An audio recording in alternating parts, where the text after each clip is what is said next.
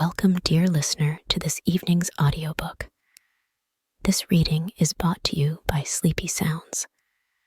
Tonight, we will be reading the third part of Andersen's complete fairy tales collection. So, as the gentle sound of the soft rain starts to fall, let us begin our enchanting journey together. What the old man does is always right. I will tell you a story that was told me when I was a little boy. Every time I thought of the story, it seemed to me more and more charming. For it is with stories as it is with many people. They become better as they grow older. I have no doubt that you have been in the country and seen a very old farmhouse with a thatched roof and mosses and small plants growing wild upon it. There is a stork's nest on the ridge of the gable, for we cannot do without the stork. The walls of the house are sloping, and the windows are low, and only one of the latter is made to open. The baking oven sticks out of the wall like a great knob. An elder tree hangs over the palings, and beneath its branches, at the foot of the paling, is a pool of water in which a few ducks are disporting themselves. There is a yard dog, too, who barks at all corners. Just such a farmhouse as this stood in a country lane, and in it dwelt an old couple, a peasant and his wife. Small as their possessions were, they had one article they could not do without, and that was a horse, which contrived to live upon the grass which it found by the side of the high road. The old peasant rode into the town upon this horse, and his neighbors often borrowed it of him, and paid for the loan of it by rendering some service to the old couple. After a time, they thought it would be as well to sell the horse, or exchange it for something which might be more useful to them. But what might this something be? "You'll know best, old man," said the wife. "It is fair day today, so ride into town and get rid of the horse for money, or make a good exchange. Whichever you do will be right to me, so ride to the fair." And she fastened his neckerchief for him, for she could do that better than he could, and she could also tie it very prettily in a double bow. She also smoothed his hat round and round with the palm of her hand, and gave him a kiss. Then he rode away upon the horse that was to be sold or bartered for something else. Yes, the old man knew what he was about.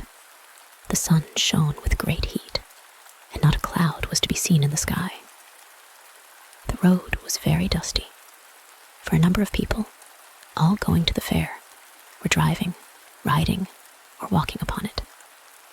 There was no shelter anywhere from the hot sunshine. Among the rest, a man came trudging along, and driving a cow to the fair. The cow was as beautiful a creature as any cow could be. "She gives good milk, I am certain," said the peasant to himself.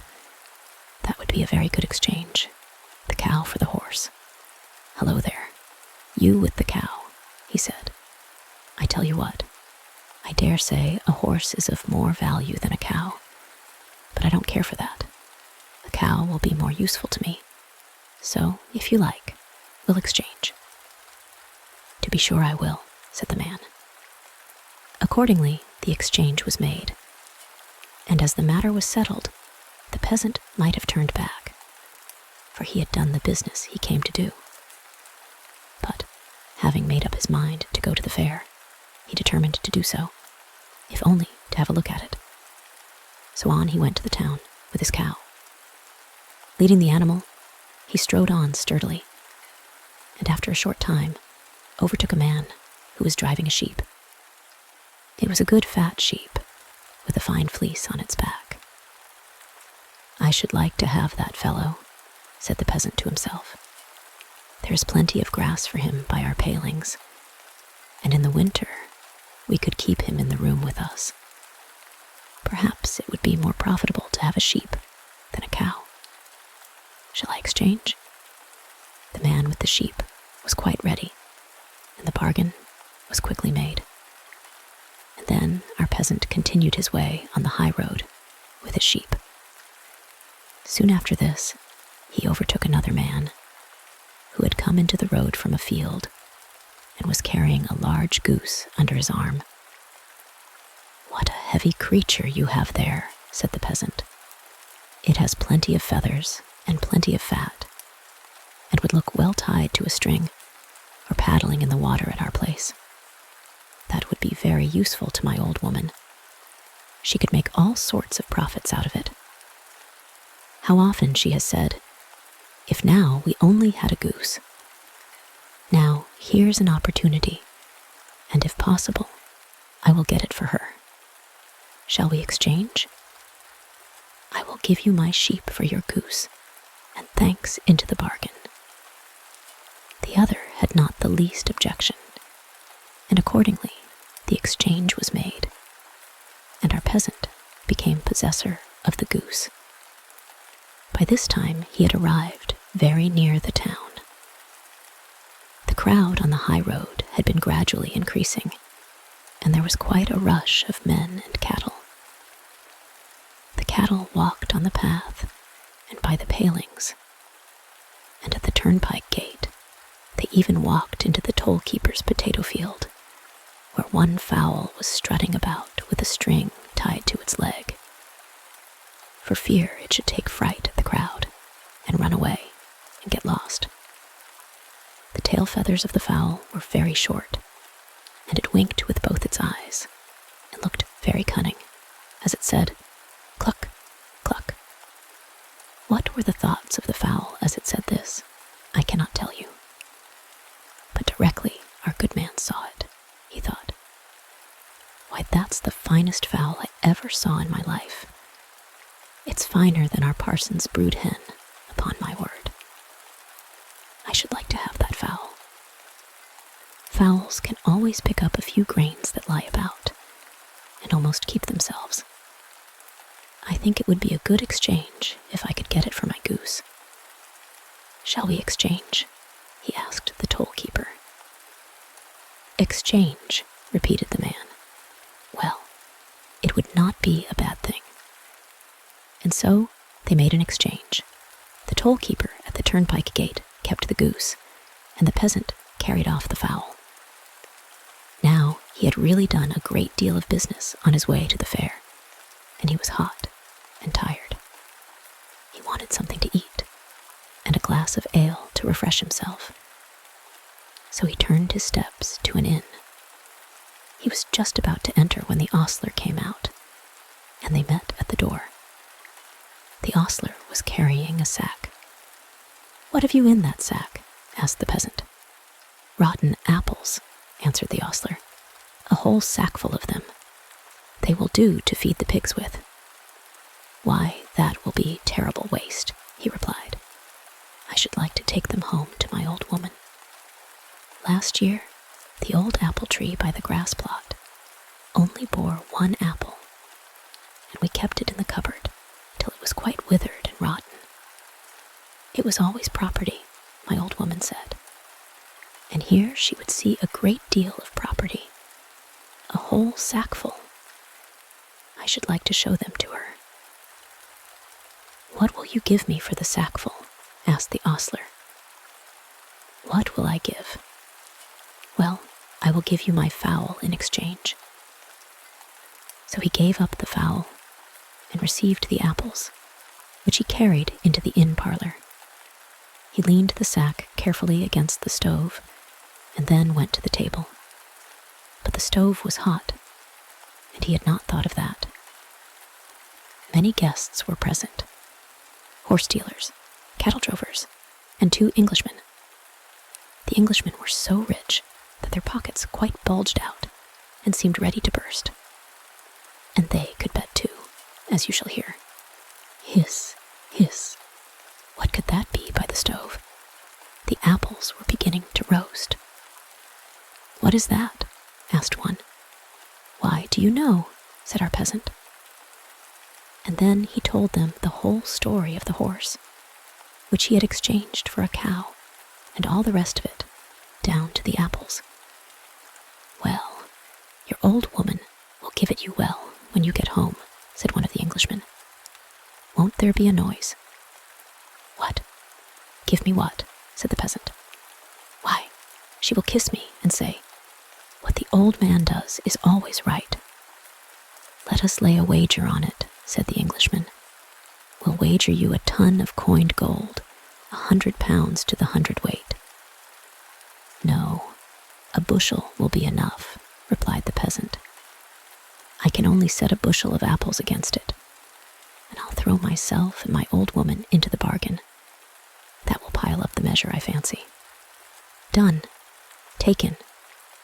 And so the bet was made.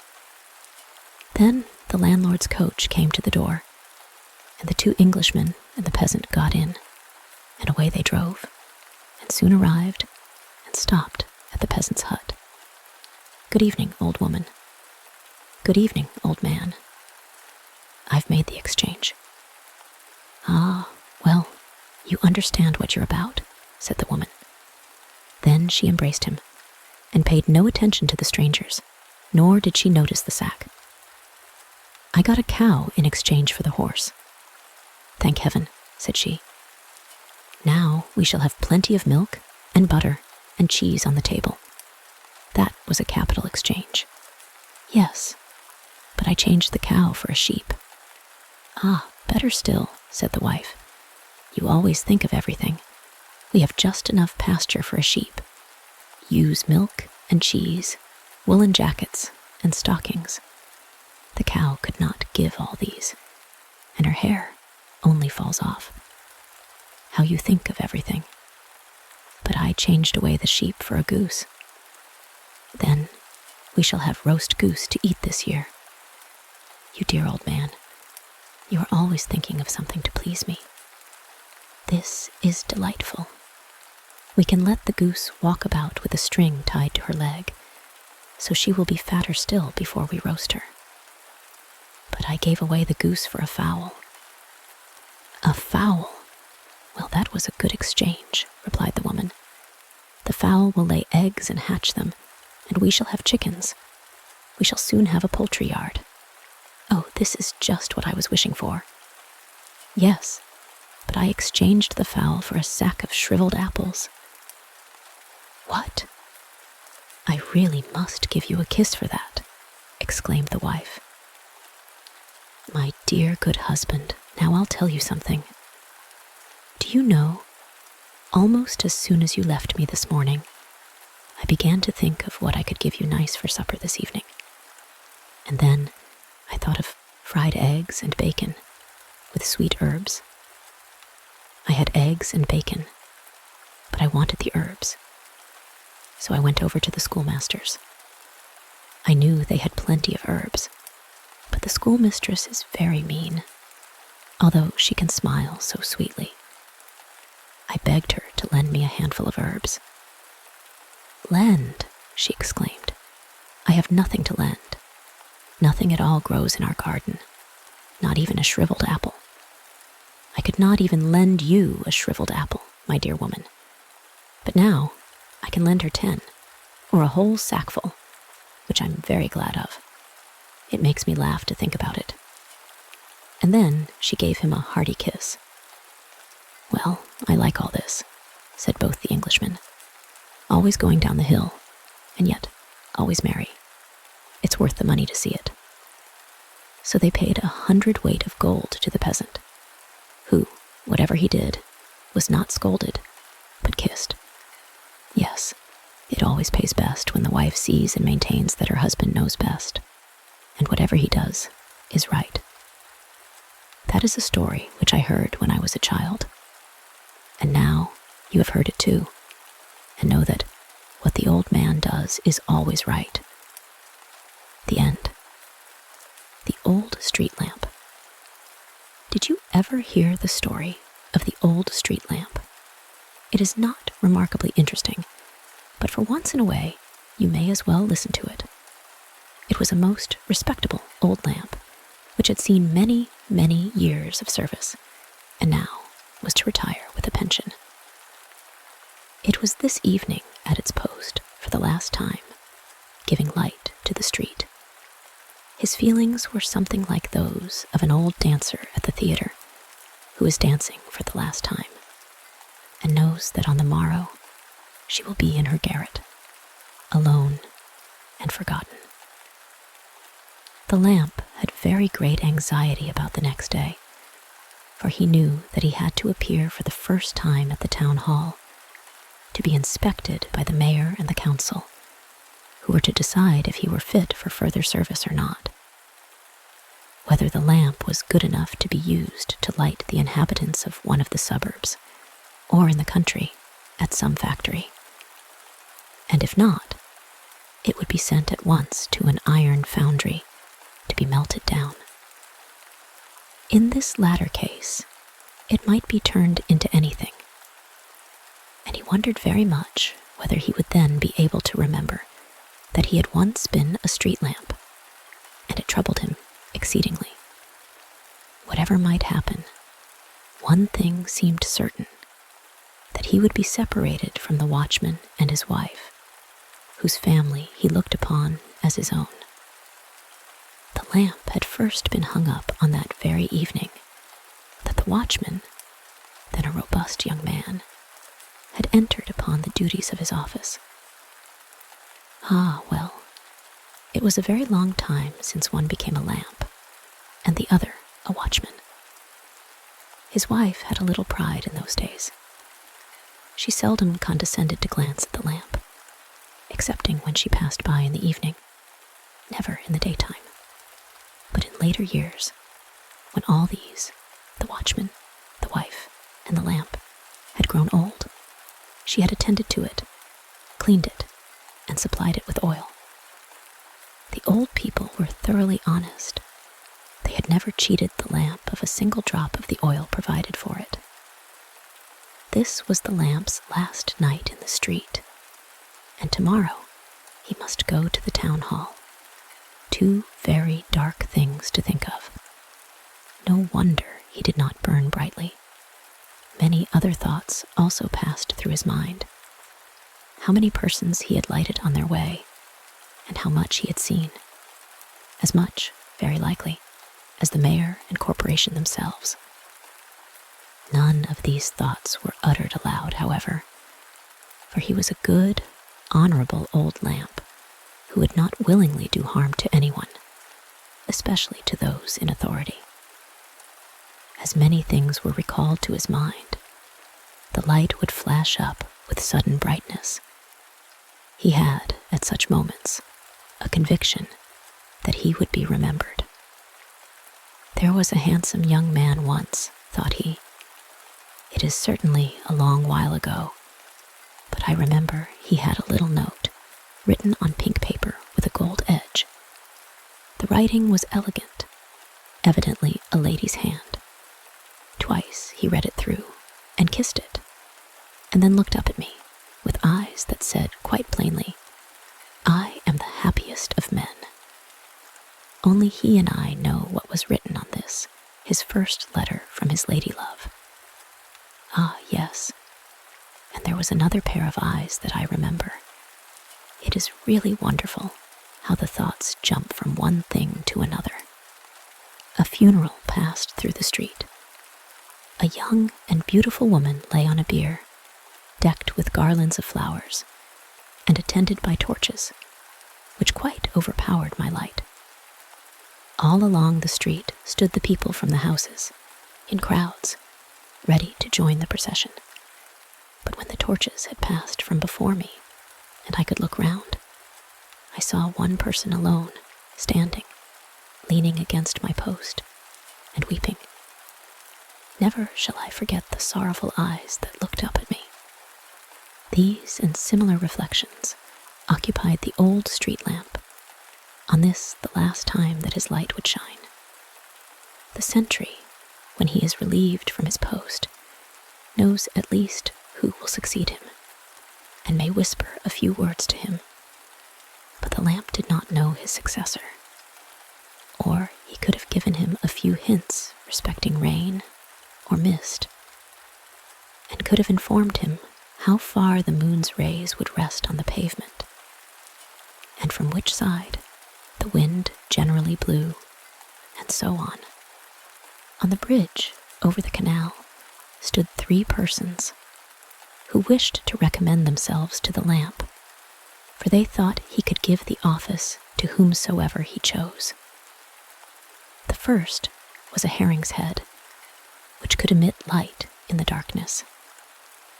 He remarked that it would be a great saving of oil if they placed him on the lamp post.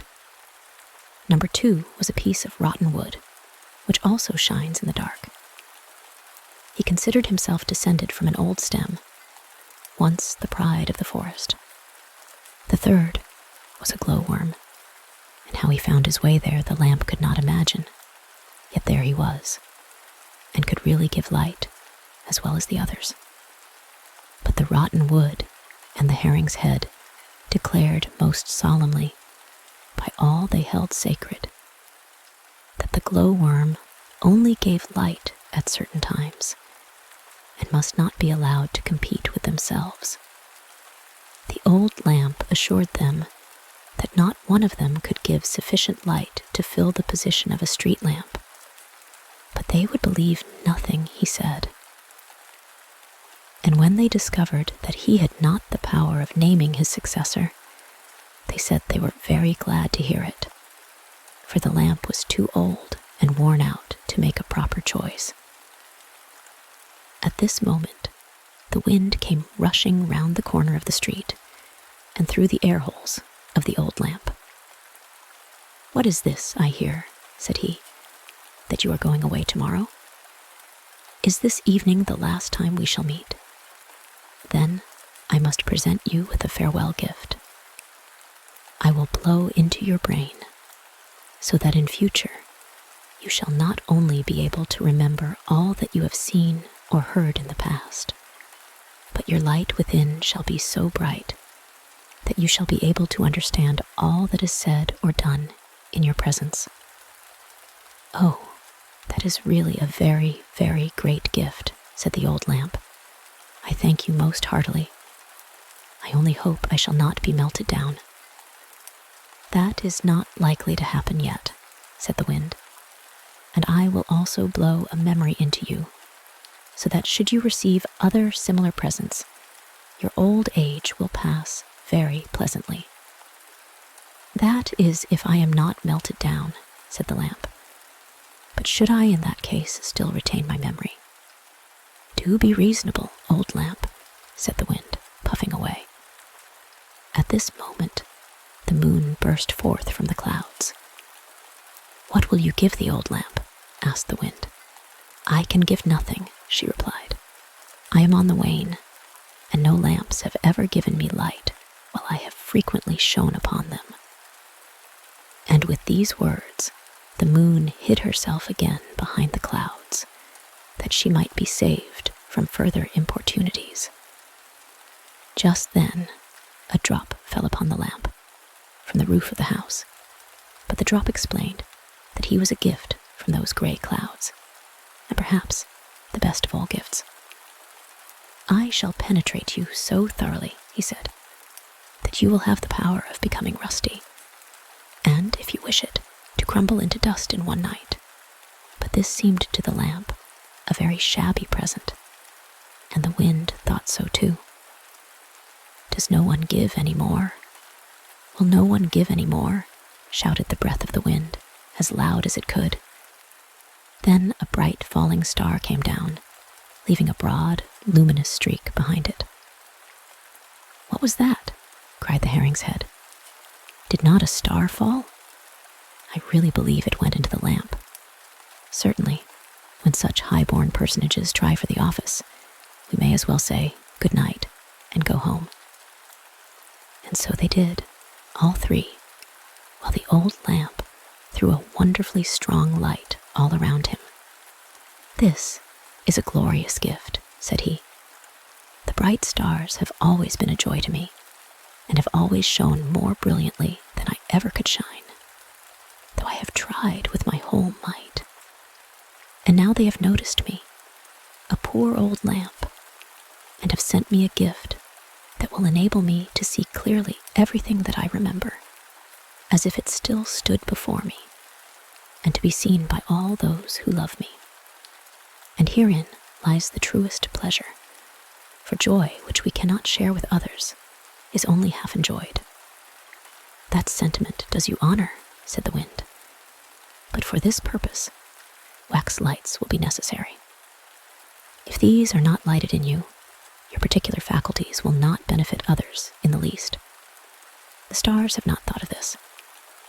They suppose that you and every other light must be a wax taper. But I must go down now. So he laid himself to rest. Wax tapers, indeed, said the lamp. I have never yet had these, nor is it likely I ever shall, if I could only be sure of not being melted down. The next day. Well, perhaps we had better pass over the next day. The evening had come, and the lamp was resting in a grandfather's chair. And guess where? Why, at the old watchman's house.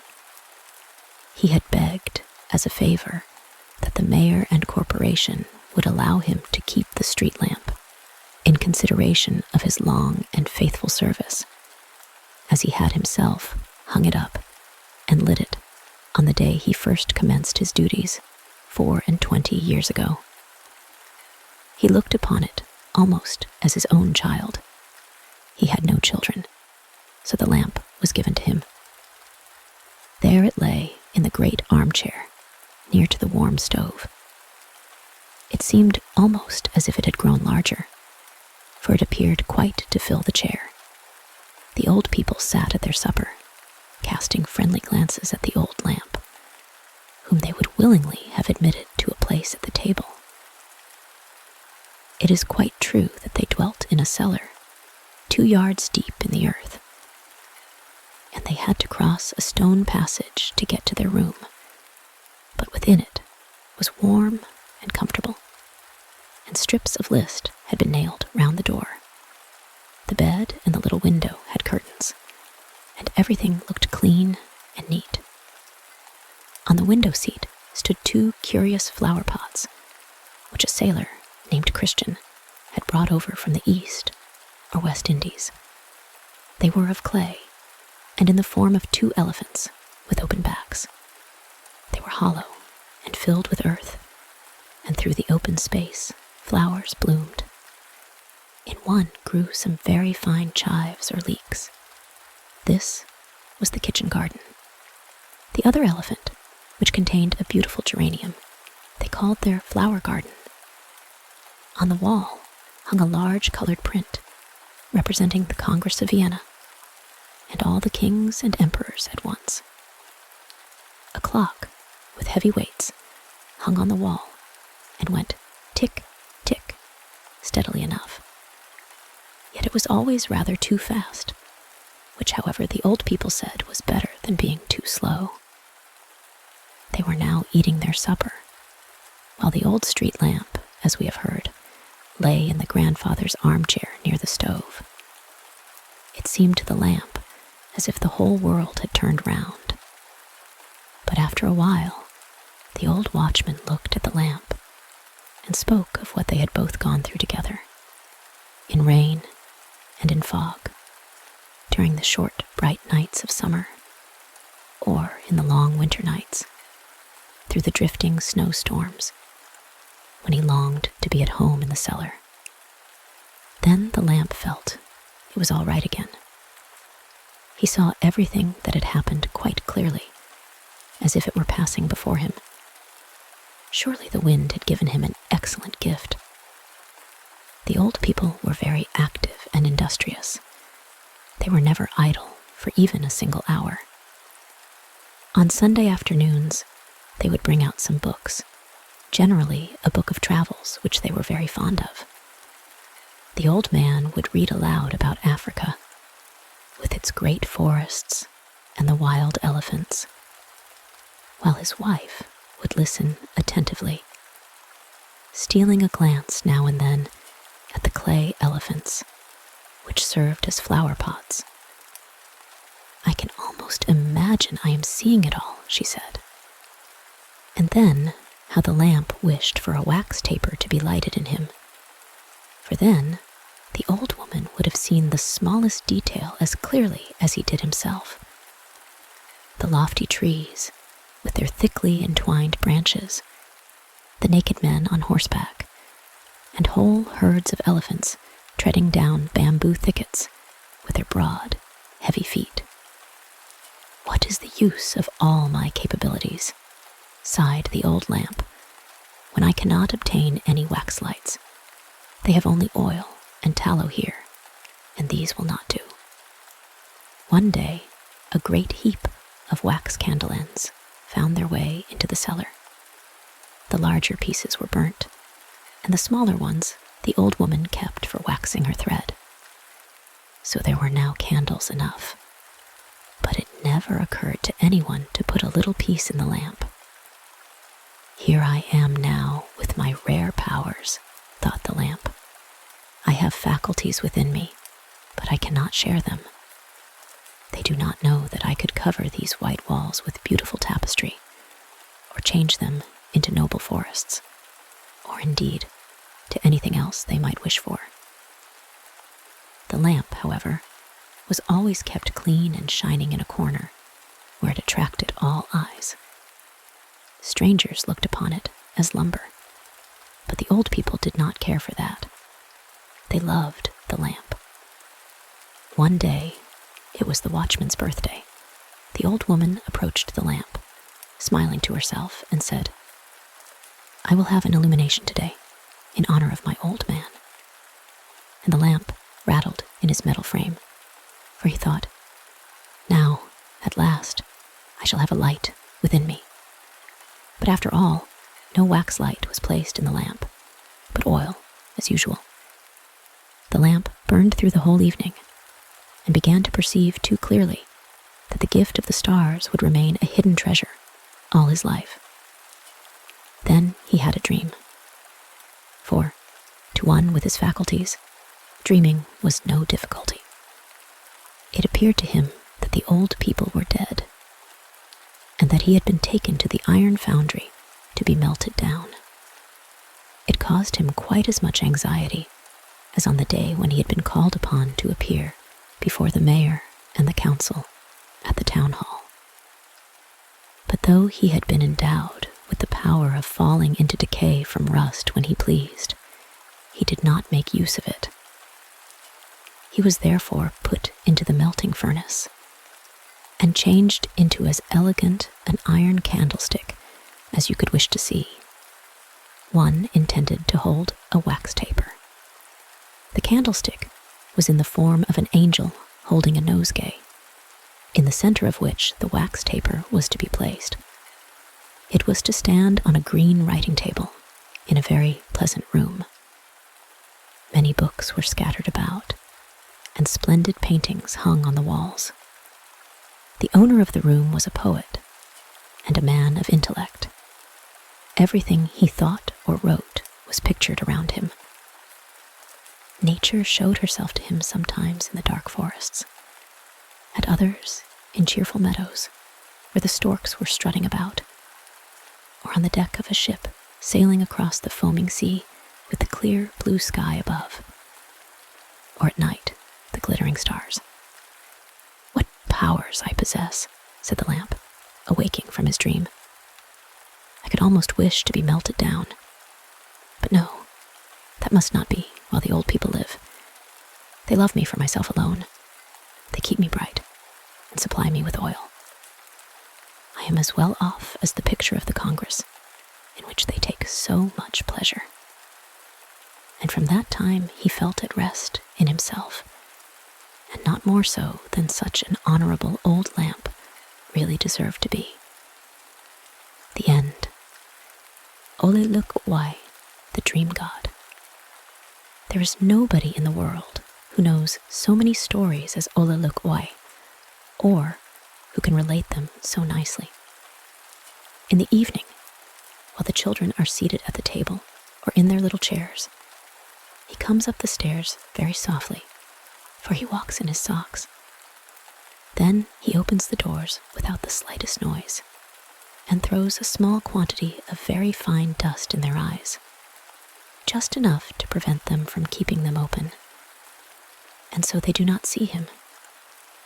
Then he creeps behind them and blows softly upon their necks, till their heads begin to droop. But Ole-Luk-Oie does not wish to hurt them, for he is very fond of children, and only wants them to be quiet, that he may relate to them pretty stories, and they never are quiet until they are in bed and asleep. As soon as they are asleep, Ole-Luk-Oie seats himself upon the bed. He is nicely dressed. His coat is made of silken stuff. It is impossible to say of what color, for it changes from green to red, and from red to blue as he turns from side to side. Under each arm, he carries an umbrella. One of them, with pictures on the inside, he spreads over the good children, and then they dream the most beautiful stories the whole night. But the other umbrella has no pictures, and this he holds over the naughty children, so that they sleep heavily and wake in the morning without having dreamed at all. Now we shall hear how Ole-Luk-Oie came every night during a whole week to the little boy named Hjalmar, and what he told him. There were 7 stories, as there are 7 days in the week. Monday. Now pay attention, said Ole-Luk-Oie in the evening, when Hjalmar was in bed, and I will decorate the room. Immediately, all the flowers in the flower pots became large trees, with long branches reaching to the ceiling and stretching along the walls, so that the whole room was like a greenhouse. All the branches were loaded with flowers, each flower as beautiful and as fragrant as a rose. And, had anyone tasted them, he would have found them sweeter even than jam. The fruit glittered like gold, and there were cakes so full of plums that they were nearly bursting. It was incomparably beautiful. At the same time, sounded dismal moans from the table drawer, in which lay Hjalmar's schoolbooks. "What can that be now?" said Ole-Luk-Oie, going to the table and pulling out the drawer. It was a slate, in such distress because of a false number in the sum, that it had almost broken itself to pieces. The pencil pulled and tugged at its string as if it were a little dog that wanted to help, but could not. And then came a moan from Hjalmar's copybook. Oh, it was quite terrible to hear. On each leaf stood a row of capital letters, everyone having a small letter by its side. This formed a copy. Under these were other letters, which Hjalmar had written. They fancied they looked like the copy, but they were mistaken, for they were leaning on one side as if they intended to fall over the pencil lines. "See, this is the way you should hold yourselves," said the copy. "Look here, you should slope thus, with a graceful curve." "Oh, we are very willing to do so, but we cannot," said Hjalmar's letters. "We are so wretchedly made." "You must be scratched out then," said Ole-Luk-Oie. "Oh no," they cried, and then they stood up so gracefully it was quite a pleasure to look at them. "Now we must give up our stories and exercise these letters," said Ole-Luk-Oie. 1, 2, 1, 2. So he drilled them till they stood up gracefully and looked as beautiful as a copy could look. But after Ole-Luk-Oie was gone, and Hjalmar looked at them in the morning, they were as wretched and as awkward as ever. Tuesday. As soon as Hjalmar was in bed, Ole-Luk-Oie touched, with his little magic wand, all the furniture in the room, which immediately began to chatter, and each article only talked of itself. Over the chest of drawers hung a large picture in a gilt frame, representing a landscape, with fine old trees, flowers in the grass, and a broad stream, which flowed through the wood, past several castles, far out into the wild ocean. Ole-Luk-Oie touched the picture with his magic wand, and immediately the birds commenced singing. The branches of the trees rustled, and the clouds moved across the sky, casting their shadows on the landscape beneath them. Then, Ole-Luk-Oie lifted little Hjalmar up to the frame and placed his feet in the picture, just on the high grass. And there he stood, with the sun shining down upon him through the branches of the trees. He ran to the water and seated himself in a little boat which lay there, and which was painted red and white. The sails glittered like silver, and 6 swans, each with a golden circlet round its neck, and a bright blue star on its forehead, drew the boat past the green wood, where the trees talked of robbers and witches, and the flowers of beautiful little elves and fairies, whose histories the butterflies had related to them. Brilliant fish, with scales like silver and gold, swam after the boat, sometimes making a spring and splashing the water round them, while birds, red and blue, small and great, flew after him in 2 long lines. The gnats danced round them, and the cockchafers cried, "Buzz, buzz." They all wanted to follow Hjalmar, and all had some story to tell him. It was a most pleasant sail. Sometimes the forests were thick and dark, sometimes like a beautiful garden, gay with sunshine and flowers. Then he passed great palaces of glass and of marble, and on the balconies stood princesses, whose faces were those of little girls whom Hjalmar knew well and had often played with. One of them held out her hand, in which was a heart made of sugar, more beautiful than any confectioner ever sold. As Hjalmar sailed by, he caught hold of one side of the sugar heart and held it fast, and the princess held fast also, so that it broke in 2 pieces. Hjalmar had 1 piece, and the princess the other, but Hjalmar's was the largest. At each castle stood little princes acting as sentinels. They presented arms and had golden swords, and made it rain plums and tin soldiers, so that they must have been real princes. Hjalmar continued to sail, sometimes through woods, sometimes, as it were, through large halls, and then by large cities. At last, he came to the town where his nurse lived, who had carried him in her arms when he was a very little boy, and had always been kind to him.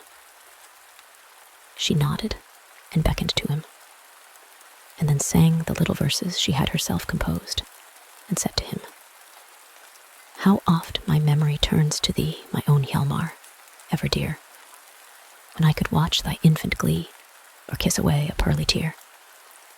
'Twas in my arms thy lisping tongue first spoke the half-remembered word, while o'er thy tottering steps I hung, my fond protection to afford. Farewell.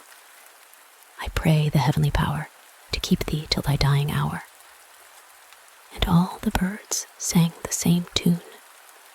The flowers danced on their stems, and the old trees nodded, as if Ole-Luk-Oie had been telling them stories as well. Wednesday, how the rain did pour down. Hjalmar could hear it in his sleep, and when Ole-Luk-Oie opened the window, the water flowed quite up to the windowsill. It had the appearance of a large lake outside, and a beautiful ship lay close to the house. "Wilt thou sail with me tonight, little Hjalmar?" said Ole-Luk-Oie. "Then we shall see foreign countries, and thou shalt return here in the morning."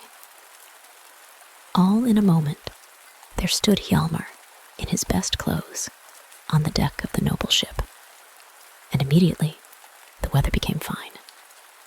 They sailed through the streets, round by the church, and on every side rolled the wide, great sea. They sailed till the land disappeared, And then they saw a flock of storks who had left their own country and were traveling to warmer climates.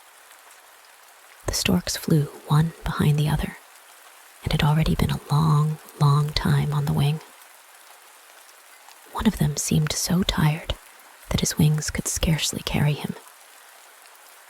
He was the last of the row and was soon left very far behind. At length, he sunk lower and lower with outstretched wings, flapping them in vain, till his feet touched the rigging of the ship, and he slided from the sails to the deck and stood before them.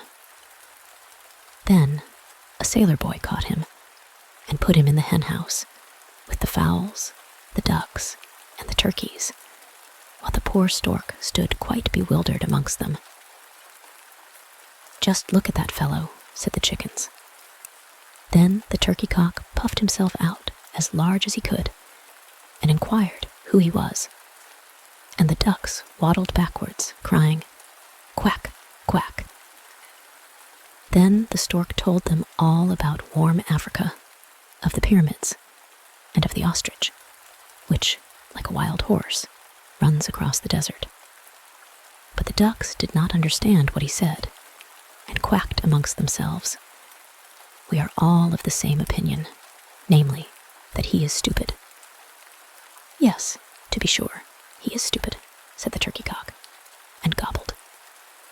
Then the stork remained quite silent and thought of his home in Africa. "Those are handsome thin legs of yours," said the turkey cock. "What do they cost a yard?" "Quack, quack, quack," grinned the ducks. But the stork pretended not to hear. "You may as well laugh," said the turkey, for that remark was rather witty, or perhaps it was above you. Ah, is he not clever? He will be a great amusement to us while he remains here." And then he gobbled, and the ducks quacked, "Gobble, gobble, quack, quack." What a terrible uproar they made while they were having such fun among themselves. Then Hjalmar went to the hen house and, opening the door, called to the stork. Then he hopped out on the deck. He had rested himself now, and he looked happy, and seemed as if he nodded to Hjalmar, as if to thank him. Then he spread his wings and flew away to warmer countries, while the hens clucked, the ducks quacked, and the turkey cock turned quite scarlet in the head. "Tomorrow you shall be made into soup," said Hjalmar to the fowls. And then he awoke and found himself lying in his little bed. It was a wonderful journey which Ole-Luk-Oie had made him take this night. Thursday. "What do you think I have got here?" said Ole-Luk-Oie. "Do not be frightened, and you shall see a little mouse." And then he held out his hand to him, in which lay a lovely little creature. "It has come to invite you to a wedding. 2 little mice are going to enter into the marriage state tonight. They reside under the floor of your mother's storeroom, and that must be a fine dwelling place." "But how can I get through the little mouse hole in the floor?" asked Hjalmar. "Leave me to manage that," said Ole-Luk-Oie. "I will soon make you small enough."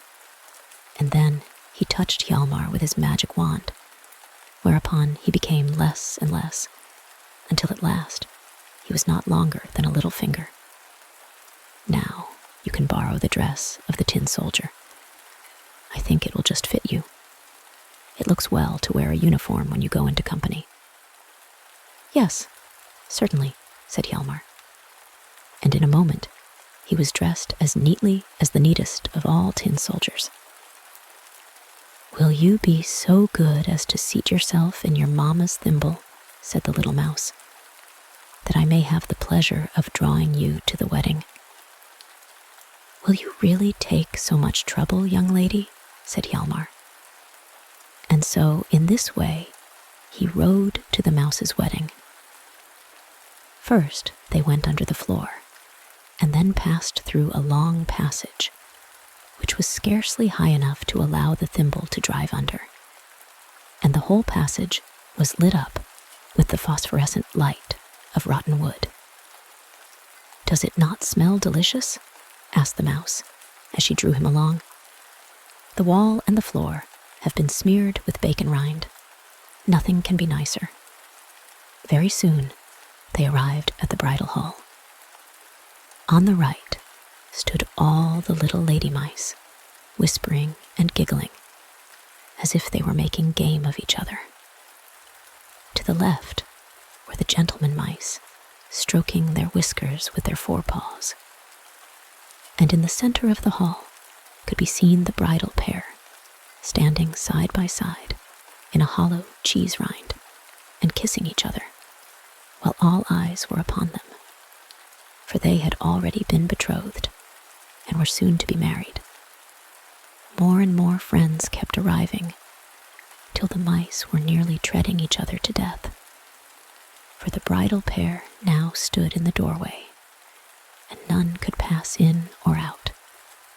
The room had been rubbed over with bacon rind, like the passage, which was all the refreshment offered to the guests. But for dessert, they produced a pea, on which a mouse belonging to the bridal pair had bitten the first letters of their names. This was something quite uncommon. All the mice said it was a very beautiful wedding, and that they had been very agreeably entertained. After this, Hjalmar returned home. He had certainly been in grand society, but he had been obliged to creep under a room and to make himself small enough to wear the uniform of a tin soldier. Friday. It is incredible how many old people there are who would be glad to have me at night, said Ole-Luk-Oie, especially those who have done something wrong. Good little Ole, say they to me. We cannot close our eyes, and we lie awake the whole night and see all our evil deeds sitting on our beds, like little imps, and sprinkling us with hot water. Will you come and drive them away, that we may have a good night's rest? And then they sigh so deeply and say, we would gladly pay you for it. Good night, Ole-Luk.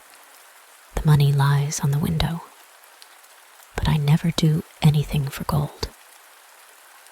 What shall we do tonight? Asked Hjalmar. I do not know whether you would care to go to another wedding, he replied, although it is quite a different affair to the one we saw last night.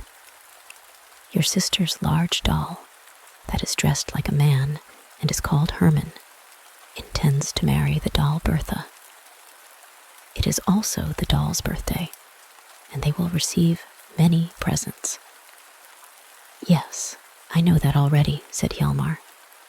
My sister always allows her dolls to keep their birthdays or to have a wedding when they require new clothes. That has happened already 100 times, I am quite sure. Yes, so it may. But tonight is the 101st wedding. And when that has taken place, it must be the last. Therefore, this is to be extremely beautiful. Only look. Hjalmar looked at the table, and there stood the little cardboard doll's house, with lights in all the windows, and drawn up before it were the tin soldiers presenting arms. The bridal pair were seated on the floor, leaning against the leg of the table, looking very thoughtful, and with good reason. Then Ole-Luk-Oie, dressed up in grandmother's black gown, married them. As soon as the ceremony was concluded, all the furniture in the room joined in singing a beautiful song, which had been composed by the lead pencil, and which went to the melody of a military tattoo. What merry sounds are on the wind, as marriage rites together bind a quiet and a loving pair, though formed of kid, yet smooth and fair. Hurrah! If they are deaf and blind, we'll sing, though weather prove unkind. And now came the present. But the bridal pair had nothing to eat, for love was to be their food. Shall we go to a country house or travel? Asked the bridegroom. Then they consulted the swallow, who had traveled so far, and the old hen in the yard, who had brought up 5 broods of chickens. And the swallow talked to them of warm countries, where the grapes hang in large clusters on the vines, and the air soft and mild, and about the mountains glowing with colors more beautiful than we can think of. But they have no red cabbage like we have, said the hen. I was once in the country with my chickens for a whole summer. There was a large sand pit in which we could walk about and scratch as we liked. Then we got into a garden in which grew red cabbage. Oh, how nice it was! I cannot think of anything more delicious. But one cabbage stalk is exactly like another, said the swallow, and here we have often bad weather. Yes, but we are accustomed to it, said the hen. But it is so cold here, and freezes sometimes. Cold weather is good for cabbages, said the hen. Besides, we do have it warm here sometimes.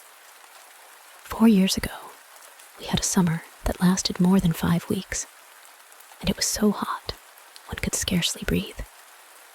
And then, in this country, we have no poisonous animals, and we are free from robbers.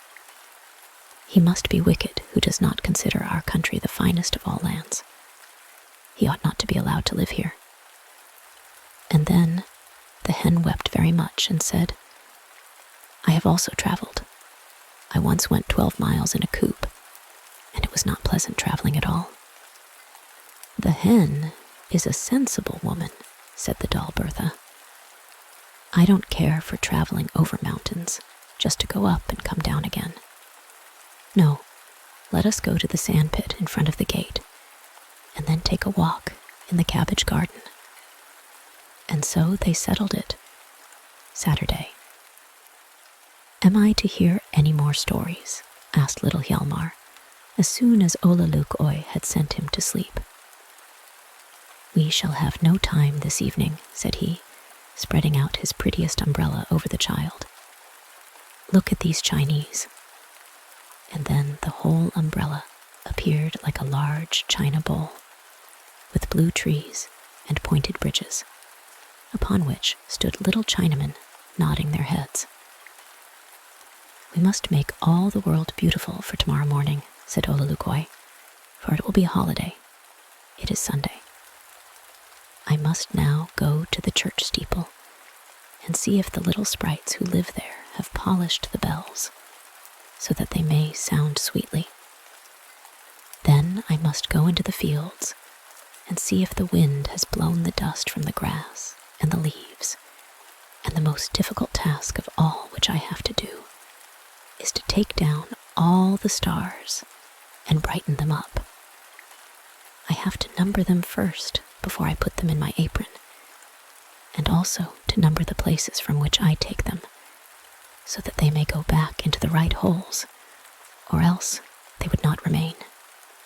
And we should have a number of falling stars, for they would all tumble down, one after the other. Hark ye, Mr. Luk-Oie, said an old portrait which hung on the wall of Hjalmar's bedroom. Do you know me? I am Hjalmar's great-grandfather. I thank you for telling the boy stories, but you must not confuse his ideas. The stars cannot be taken down from the sky and polished. They are spheres like our earth, which is a good thing for them. Thank you, old great-grandfather, said Ole-Luk-Oie. I thank you. You may be the head of the family, as no doubt you are, but I am older than you. I am an ancient heathen. The old Romans and Greeks named me the dream god. I have visited the noblest houses and continue to do so. Still, I know how to conduct myself both to high and low. And now you may tell the stories yourself. And so Ole-Luk-Oie walked off, taking his umbrellas with him. Well, well, one is never to give an opinion, I suppose, grumbled the portrait. And it woke Hjalmar. Sunday. Good evening, said Ole-Luk-Oie. Hjalmar nodded, and then sprang out of bed and turned his great-grandfather's portrait to the wall so that it might not interrupt them as it had done yesterday. "Now," said he, "you must tell me some stories about 5 green peas that lived in one pod, or of the chickseed that courted the chickweed, or of the darning needle, who acted so proudly because she fancied herself an embroidery needle." "You may have too much of a good thing," said Ole-Luk-Oie. "You know that I like best to show you something, so I will show you my brother. He is also called Ole-Luk-Oie, but he never visits anyone but once, and when he does come, he takes him away on his horse and tells him stories as they ride along. He knows only 2 stories. One of these is so wonderfully beautiful that no one in the world can imagine anything at all like it, but the other is just as ugly and frightful, so that it would be impossible to describe it." Then Ole-Luk lifted Hjalmar up to the window. "There now, you can see my brother, the other Ole-Luk-Oie. He is also called Death. You perceive he is not so bad as they represent him in picture books. There, he is a skeleton.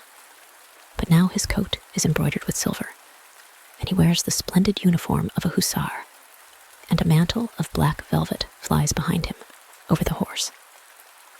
Look, how he gallops along." Hjalmar saw that as this Ole-Luk-Oie rode on, he lifted up old and young, and carried them away on his horse. Some he seated in front of him, and some behind, but always inquired first, "How stands the mark book?" "Good," they all answered. "Yes, but let me see for myself," he replied. And they were obliged to give him the books.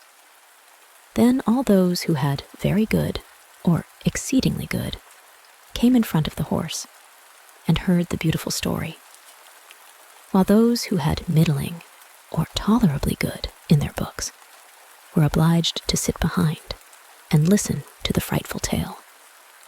They trembled and cried, and wanted to jump down from the horse, but they could not get free, for they seemed fastened to the seat.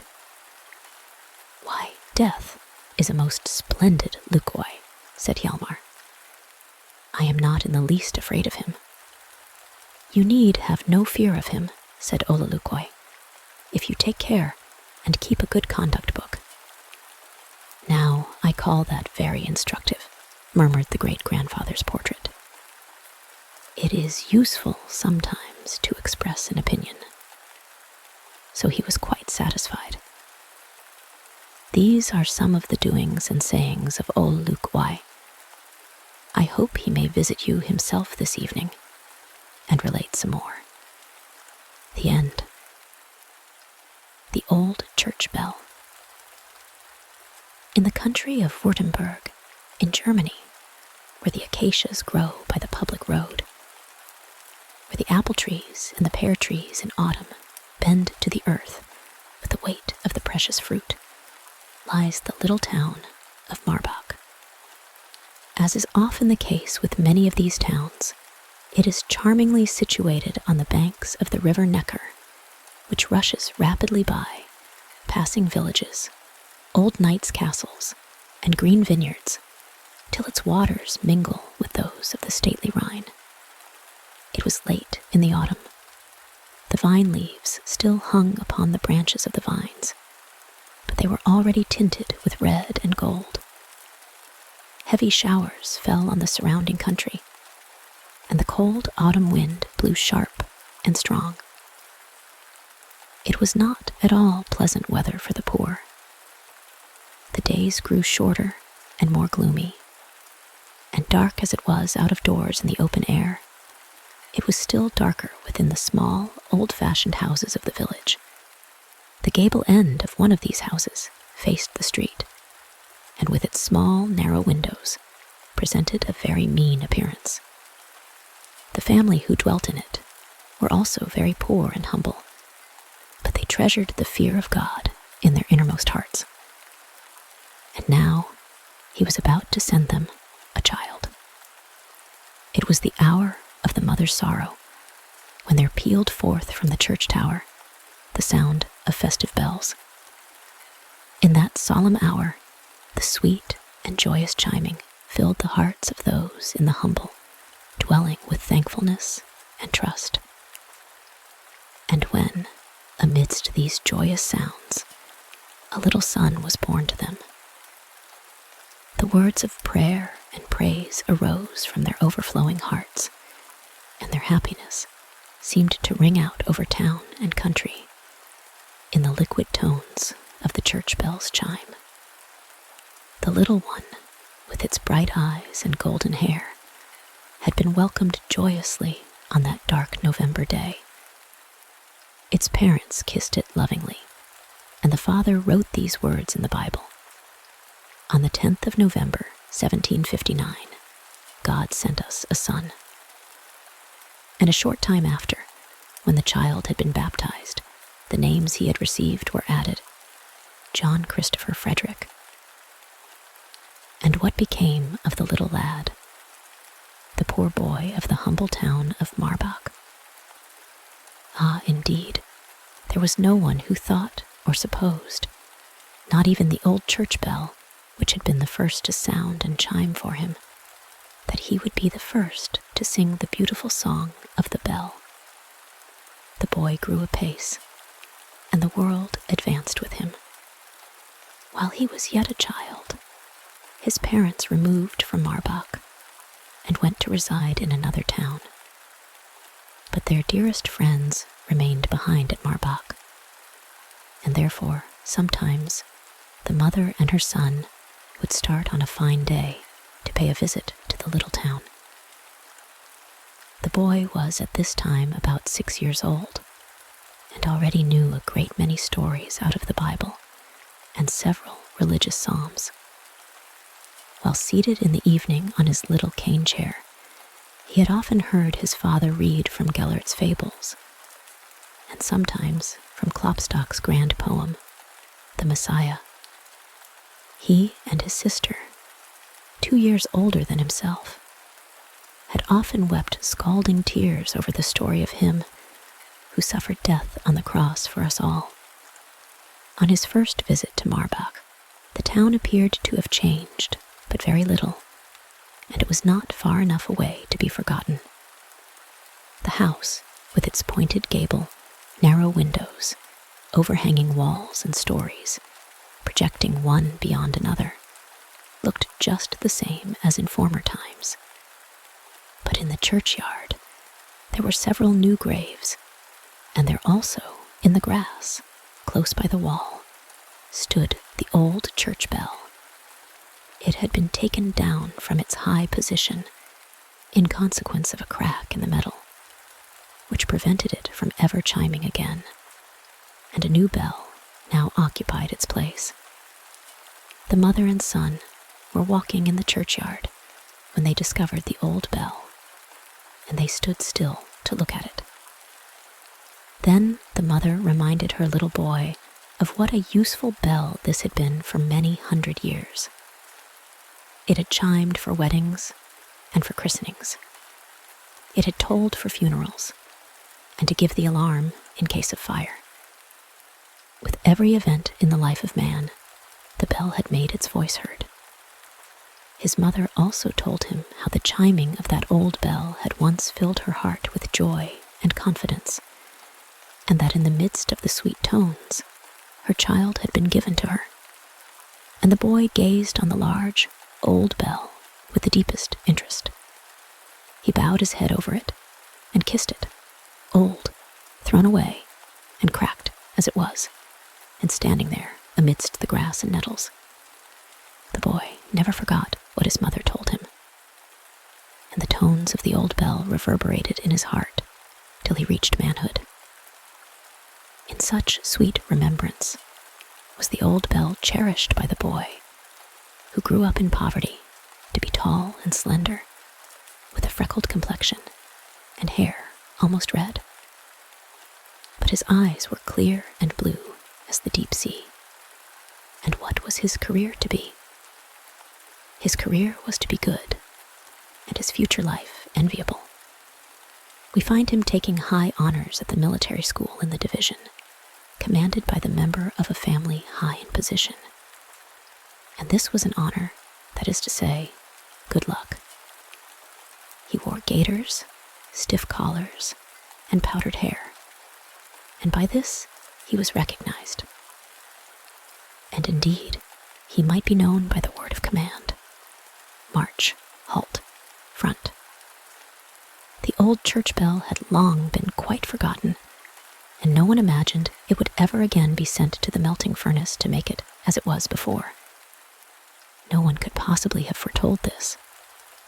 Equally impossible would it have been to believe that the tones of the old bell still echoed in the heart of the boy from Marbach, or that one day they would ring out loud enough and strong enough to be heard all over the world. They had already been heard in the narrow space behind the school wall, even above the deafening sounds of march, halt, front. They had chimed so loudly in the heart of the youngster that he had sung them to his companions, and their tones resounded to the very borders of the country.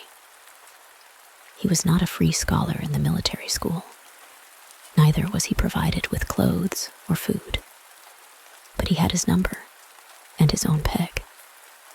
For everything here was ordered like clockwork, which we all know is of the greatest utility. People get on so much better together when their position and duties are understood. It is by pressure that a jewel is stamped. The pressure of regularity and discipline here stamped the jewel, which in the future the world so well knew. In the chief town of the province, a great festival was being celebrated. The light streamed forth from thousands of lamps, and the rockets shot upwards towards the sky, filling the air with showers of colored, fiery sparks. A record of this bright display will live in the memory of man, for through it, the pupil in the military school was in tears and sorrow. He had dared to attempt to reach foreign territories unnoticed, and must therefore give up fatherland, mother, his dearest friends, all, or sink down into the stream of common life. The old church bell had still some comfort. It stood in the shelter of the church wall in Marbach, once so elevated, now quite forgotten. The wind roared around it, and could have readily related the story of its origin and of its sweet chimes. And the wind could also tell of him to whom he had brought fresh air when, in the woods of a neighboring country, he had sunk down exhausted with fatigue, with no other worldly possessions than hope for the future and a written leaf from Fiesco. The wind could have told that his only protector was an artist, who, by reading each leaf to him, made it plain, and that they amused themselves by playing at 9 pins together. The wind could also describe the pale fugitive, who, for weeks and months, lay in a wretched little roadside inn, where the landlord got drunk and raved, and where the merrymakers had it all their own way. And he, the pale fugitive, sang of the ideal. For many heavy days and dark nights, the heart must suffer to enable it to endure trial and temptation. Yet, amidst it all, would the minstrel sing. Dark days and cold nights also passed over the old bell, and it noticed them not. But the bell in the man's heart felt it to be a gloomy time. What would become of this young man, and what would become of the old bell?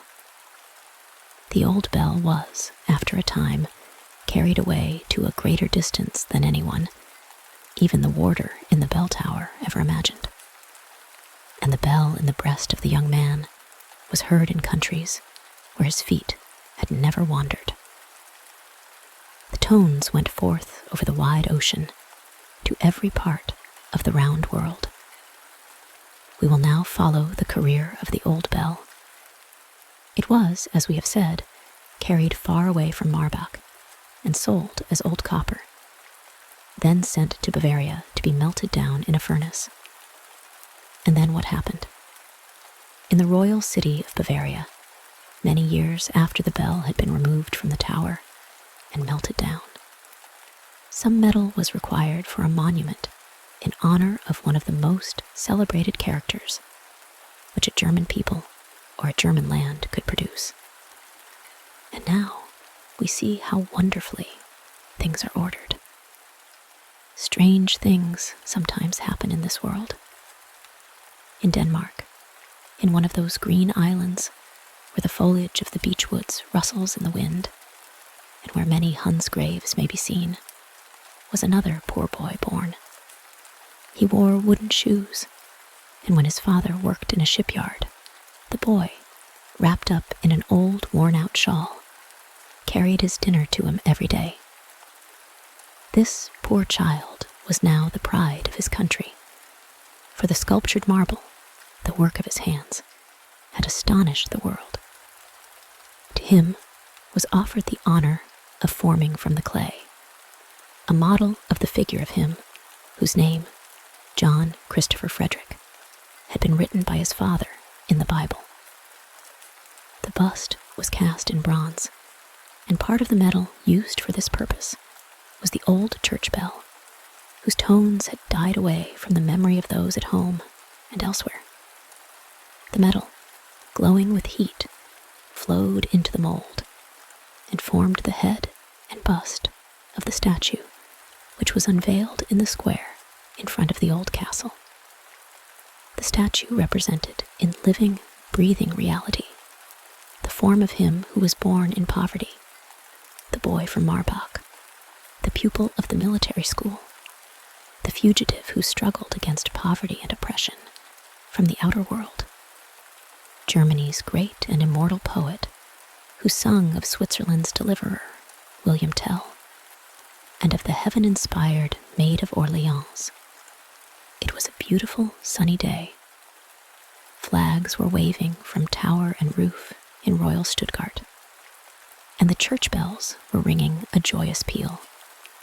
One bell was silent, but it was illuminated by the bright sunshine which streamed from the head and bust of the renowned figure, of which it formed a part.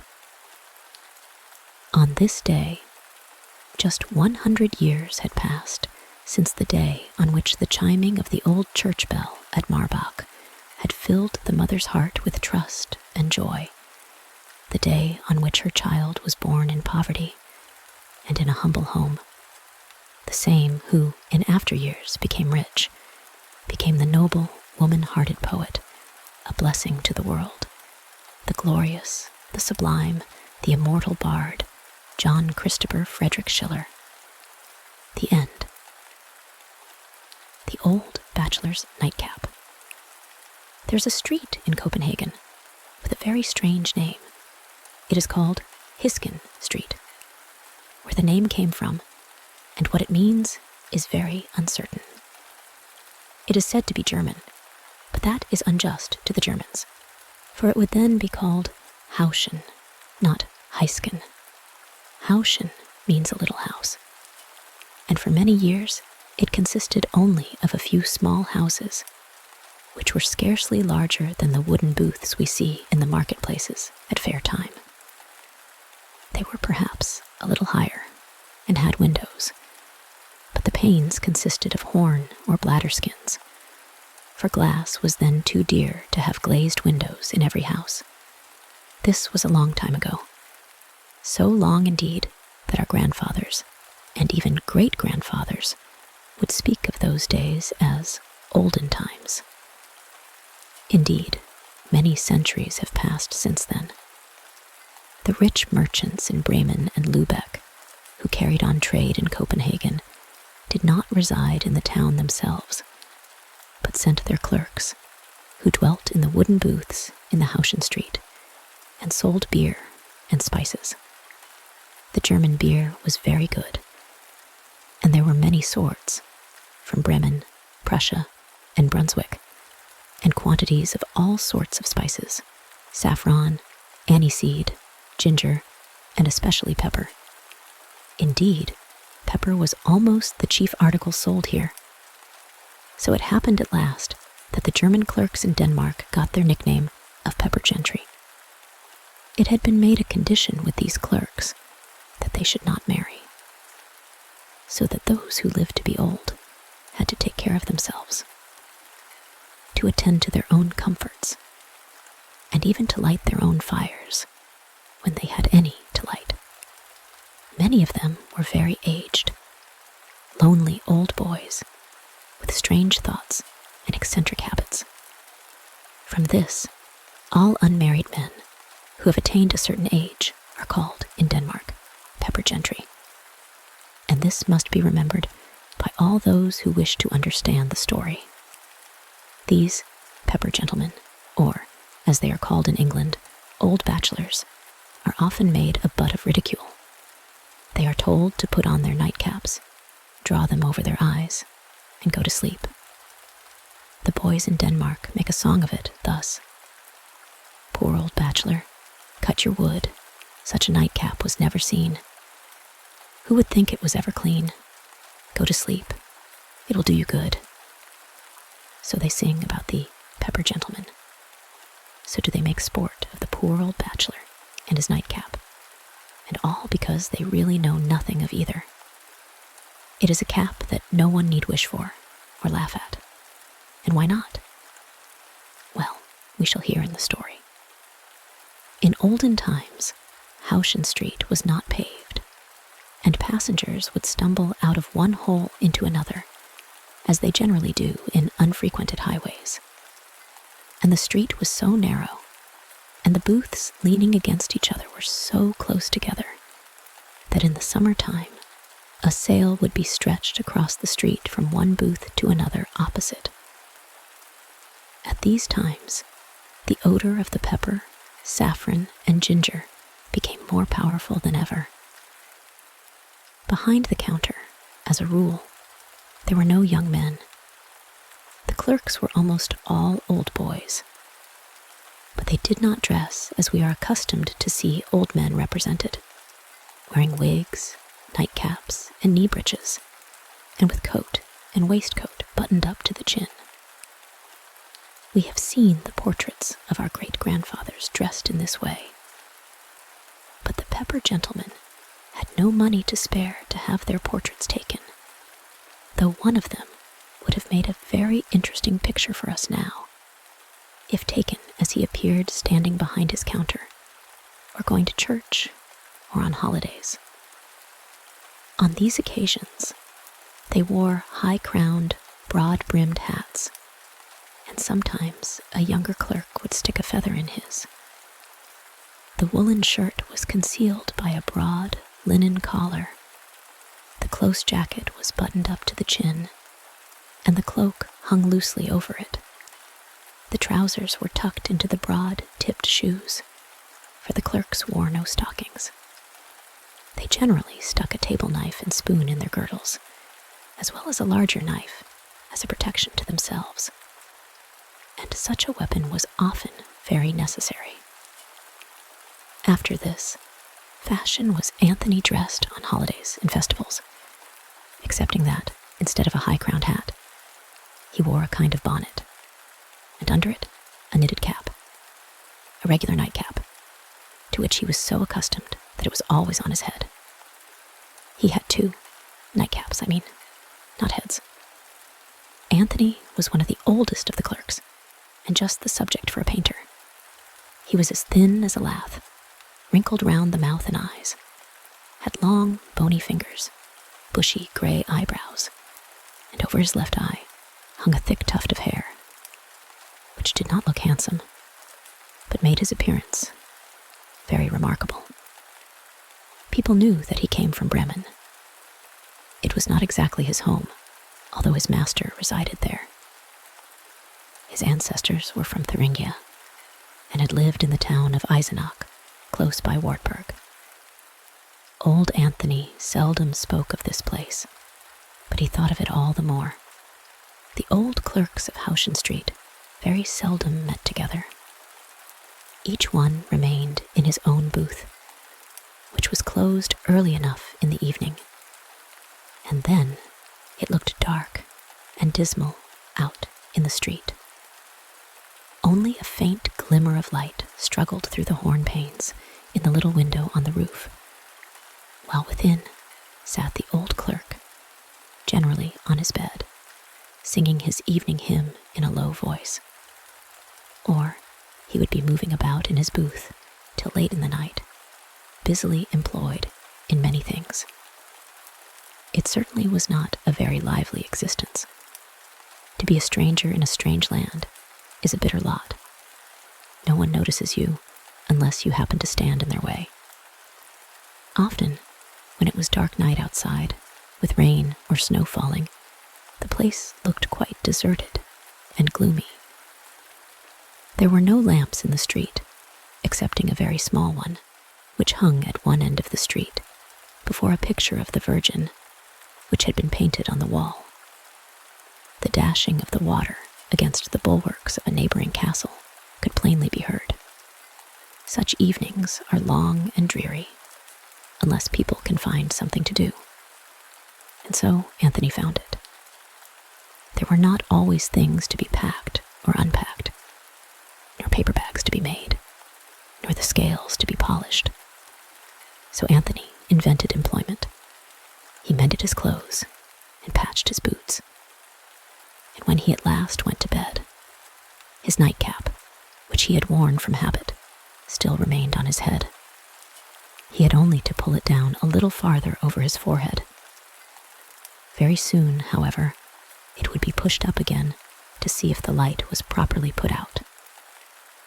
He would touch it, press the wick together, and at last pull his nightcap over his eyes and lie down again on the other side.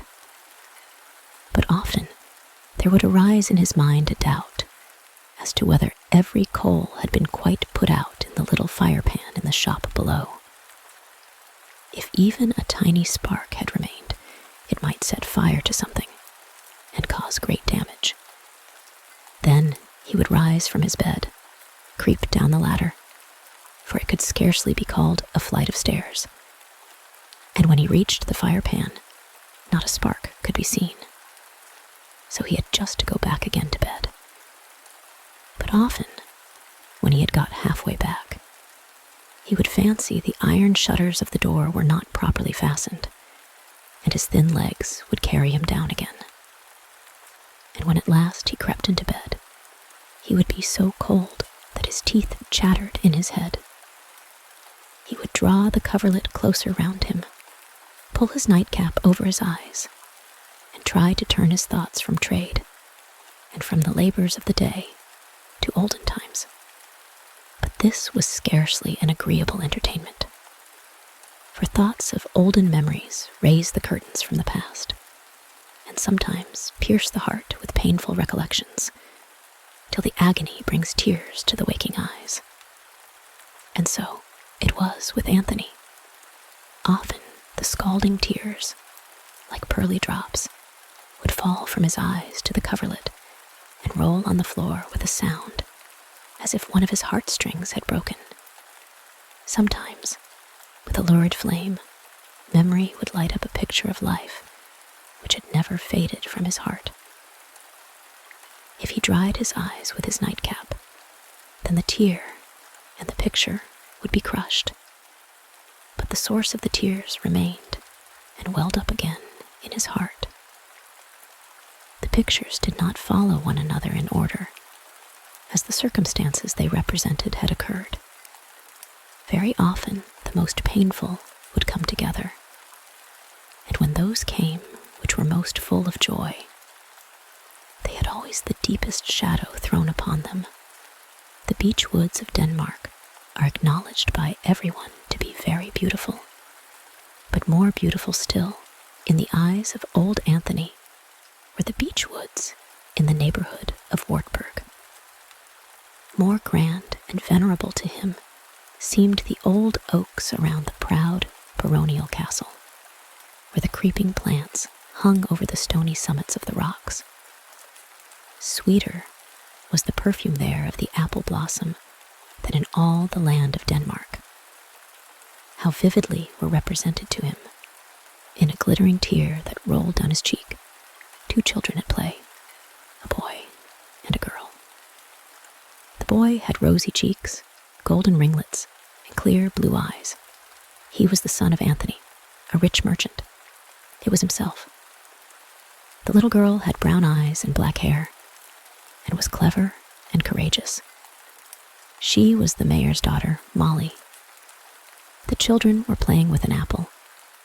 They shook the apple and heard the pips rattling in it.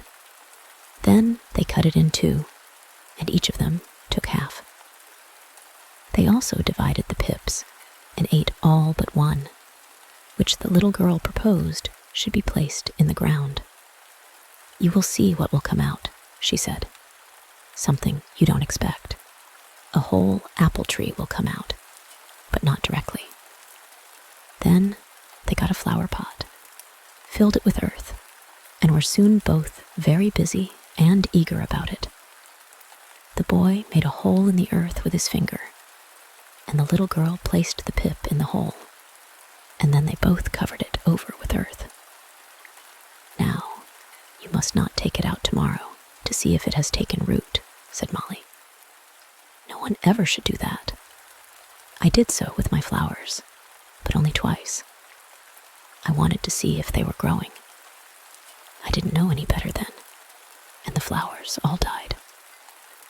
Little Anthony kept the flower pot, and every morning during the whole winter he looked at it, but there was nothing to be seen but black earth. At last, however, the spring came, and the sun shone warm again, and then two little green leaves sprouted forth in the pot. "They are Molly and me," said the boy. "How wonderful they are, and so beautiful."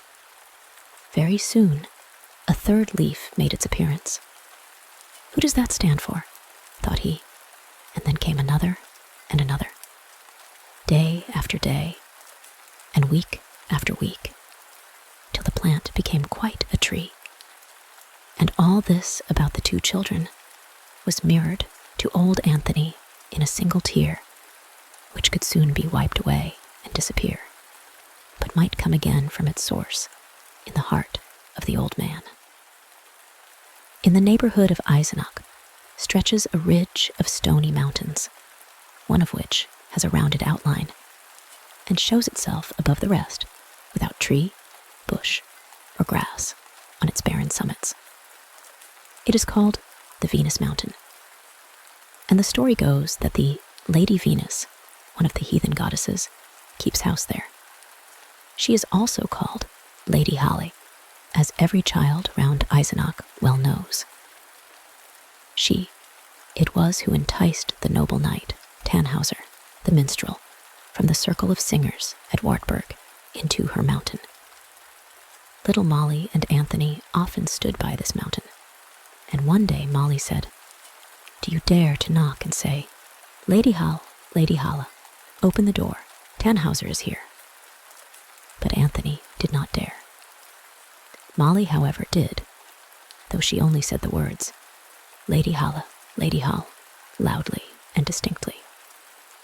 The rest she muttered so much under her breath that Anthony felt certain she had really said nothing.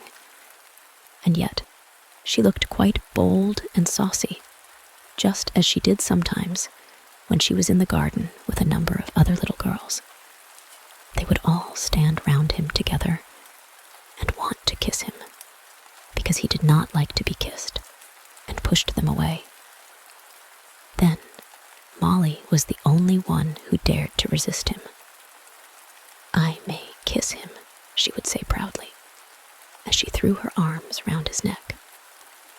She was vain of her power over Anthony, for he would submit quietly and think nothing of it. Molly was very charming, but rather bold, and how she did tease. They said Lady Halle was beautiful, but her beauty was that of a tempting fiend. Saint Elizabeth, the tutelar saint of the land, the pious princess of Thuringia, whose good deeds have been immortalized in so many places through stories and legends, had greater beauty and more real grace. Her picture hung in the chapel, surrounded by silver lamps. But it did not in the least resemble Molly. The apple tree, which the two children had planted, grew year after year, till it became so large that it had to be transplanted into the garden, where the dew fell and the sun shone warmly. And there it increased in strength, so much as to be able to withstand the cold of winter. And after passing through the severe weather, it seemed to put forth its blossoms in spring, for very joy that the cold season had gone. In autumn, it produced 2 apples, one for Molly and one for Anthony. It could not well do less. The tree after this grew very rapidly, and Molly grew with the tree. She was as fresh as an apple blossom, but Anthony was not to behold this flower for long. All things change. Molly's father left his old home, and Molly went with him far away. In our time, it would be only a journey of a few hours. But then, it took more than a day and a night to travel so far eastward from Eisenbach, to a town still called Weimar, on the borders of Thuringia. And Molly and Anthony both wept. But these tears all flowed together into one tear which had the rosy shimmer of joy. Molly had told him that she loved him more than all the splendors of Weimar. 1, 2, 3 years went by, and during the whole time he received only 2 letters. One came by the carrier, and the other a traveler brought. The way was very long and difficult, with many turnings and windings through towns and villages. How often had Anthony and Molly heard the story of Tristan and Isolde, and Anthony had thought the story applied to him, although Tristan means born in sorrow, which Anthony certainly was not. Nor was it likely he would ever say of Molly, as Tristan said of Isolde, "She has forgotten me." But in truth, Isolde had not forgotten him, her faithful friend. And when both were laid in their graves, one on each side of the church, the linden trees that grew by each grave spread over the roof, and bending towards each other, mingled their blossoms together. Anthony thought it a very beautiful but mournful story, yet he never feared anything so sad would happen to him and Molly as he passed the spot, whistling the air of a song composed by the minstrel Walter, called the Willow Bird, beginning, "Under the linden trees, out on the heath." One stanza pleased him exceedingly. "Through the forest and in the vale sweetly warbles the nightingale." This song was often in his mouth, and he sung or whistled it on a moonlight night, when he rode on horseback along the deep, hollow way on his road to Weimar to visit Molly. He wished to arrive unexpectedly, and so indeed he did. He was received with a hearty welcome, and introduced to plenty of grand and pleasant company, where overflowing wine cups were passed about. A pretty room and a good bed were provided for him, and yet his reception was not what he had expected, and dreamed it would be. He could not comprehend his own feelings, nor the feelings of others, but it is easily understood how a person can be admitted into a house or a family without becoming one of them. We converse in company with those we meet, as we converse with our fellow travelers in a stagecoach on a journey. We know nothing of them, and perhaps, all the while, we are incommoding one another, and each is wishing himself or his neighbor away. Something of this kind Anthony felt when Molly talked to him of old times. "I am a straightforward girl," she said, "and I will tell you myself how it is. There have been great changes since we were children together. Everything is different, both inwardly and outwardly. We cannot control our wills, nor the feelings of our hearts, by the force of custom. Anthony, I would not, for the world, make an enemy of you when I am far away. Believe me, I entertain for you the kindest wishes in my heart. But to feel for you what I now know can be felt for another man, can never be. You must try and reconcile yourself to this. Farewell, Anthony. Anthony also said, farewell. Not a tear came into his eye. He felt he was no longer Molly's friend. Hot iron and cold iron alike take the skin from our lips, and we feel the same sensation if we kiss either. And Anthony's kiss was now the kiss of hatred, as it had once been the kiss of love.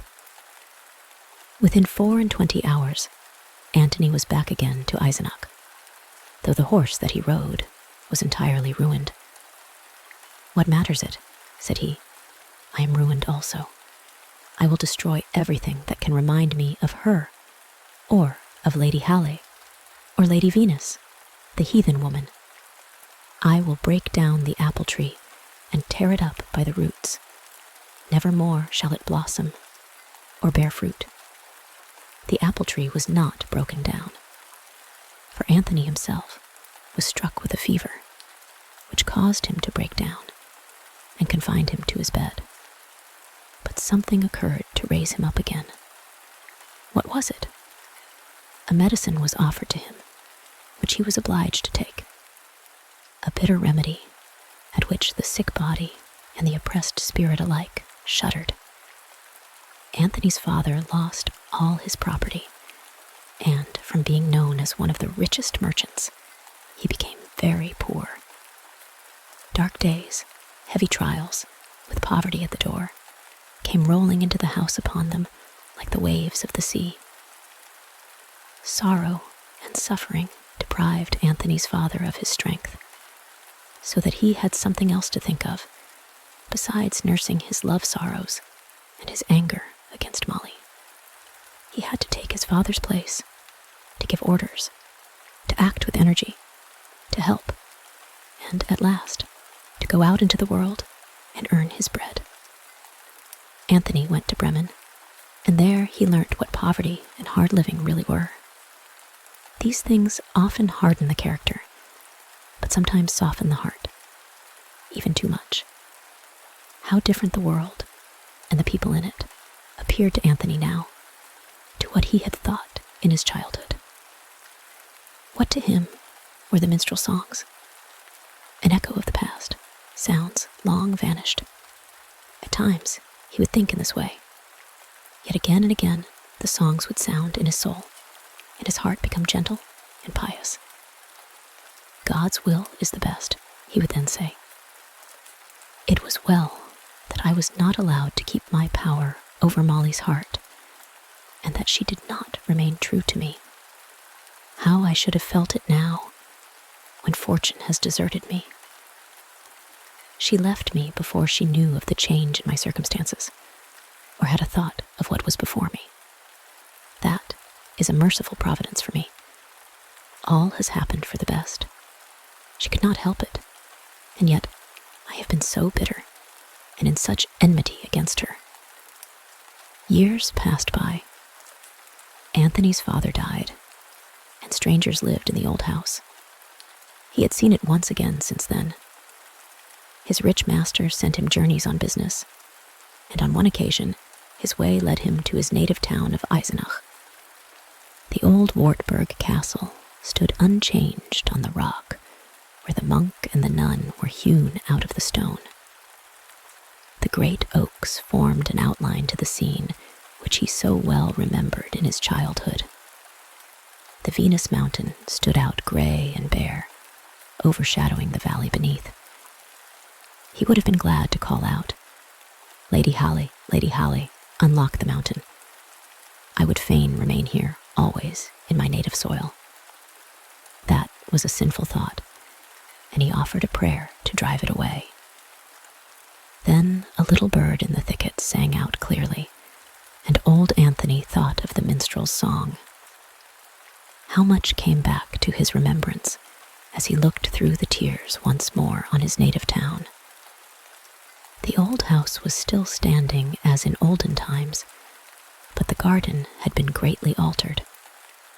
A pathway led through a portion of the ground, and outside the garden, and beyond the path, stood the old apple tree, which he had not broken down, although he talked of doing so in his trouble.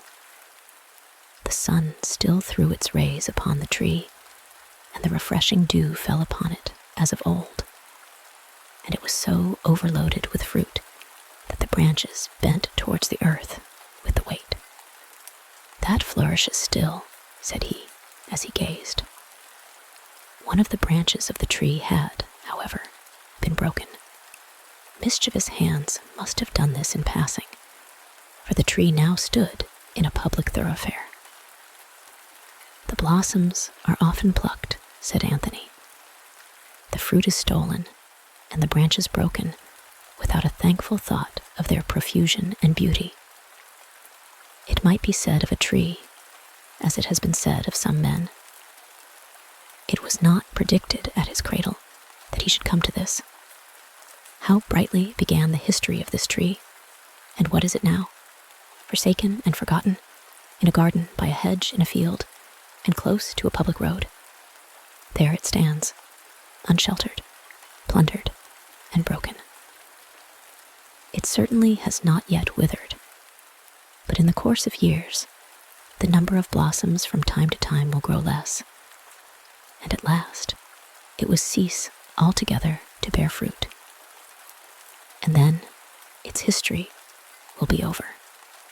Such were Anthony's thoughts as he stood under the tree, and during many a long night, as he lay in his lonely chamber in the wooden house in Hauschen Street, Copenhagen, in the foreign land, to which the rich merchant of Bremen, his employer, had sent him on condition that he should never marry. Never marry. Marry, ha, ha, and he laughed bitterly to himself at the thought. Winter one year set in early, and it was freezing hard. Without, a snowstorm made everyone remain at home who could do so. Thus it happened that Anthony's neighbors, who lived opposite to him, did not notice that his house remained unopened for 2 days, and that he had not showed himself during that time. For who would go out in such weather, unless he were obliged to do so? They were gray, gloomy days, and in the house, whose windows were not glass, twilight and dark nights reigned in turns. During these 2 days, old Anthony had not left his bed. He had not the strength to do so. The bitter weather had for some time affected his limbs. There lay the old bachelor, forsaken by all, and unable to help himself. He could scarcely reach the water jug that he had placed by his bed, and the last drop was gone. It was not fever nor sickness, but old age that had laid him low. In the little corner where his bed lay, he was overshadowed, as it were, by perpetual night. A little spider, which he could however not see, busily and cheerfully spun its web above him, so that there should be a kind of little banner waving over the old man when his eyes closed. The time passed slowly and painfully. He had no tears to shed, and he felt no pain. No thought of Molly came into his mind. He felt as if the world was now nothing to him, as if he were lying beyond it, with no one to think of him. Now and then, he felt slight sensations of hunger and thirst, but no one came to him, no one tended him. He thought of all those who had once suffered from starvation, of Saint Elizabeth, who once wandered on the earth, the saint of his home and his childhood, the noble Duchess of Thuringia, that highly esteemed lady who visited the poorest villages, bringing hope and relief to the sick inmates. The recollection of her pious deeds was as light to the soul of poor Anthony. He thought of her as she went about speaking words of comfort, binding up the wounds of the afflicted and feeding the hungry, although often blamed for it by her stern husband. He remembered a story told of her that on one occasion, when she was carrying a basket full of wine and provisions, her husband, who had watched her footsteps, stepped forward and asked her angrily what she carried in her basket, whereupon, with fear and trembling, she answered, "Roses, which I have plucked from the garden." Then he tore away the cloth which covered the basket, and what could equal the surprise of the pious woman to find that by a miracle, everything in her basket, the wine, the bread, had all been changed into roses.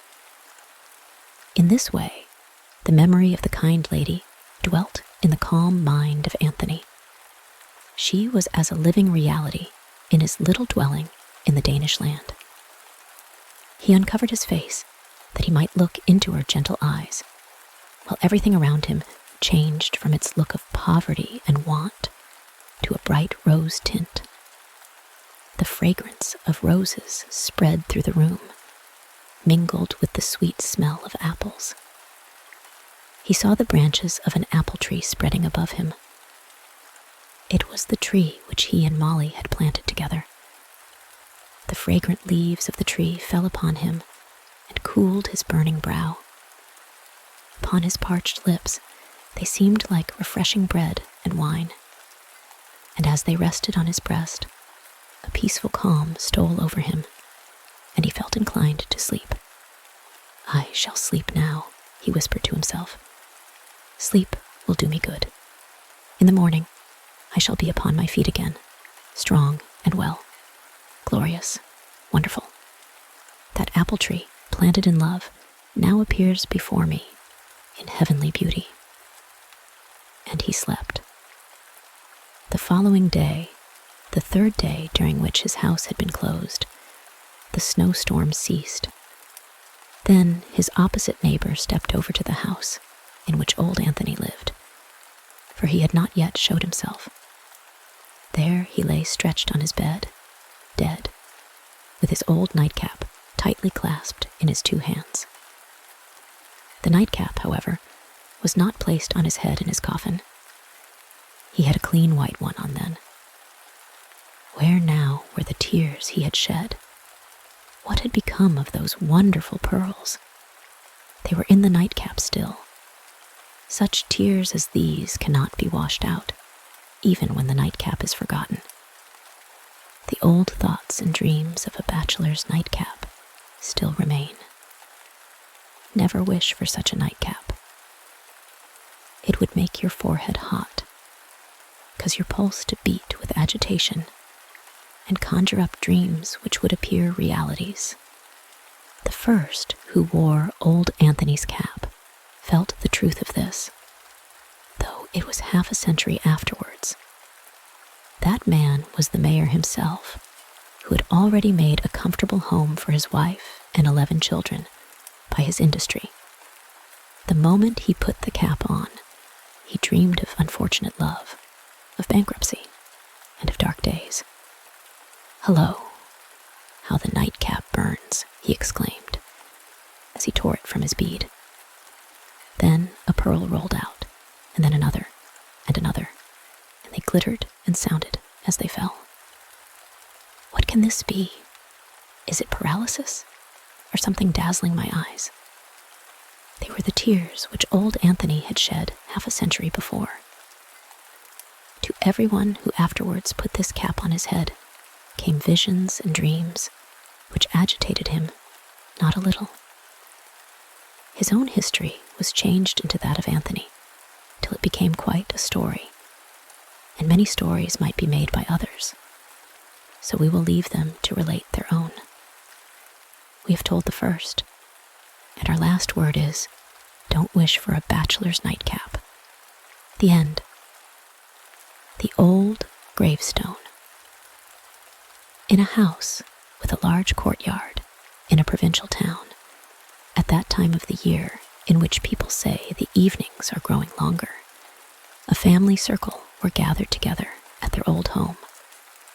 A lamp burned on the table, although the weather was mild and warm, and the long curtains hung down before the open windows, and without the moon shone brightly in the dark blue sky.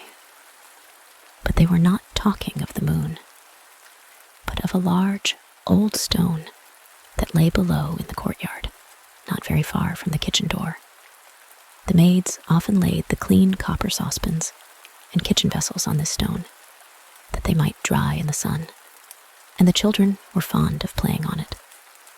It was, in fact, an old gravestone.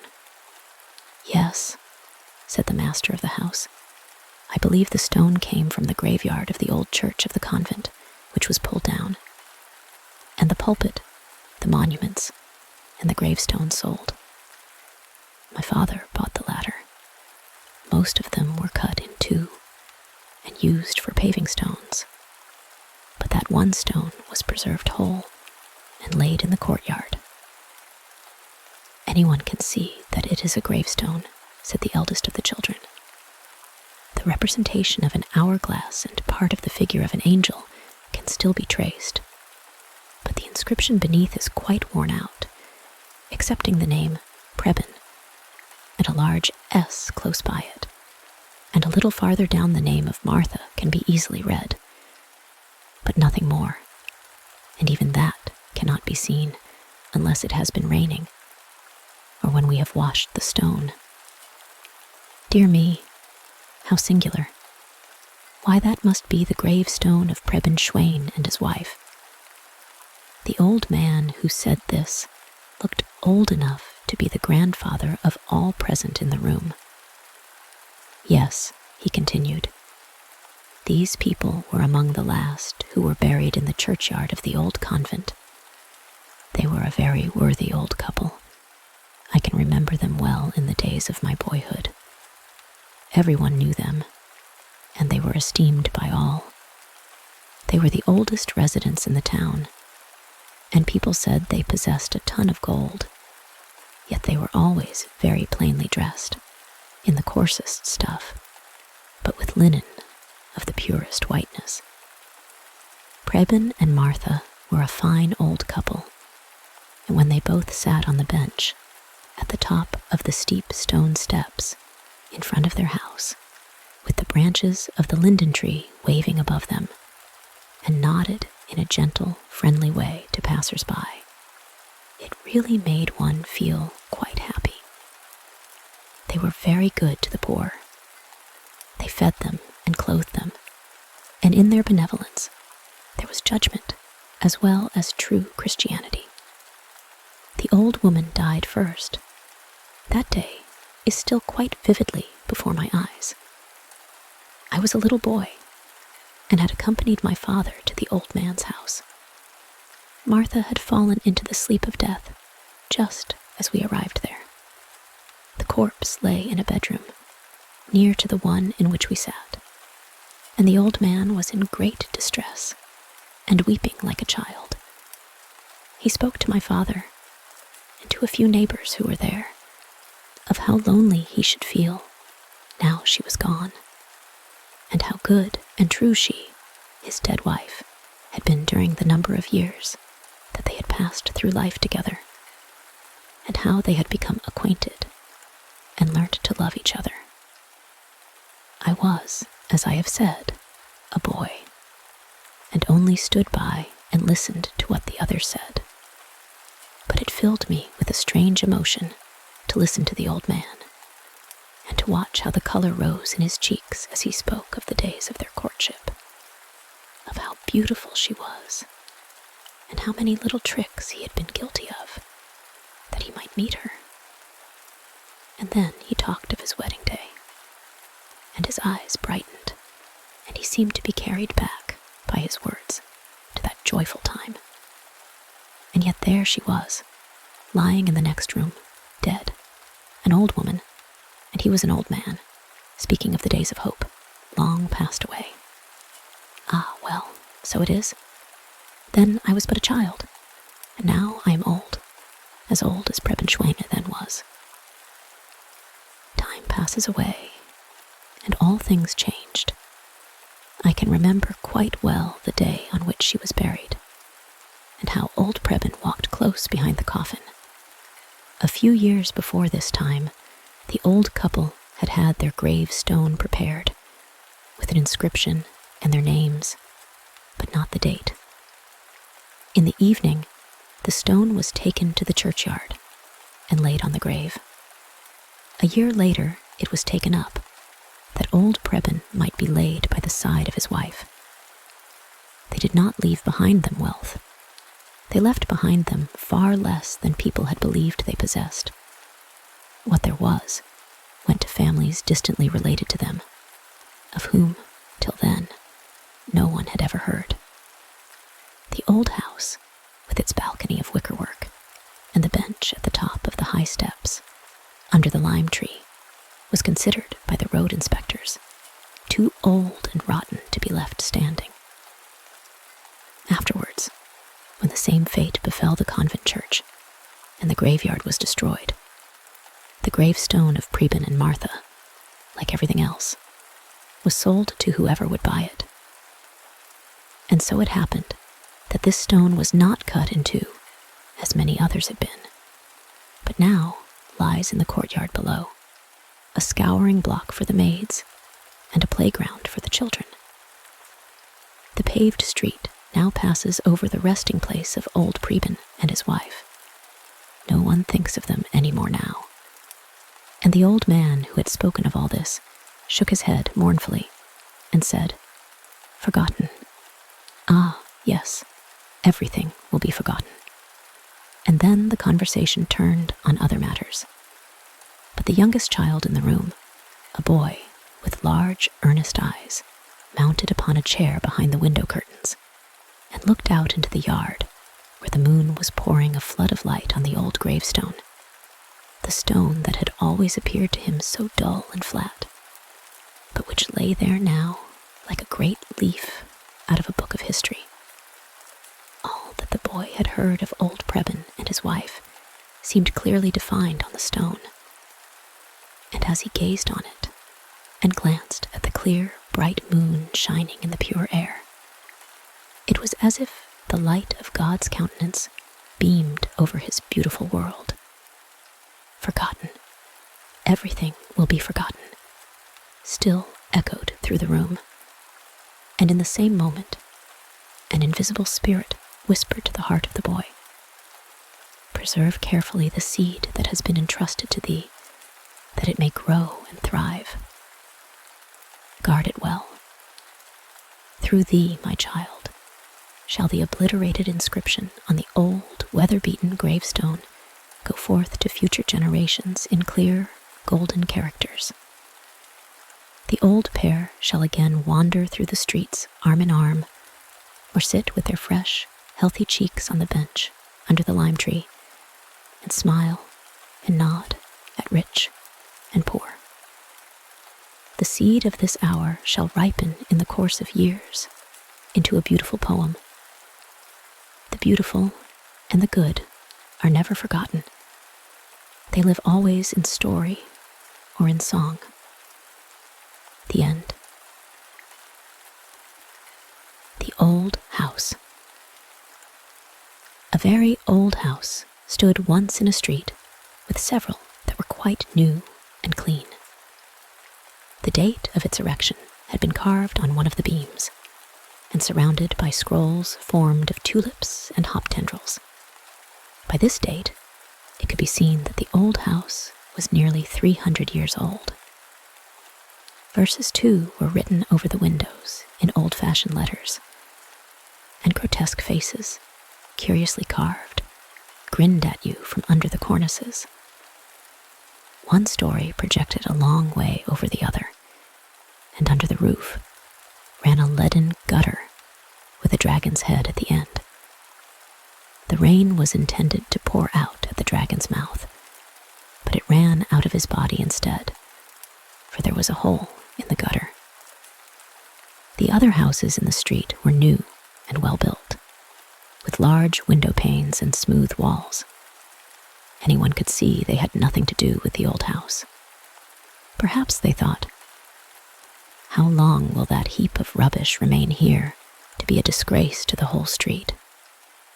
The parapet projects so far forward that no one can see out of our windows what is going on in that direction. The stairs are as broad as the staircase of a castle, and as steep as if they led to a church tower. The iron railing looks like the gate of a cemetery, and there are brass knobs upon it. It is really too ridiculous. Opposite to the old house were more nice new houses, which had just the same opinion as their neighbors. At the window of one of them sat a little boy with fresh, rosy cheeks and clear, sparkling eyes, who was very fond of the old house, in sunshine or in moonlight. He would sit and look at the wall from which the plaster had in some places fallen off, and fancy all sorts of scenes which had been in former times. How the street must have looked when the houses had all gable roofs, open staircases, and gutters with dragons at the spout. He could even see soldiers walking about with halberds. Certainly, it was a very good house to look at for amusement. An old man lived in it, who wore knee breeches, a coat with large brass buttons, and a wig, which anyone could see was a real wig. Every morning, an old man came to clean the rooms, and to wait upon him. Otherwise, the old man in the knee breeches would have been quite alone in the house. Sometimes he came to one of the windows and looked out. Then the little boy nodded to him, and the old man nodded back again, till they became acquainted and were friends, although they had never spoken to each other. But that was of no consequence. The little boy one day heard his parents say, "The old man opposite is very well off, but is terribly lonely." The next Sunday morning, the little boy wrapped something in a piece of paper and took it to the door of the old house, and said to the attendant who waited upon the old man, "Will you please give this for me to the gentleman who lives here? I have 2 tin soldiers, and this is one of them, and he shall have it, because I know he is terribly lonely." And the old attendant nodded and looked very pleased, and then he carried the tin soldier into the house. Afterwards, he was sent over to ask the little boy if he would not like to pay a visit himself. His parents gave him permission, and so it was that he gained admission to the old house. The brassy knobs on the railings shone more brightly than ever, as if they had been polished on account of his visit, and on the door were carved trumpeters standing in tulips, and it seemed as if they were blowing with all their might. Their cheeks were so puffed out. "Tanta-ra-ra, the little boy is coming. Tanta-ra-ra, the little boy is coming." Then the door opened. All round the hall hung old portraits of knights in armor and ladies in silk gowns. And the armor rattled, and the silk dresses rustled. Then came a staircase which went up a long way, and then came down a little way, and led to a balcony, which was in a very ruinous state. There were large holes and long cracks, out of which grew grass and leaves. Indeed, the whole balcony, the courtyard, and the walls were so overgrown with green that they looked like a garden. In the balcony stood flower pots, on which were heads having asses' ears, but the flowers in them grew just as they pleased. In one pot, pinks were growing all over the sides. At least the green leaves were shooting forth stalk and stem, and saying as plainly as they could speak, "The air has fanned me, the sun has kissed me, and I am promised a little flower for next Sunday. Really, for next Sunday." Then they entered a room in which the walls were covered with leather, and the leather had golden flowers stamped upon it. Gilding will fade in damp weather. To endure, there is nothing like leather, said the walls. Chairs, handsomely carved, with elbows on each side, and with very high backs, stood in the room, and as they creaked, they seemed to say, "Sit down." Oh dear, how I am creaking. I shall certainly have the gout like the old cupboard. Gout in my back. And then the little boy entered the room where the old man sat. "Thank you for the tin soldier, my little friend," said the old man, "and thank you also for coming to see me." "Thanks, thanks," or "creak, creak," said all the furniture. There was so much that the pieces of furniture stood in each other's way to get a sight of the little boy. On the wall, near the center of the room, hung the picture of a beautiful lady, young and gay, dressed in the fashion of the olden times, with powdered hair and a full, stiff skirt. She said neither thanks nor creak, but she looked down upon the little boy with her mild eyes. And then he said to the old man, "Where did you get that picture?" "From the shop opposite," he replied. Many portraits hang there that none seem to trouble themselves about. The persons they represent have been dead and buried long since. But I knew this lady many years ago, and she has been dead nearly half a century. Under a glass beneath the picture hung a nosegay of withered flowers, which were no doubt half a century old, too. At least they appeared so. And the pendulum of the old clock went to and fro, and the hands turned round. And as time passed on, everything in the room grew older, but no one seemed to notice it. "They say at home," said the little boy, "that you are very lonely." "Oh," replied the old man, "I have pleasant thoughts of all that has passed, recalled by memory.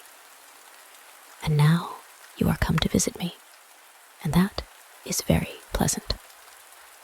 Then he took from the bookcase a book full of pictures representing long processions of wonderful coaches, such as are never seen at the present time.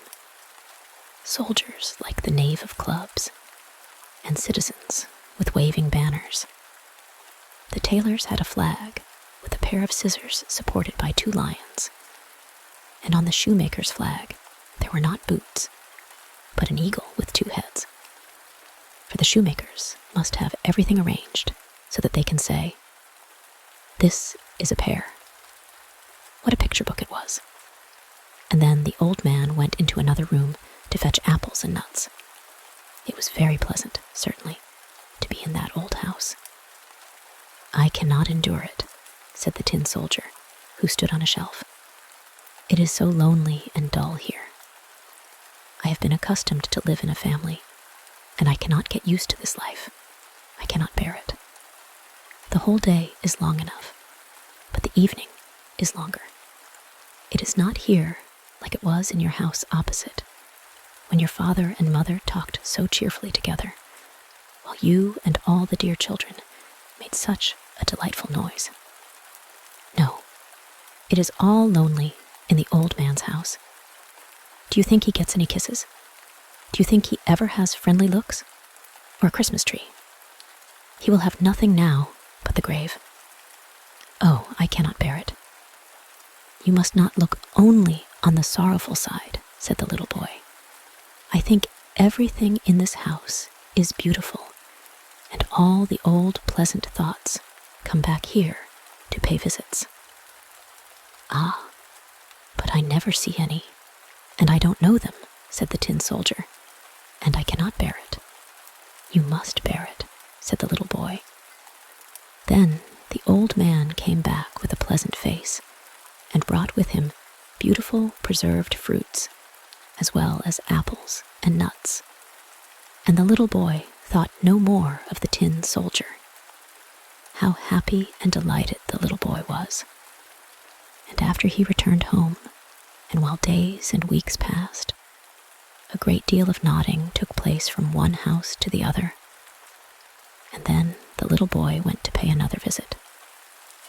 The carved trumpeters blew tantara. There is the little boy, tantara. The swords and armor on the old knight's pictures rattled. The silk dresses rustled. The leather repeated its rhyme. And the old chairs had the gout in their backs and cried, creak. It was all exactly like the first time. For in that house, 1 day and 1 hour were just like another. I cannot bear it any longer, said the tin soldier. I have wept tears of tin. It is so melancholy here. Let me go to the wars and lose an arm or leg.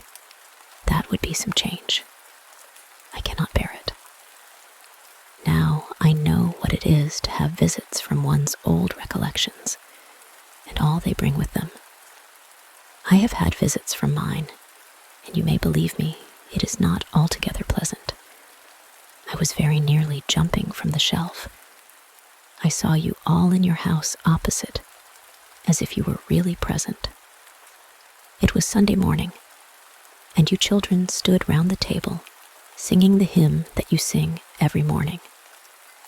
You were standing quietly, with your hands folded, and your father and mother. You were standing quietly, with your hands folded, and your father and mother were looking just as serious when the door opened, and your little sister Maria, who was not 2 years old, was brought into the room. You know she always dances when she hears music and singing of any sort, so she began to dance immediately, although she ought not to have done so. But she could not get into the right time because the tune was so slow. So she stood first on one leg and then on the other, and bent her head very low, but it would not suit the music. You all stood looking very grave, although it was very difficult to do so. But I laughed so to myself that I fell down from the table and got a bruise, which is there still. I know it was not right to laugh.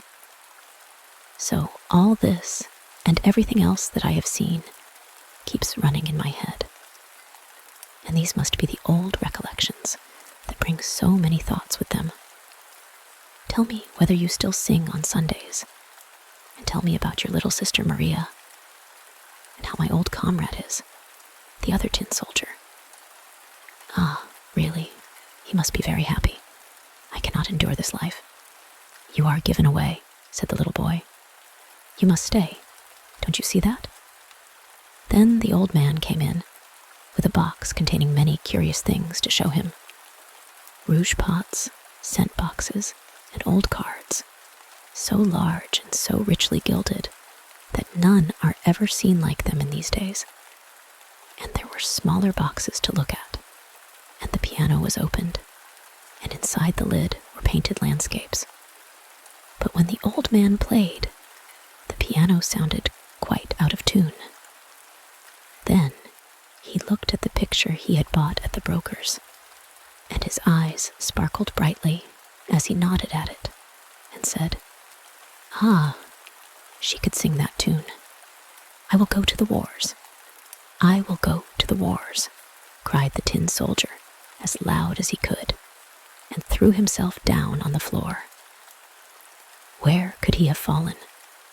The old man searched, and the little boy searched, but he was gone and could not be found. I shall find him again, said the old man, but he did not find him. The boards of the floor were open and full of holes. The tin soldier had fallen through a crack between the boards, and lay there now in an open grave. The day went by, and the little boy returned home. The week passed, and many more weeks.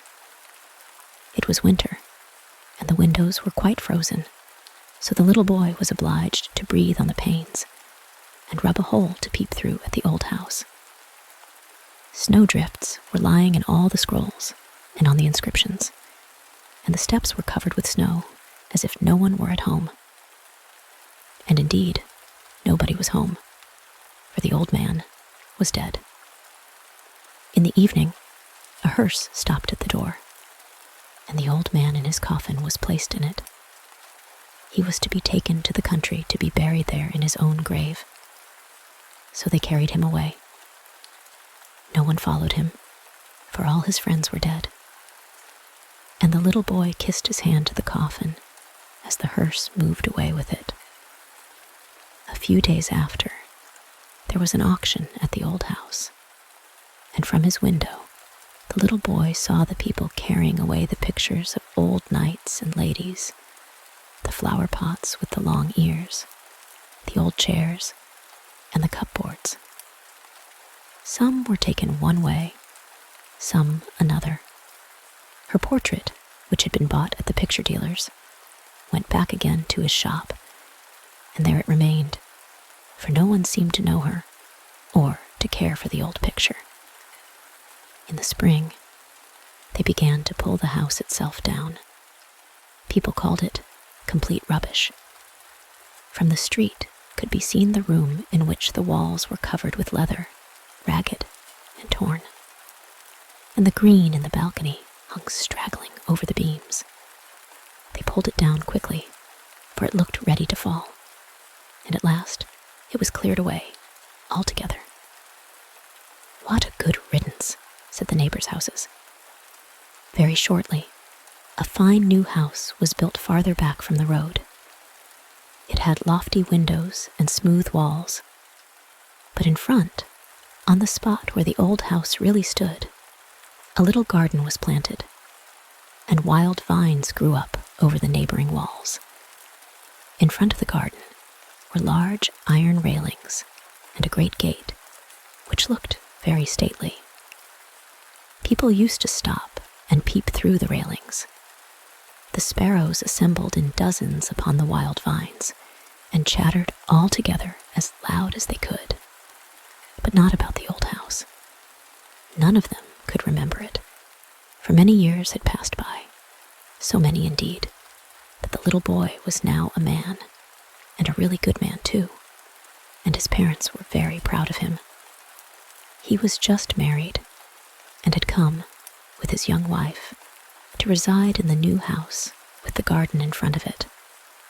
And now he stood there by her side while she planted a field flower that she thought very pretty. She was planting it herself with her little hands and pressing down the earth with her fingers. "Oh dear, what was that?" she exclaimed, as something pricked her. Out of the soft earth, something was sticking up. It was, only think, it was really the tin soldier, the very same which had been lost up in the old man's room, and had been hidden among old wood and rubbish for a long time, till it sunk into the earth, where it must have been for many years. And the young wife wiped the soldier, first with a green leaf, and then with her fine pocket handkerchief that smelt of such beautiful perfume. And the tin soldier felt as if he was recovering from a fainting fit. "Let me see him," said the young man, and then he smiled and shook his head and said, "It can scarcely be the same, but it reminds me of something that happened to one of my tin soldiers when I was a little boy." And then he told his wife about the old house and the old man, and of the tin soldier which he had sent across, because he thought the old man was lonely. And he related the story so clearly that tears came into the eyes of the young wife for the old house and the old man. "It is very likely that this is really the same soldier," said she, "and I will take care of him, and always remember what you have told me. But some day you must show me the old man's grave." "I don't know where it is," he replied. "No one knows. All his friends are dead. No one took care of him, and I was only a little boy." "Oh, how dreadfully lonely he must have been," said she. "Yes, terribly lonely," cried the tin soldier. "Still, it is delightful not to be forgotten." "Delightful indeed," cried a voice quite near to them. No one but the tin soldier saw that it came from a rag of the leather which hung in tatters. It had lost all its gilding and looked like wet earth, but it had an opinion, and it spoke it thus: "Gilding will fade in damp weather. To endure, there is nothing like leather." But the tin soldier did not believe any such thing. The end. Ole the Tower-keeper. In the world, it's always going up and down, and now I can't go up any higher. So said Ole the Tower-keeper. Most people have to try both the ups and the downs, and rightly considered, we all get to be watchmen at last, and look down upon life from a height. Such was the speech of Ole, my friend, the old tower-keeper, a strange, talkative old fellow who seemed to speak out everything that came into his head, and who, for all that had many a serious thought deep in his heart. Yes, he was the child of respectable people, and there were even some who said that he was the son of a privy councillor, or that he might have been. He had studied, too, and had been assistant teacher and deputy clerk. But of what service was all that to him? In those days he lived in the clerk's house, and was to have everything in the house, to be at free quarters, as the saying is. But he was still, so to speak, a fine young gentleman. He wanted to have his boots cleaned with patent blacking, and the clerk could only afford ordinary grease. And upon that point, they split. One spoke of stinginess, the other of vanity, and the blacking became the black cause of enmity between them, and at last they parted. This is what he demanded of the world in general, namely, patent blacking, and he got nothing but grease. Accordingly, he at last drew back from all men and became a hermit. But the church tower is the only place in a great city where hermitage, office, and bread can be found together. So he betook himself up thither, and smoked his pipe as he made his solitary rounds. He looked upward and downward, and had his own thoughts, and told in his own way of what he read in books and in himself. I often lent him books, good books, and you may know by the company he keeps. He loved neither the English governess novels nor the French ones, which he called a mixture of empty wind and raisin stalks. He wanted biographies and descriptions of the wonders of the world. I visited him at least once a year, generally directly after New Year's Day, and then he always spoke of this and that, which the change of the year had put into his head. I will tell the story of 3 of these visits, and will reproduce his own words whenever I can remember them. First visit. Among the books which I had lately lent Ole was one which had greatly rejoiced and occupied him. It was a geological book containing an account of the boulders. Yes, they're rare old fellows, those boulders, he said. And to think that we should pass them without noticing them. And over the street pavement, the paving stones, those fragments of the oldest remains of antiquity, one walks without ever thinking about them. I have done the very thing myself. But now I look respectfully at every paving stone. Many thanks for the book.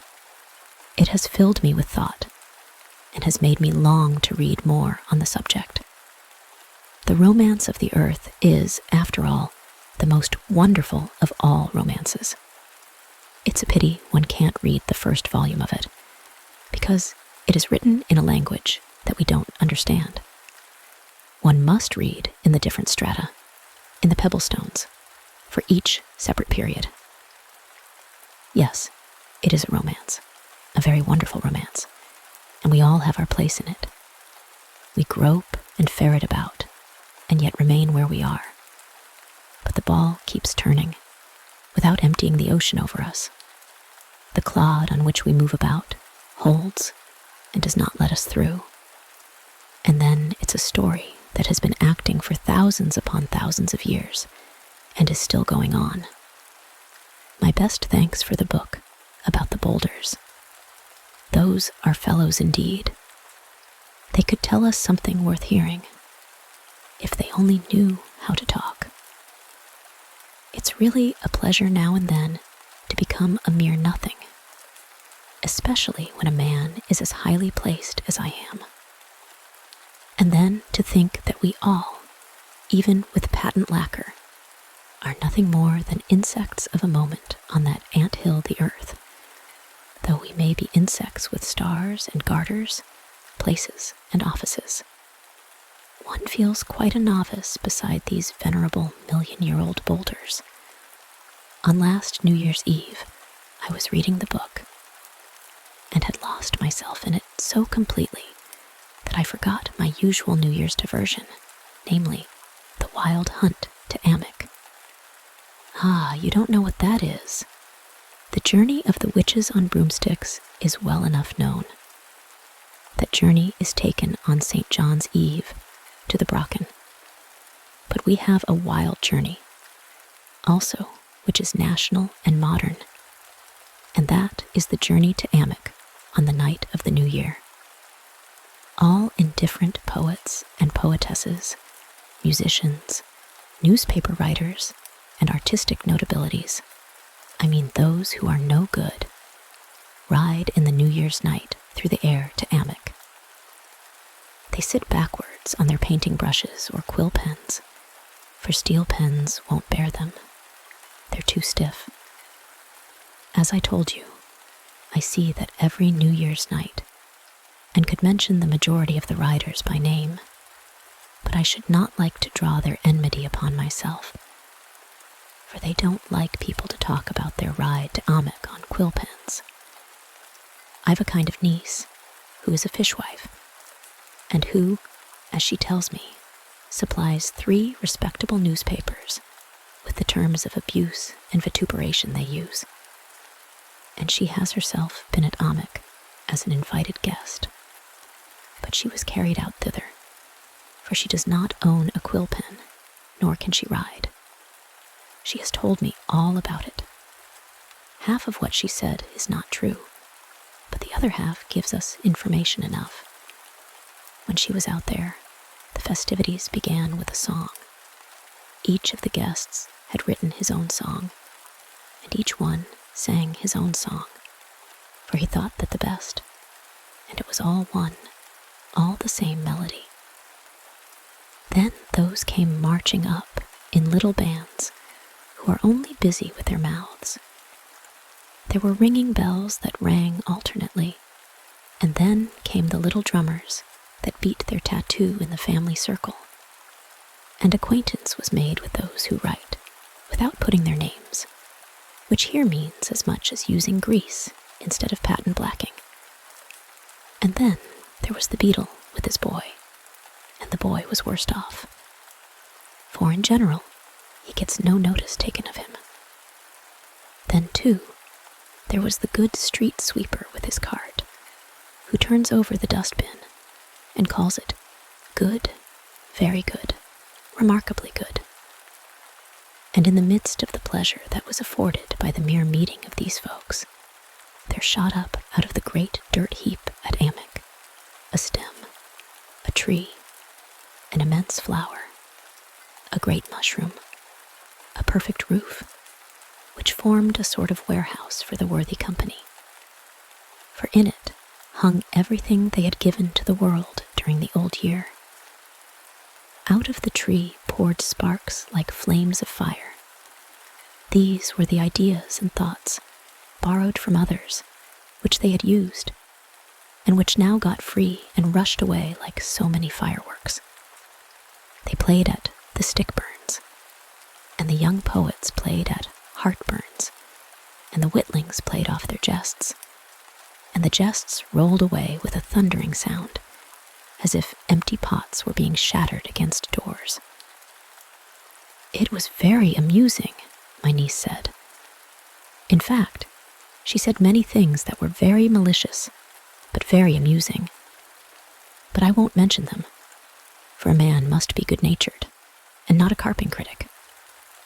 But you will easily perceive that when a man once knows the rights of the journey to Amik, as I know them, it's quite natural that on the New Year's night, one should look out to see the wild chase go by. If in the new year I miss certain persons who used to be there, I'm sure to notice others who are new arrivals.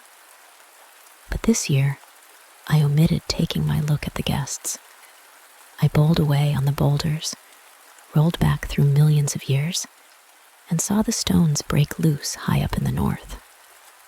Saw them drifting about on icebergs, long before Noah's Ark was constructed.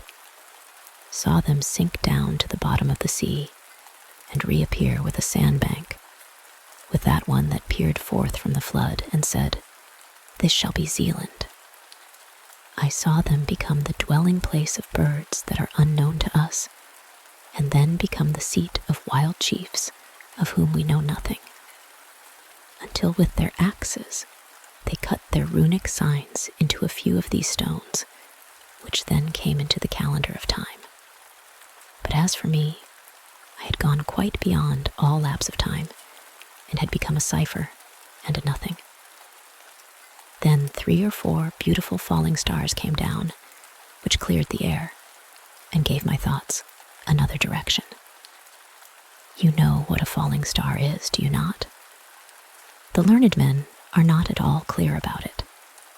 I have my own ideas about shooting stars, as the common people in many parts call them.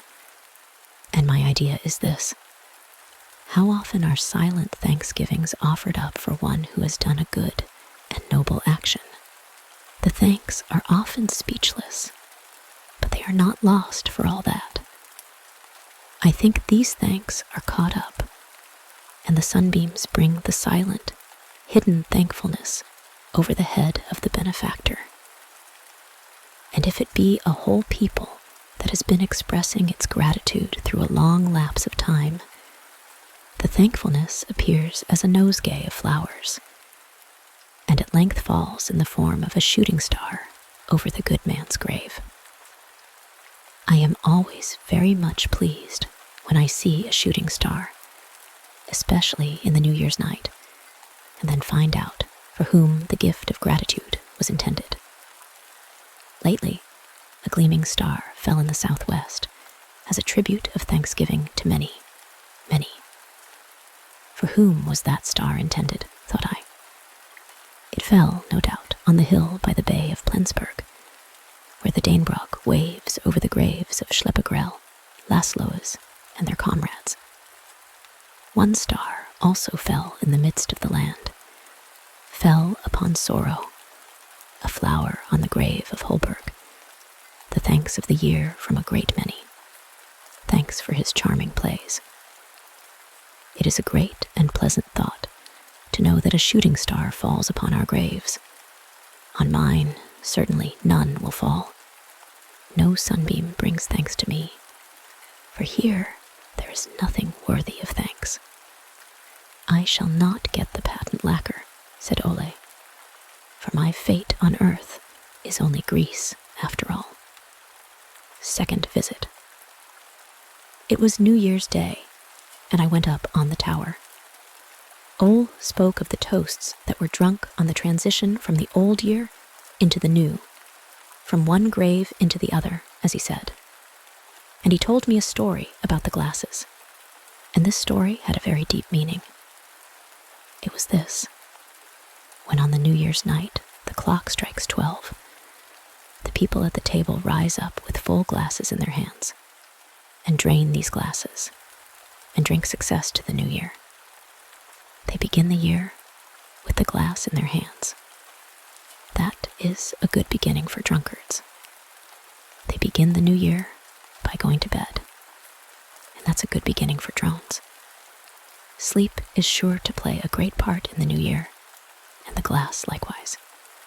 Do you know what dwells in the glass? Asked Ole. I will tell you.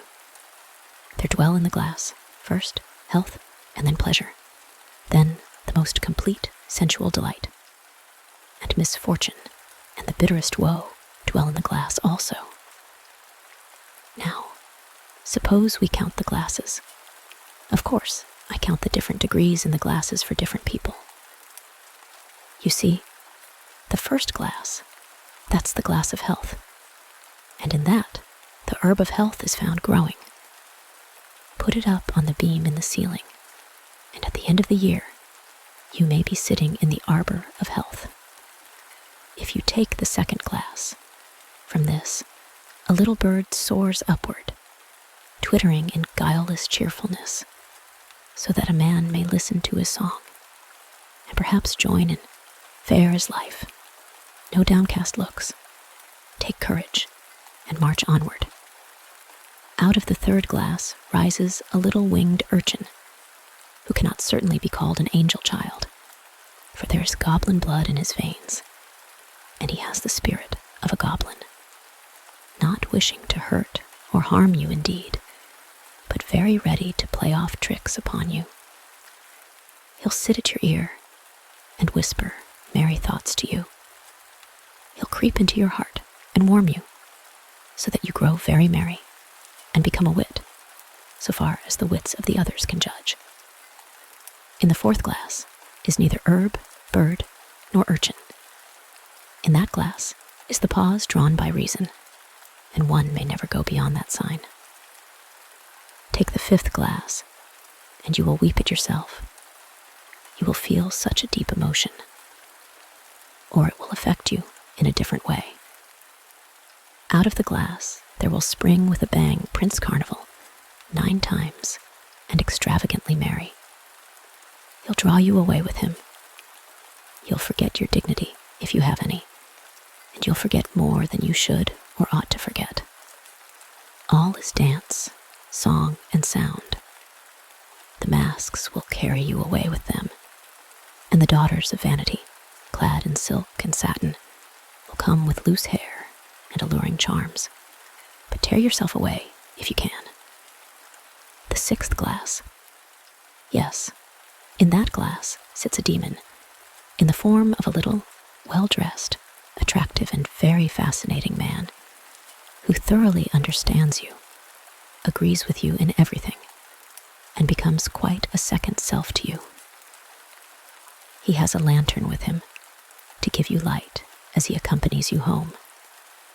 There is an old legend about a saint who was allowed to choose one of the 7 deadly sins, and who accordingly chose drunkenness, which appeared to him the least, but which led him to commit all the other 6. The man's blood is mingled with that of the demon.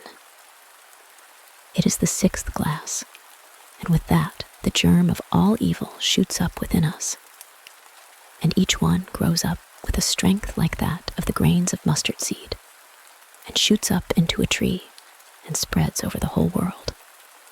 And most people have no choice but to go into the oven, to be recast in a new form. That's the history of the glasses, said the tower-keeper Ole, and it can be told with lacquer or only with grease, but I give it you with both. Third visit. On this occasion, I chose the general moving day for my visit to Ole, for on that day it is anything but agreeable down in the streets in the town, for they are full of sweepings, shreds, and remnants of all sorts, to say nothing of the cast-off rubbish in which one has to wade about.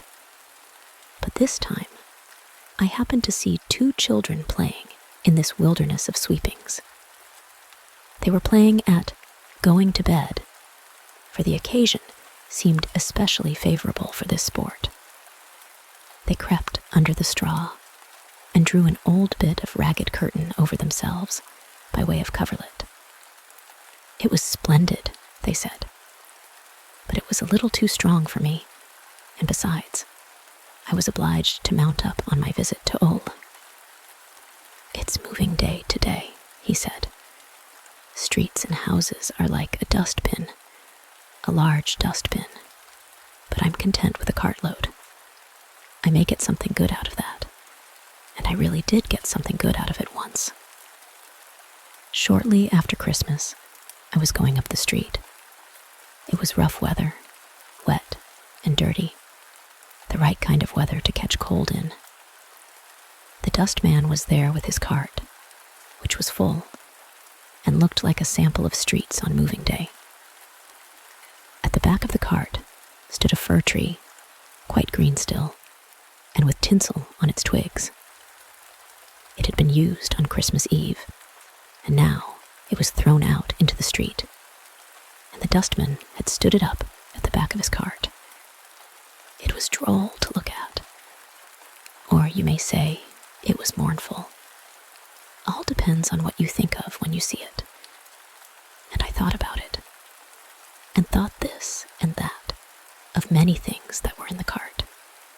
Or I might have done so, and that comes to the same thing. There was an old lady's glove, too.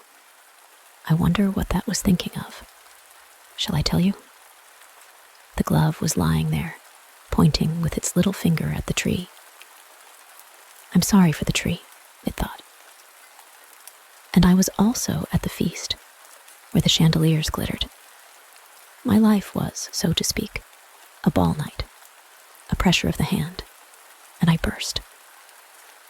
My memory keeps dwelling upon that, and I have really nothing else to live for. This is what the glove thought, or what it might have thought. That's a stupid affair with yonder fir tree, said the potsherds. You see, potsherds think everything is stupid. When one is in the dust cart, they said, one ought not to give oneself airs and wear tinsel. I know that I have been useful in the world, far more useful than such a green stick. This was a view that might be taken, and I don't think it quite a peculiar one. But for all that, the fir tree looked very well. It was like a little poetry in the dust heap. And truly, there is dust enough in the streets on moving day. The way is difficult and troublesome then, and I feel obliged to run away out of the confusion. Or, if I am on the tower, I stay there and look down, and it is amusing enough. There are the good people below, playing at changing houses. They toil and tug away with their goods and chattels, and the household goblin sits in an old tub and moves with them. All the little griefs of the lodging and the family, and the real cares and sorrows, move with them out of the old dwelling into the new. And what gain is there for them, or for us, in the whole affair? Yes, there was written long ago the good old maxim, think on the great moving day of death. That is a serious thought. I hope it is not disagreeable to you that I should have touched upon it. Death is the most certain messenger after all, in spite of his various occupations. Yes, death is the omnibus conductor, and he is the passport writer, and he countersigns our service book, and he is director of the savings bank of life. Do you understand me? All the deeds of our life, the great and the little alike, we put into this savings bank, and when death calls with his omnibus, and we have to step in and drive with him into the land of eternity, then on the frontier, he gives us our service book as a pass. As a provision for the journey, he takes this or that good deed we have done and lets it accompany us. And this may be very pleasant or very terrific. Nobody has ever escaped the omnibus journey. There is certainly a talk about one who was not allowed to go. They call him the Wandering Jew. He has to ride behind the omnibus. If he had been allowed to get in, he would have escaped the clutches of the poets. Just cast your mind's eye into that great omnibus. The society is mixed, for king and beggar, genius and idiot sit side by side. They must go without their property and money. They have only the service book and the gift out of the savings bank with them. But which of our deeds is selected and given to us? Perhaps quite a little one that we have forgotten, but which has been recorded, small as a pea, but the pea can send out a blooming shoot. The poor bumpkin who sat on a low stool in the corner and was jeered at and flouted will perhaps have his worn-out stool given him as a provision, and the stool may become a litter in the land of eternity, and rise up then as a throne, gleaming like gold and blooming as an arbor.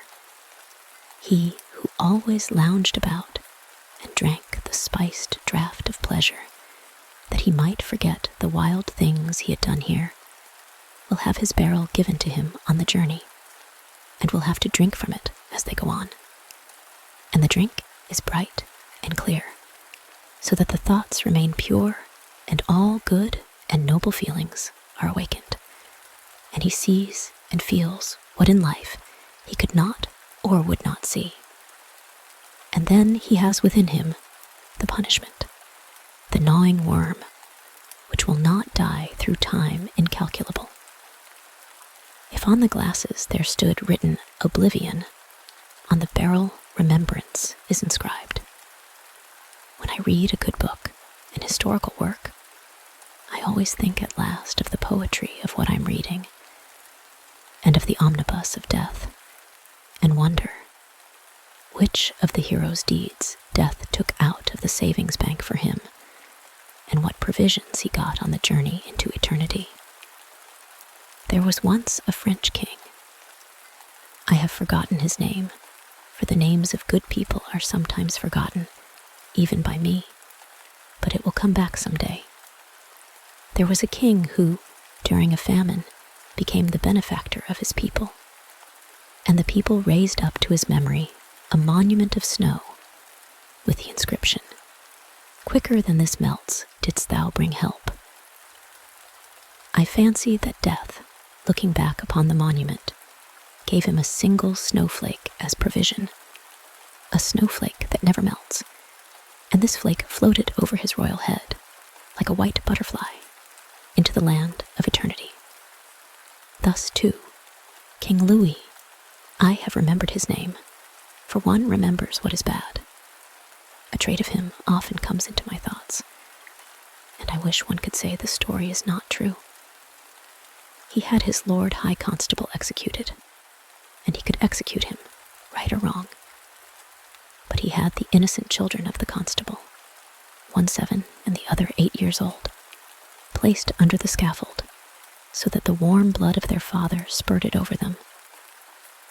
And then he had them sent to the Bastille, and shut up in iron cages, where not even a coverlet was given them to protect them from the cold. And King Louis sent the executioner to them every week, and had a tooth pulled out of the head of each, that they might not be too comfortable. And the elder of the boys said, "My mother would die of grief if she knew that my younger brother had to suffer so cruelly. Therefore, pull out 2 of my teeth and spare him." The tears came into the hangman's eyes, but the king's will was stronger than the tears, and every week 2 little teeth were brought to him on a silver plate. He had demanded them, and he had them. I fancy that death took these 2 teeth out of the savings bank of life and gave them to Louis XV to carry with him on the great journey into the land of immortality. They fly before him like 2 flames of fire. They shine and burn, and they bite him, the innocent children's teeth. Yes, that's a serious journey, the omnibus ride on the great moving day. And when is it to be undertaken? That's just the serious part of it. Any day, any hour, any minute, the omnibus may draw up. Which of our deeds will death take out of the savings bank and give to us as provision? Let us think of the moving day that is not marked in the calendar. The end. Our aunt. You ought to have known our aunt. she was charming. That is to say, she was not charming at all, as the word is usually understood. But she was good and kind, amusing in her way, and was just as anyone ought to be whom people are to talk about and to laugh at. She might have been put into a play, and wholly and solely on account of the fact that she only lived for the theater and for what was done there. She was an honorable matron. But Agent Fabs, whom she used to call Flabs, declared that our aunt was stage-struck. "The theater is my school," said she, "the source of my knowledge. From thence I have resuscitated biblical history. Now, Moses and Joseph in Egypt, there are operas for you.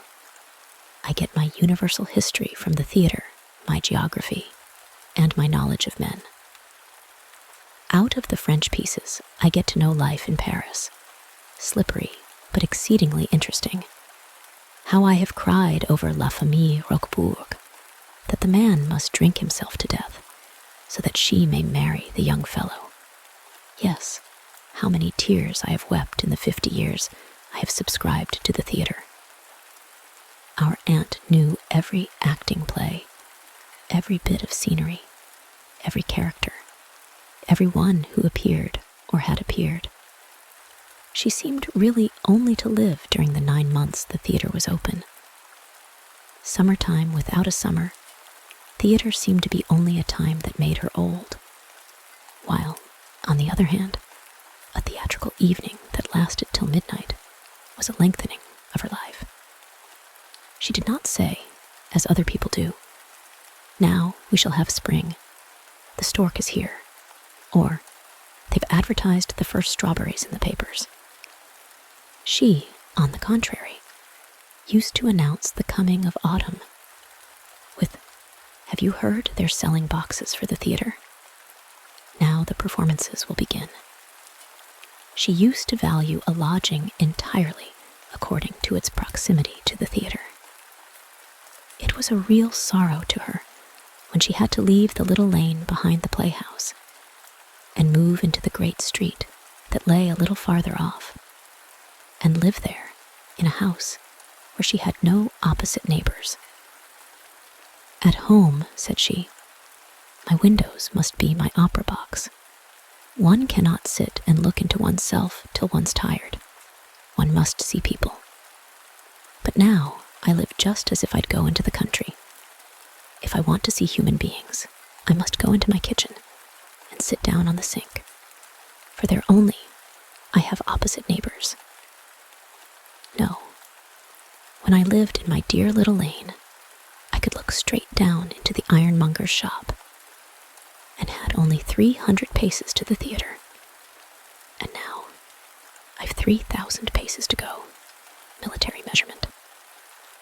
Our aunt was sometimes ill, but however unwell she might feel, she never missed the play. The doctor prescribed one day that she should put her feet in a bran bath, and she followed his advice. But she drove to the theater all the same, and sat with her feet in bran there. If she had died there, she would have been very glad. Thorwaldsen died in the theater, and she called that a happy death. She could not imagine, but that in heaven there must be a theater too. It had not, indeed, been promised us, but we might very well imagine it. The many distinguished actors and actresses who had passed away must surely have a field for their talent. Our aunt had an electric wire from the theater to her room. A telegram used to be dispatched to her at coffee time, and it used to consist of the words, "Herr Sievertsen is at the machinery," for it was he who gave the signal for drawing the curtain up and down, and for changing the scenes. From him, she used to receive a short and concise description of every piece. His opinion of Shakespeare's Tempest was, "Mad nonsense. There's so much to put up, and the first scene begins with water to the front of the wings." That is to say, the water had to come forward so far, when, on the other hand, the same interior scene remained through 5 acts. He used to pronounce it a sensible, well-written play, a resting play, which performed itself without putting up scenes. In earlier times, by which name our aunt used to designate 30 years ago, she and the before-mentioned Herr Sivertsen had been younger. At that time, he had already been connected with the machinery, and was, as she said, her benefactor. It used to be the custom in those days that in the evening performances in the only theater the town possessed, spectators were admitted to the part called the flies over the stage, and every machinist had 1 or 2 places to give away. Often, the flies were quite full of good company. It was said that generals' wives and privy councillors' wives had been up there. It was quite interesting to look down behind the scenes and to see how the people walked to and fro on the stage when the curtain was down. Our aunt had been there several times, as well when there was a tragedy as when there was a ballet. For the pieces in which there were the greatest number of characters on the stage were the most interesting to see from the flies. One sat pretty much in the dark up there, and most people took their supper up with them. Once, 3 apples and a great piece of bread and butter and sausage fell down right into the dungeon of Ugolino, where that unhappy man was to be starved to death, and there was great laughter among the audience. The sausage was one of the weightiest reasons why the worthy management refused in future to have any spectators up in the flies. But I was there 37 times, said our aunt, and I shall always remember Mr. Sivertsen for that. On the very last evening, when the flies were still open to the public, the Judgment of Solomon was performed, as our aunt remembered very well. She had, through the influence of her benefactor, Herr Sivertsen, procured a free admission for the agent Fabs, although he did not deserve it in the least, for he was always cutting his jokes about the theater and teasing our aunt. But she had procured him a free admission to the flies, for all that. He wanted to look at this player stuff from the other side. Those were his own words, and they were just like him, said our aunt. He looked down from above on the Judgment of Solomon and fell asleep over it.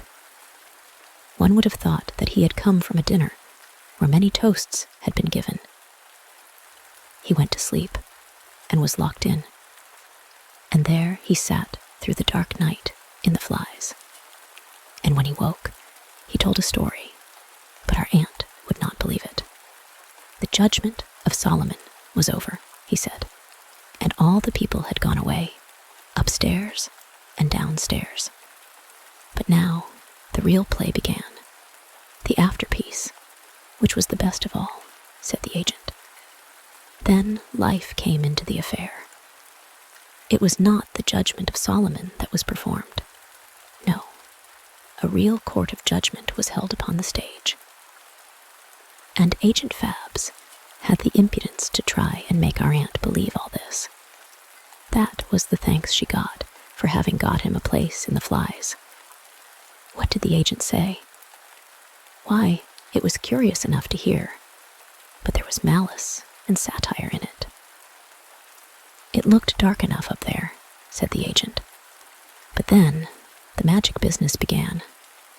A great performance, the judgment in the theater. The box keepers were at their posts, and every spectator had to show his ghostly passbook, that it might be decided if he was to be admitted with hands loose or bound, and with or without a muzzle. Grand people who came too late when the performance had begun, and young people who could not always watch the time were tied up outside and had list slippers put on their feet, with which which they were allowed to go in before the beginning of the next act. And they had muzzles too. And then the judgment on the stage began. All malice, and not a bit of truth in it, said our aunt. The painter, who wanted to get to paradise, had to go up a staircase which he had himself painted, but which no man could mount. That was to expiate his sins against perspective. All the plants and buildings, which the property man had placed, with infinite pains, in countries to which they did not belong, the poor fellow was obliged to put in their right places before cockcrow, if he wanted to get into paradise. Let Herr Fabs see how he would get in himself. But what he said of the performers, tragedians and comedians, singers and dancers, that was the most rascally of all. Mr. Fabs, indeed, Flabs, he did not deserve to be admitted at all, and our aunt would not soil her lips with what he said. And he said, did Flabs, that the whole was written down, and it should be printed when he was dead and buried, but not before, for he would not risk having his arms and legs broken. Once our aunt had been in fear and trembling in her temple of happiness, the theater. It was on a winter day, one of those days in which one has a couple of hours of daylight with a gray sky. It was terribly cold and snowy, but Aunt must go to the theater.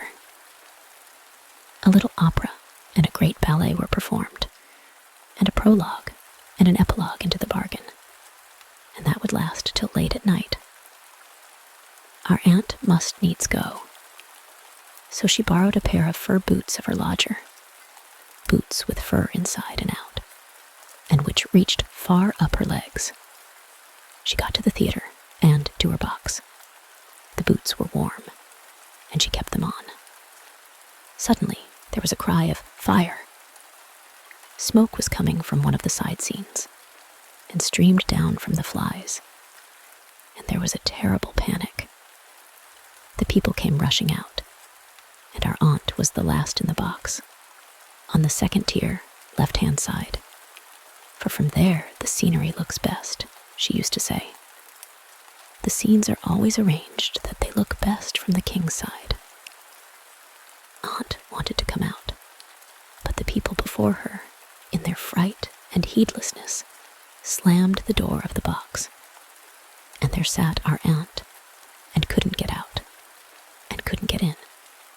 That is to say, she couldn't get into the next box, for the partition was too high for her. She called out, and no one heard her. She looked down into the tier of boxes below her, and it was empty and low, and looked quite near. And Aunt, in her terror, felt quite young and light. She thought of jumping down, and had got one leg over the partition, the other resting on the bench. There she sat astride, as if on horseback, well wrapped up in her flowered cloak, with one leg hanging out, a leg in a tremendous fur boot. That was a sight to behold, and when it was beheld, our aunt was heard too, and was saved from burning, for the theater was not burned down.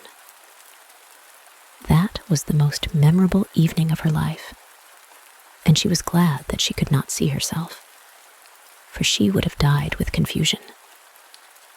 Her benefactor in the machinery department, Herr Sievertsen, visited her every Sunday, but it was a long time from Sunday to Sunday. In the latter time, therefore, she used to have in a little child for the scraps, that is to say, to eat up the remains of the dinner. It was a child employed in the ballet, one that certainly wanted feeding. The little one used to appear, sometimes as an elf, sometimes as a page. The most difficult part she had to play was the lion's hind leg in the magic flute, but as she grew larger, she could represent the 4 feet of the lion. She certainly only got half a guilder for that, whereas the hind legs were paid for with a whole guilder. But But then she had to walk bent, and to do without fresh air. "That was all very interesting to hear," said our aunt. "She deserved to live as long as the theater stood, but she could not last so long. And she did not die in the theater, but respectably in her bed. Her last words were, moreover, not without meaning. She asked, 'What will the play be tomorrow?' At her death, she left about $500. We presume this from the interest, which came to $20. This our aunt had destined as a legacy for a worthy old spinster who had no friends. It was to be devoted to a yearly subscription for a place in the second tier, on the left side, for the Saturday evening. For on that evening, 2 pieces were always given, it said in the will, and the only condition laid upon the person who enjoyed the legacy was that she should think every Saturday evening of our aunt, who was lying in her grave. This was our aunt's religion. The end. The Pea Blossom. There were once 5 peas in one shell. They were green. The shell was green, and so they believed that the whole world must be green also, which was a very natural conclusion. The shell grew, and the peas grew. They accommodated themselves to their position, and sat all in a row. The sun shone without, and warmed the shell, and the rain made it clear and transparent. It was mild and agreeable in broad daylight, and dark at night, as it generally is. And the peas, as they sat there, grew bigger and bigger, and more thoughtful as they mused, for they felt there must be something else for them to do. "Are we to sit here forever?" asked one. "Shall we not become hard by sitting so long? It seems to me there must be something outside, and I feel sure of it." And as weeks passed by, the peas became yellow, and the shell became yellow. "All the world is turning yellow, I suppose," said they, and perhaps they were right. Suddenly, they felt a pull at the shell. It was torn off, and held in human hands, then slipped into the pocket of a jacket in company with other full pods. "Now we shall soon be opened," said one. Just what they all wanted. "I should like to know which of us will travel furthest," said the smallest of the 5. "We shall soon see now." "What is to happen will happen," said the largest pea.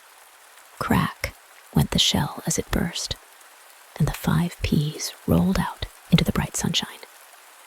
There they lay in a child's hand. A little boy was holding them tightly, and said they were fine peas for his pea shooter. And immediately he put one in and shot it out. "Now I'm flying out into the wide world," said he. "Catch me if you can." And he was gone in a moment. "I," said the second, "intend to fly straight to the sun.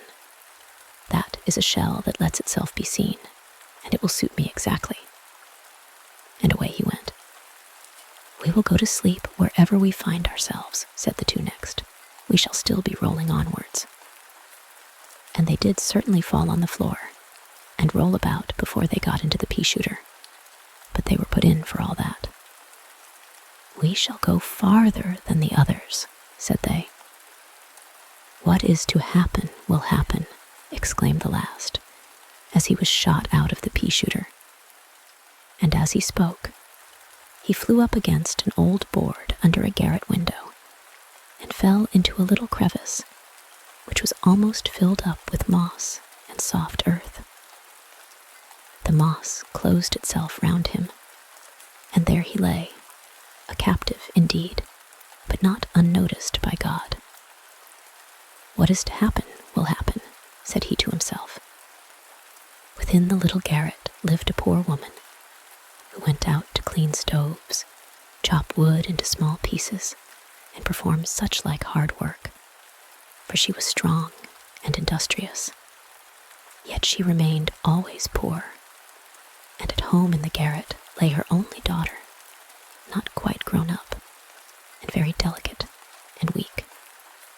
For a whole year she had kept her bed, and it seemed as if she could neither live nor die. "She is going to her little sister," said the woman. "I had but the 2 children, and it was not an easy thing to support both of them. But the good God helped me in my work, and took one of them to himself and provided for her.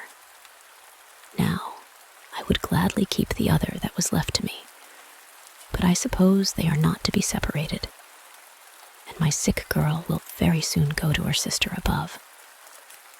But the sick girl still remained where she was. Quietly and patiently, she lay all the day long, while her mother was away from home at her work. Spring came, and one morning early, the sun shone brightly through the little window, and threw its rays over the floor of the room. Just as the mother was going to her work, the sick girl fixed her gaze on the lowest pane of the window. "Mother," she exclaimed, "what can that little green thing be that peeps in at the window? It is moving in the wind." The mother stepped to the window and half opened it. "Oh," she said, "there is actually a little pea which has taken root and is putting out its green leaves. How could it have got into this crack? Well now, here is a little garden for you to amuse yourself with." So the bed of the sick girl was drawn nearer to the window, that she might see the budding plant, and the mother went out to her work. "Mother, I believe I shall get well," said the sick child in the evening. "The sun has shone in here so brightly and warmly today, and the little pea is thriving so well. I shall get on better too, and go out into the warm sunshine again." "God grant it," said the mother, but she did not believe it would be so. But she propped up with the little stick the green plant which had given her child such pleasant hopes of life, so that it might not be broken by the winds. She tied the piece of string to the window sill and to the upper part of the frame, so that the pea tendrils might twine round it when it shot up. And it did shoot up. Indeed, it might almost be seen to grow from day to day. "Now really, here is a flower coming," said the old woman one morning, and now at last she began to encourage the hope that her sick daughter might really recover. She remembered that, for some time, the child had spoken more cheerfully, and during the last few days had raised herself in bed in the morning to look with sparkling eyes at her little garden, which contained only a single pea plant.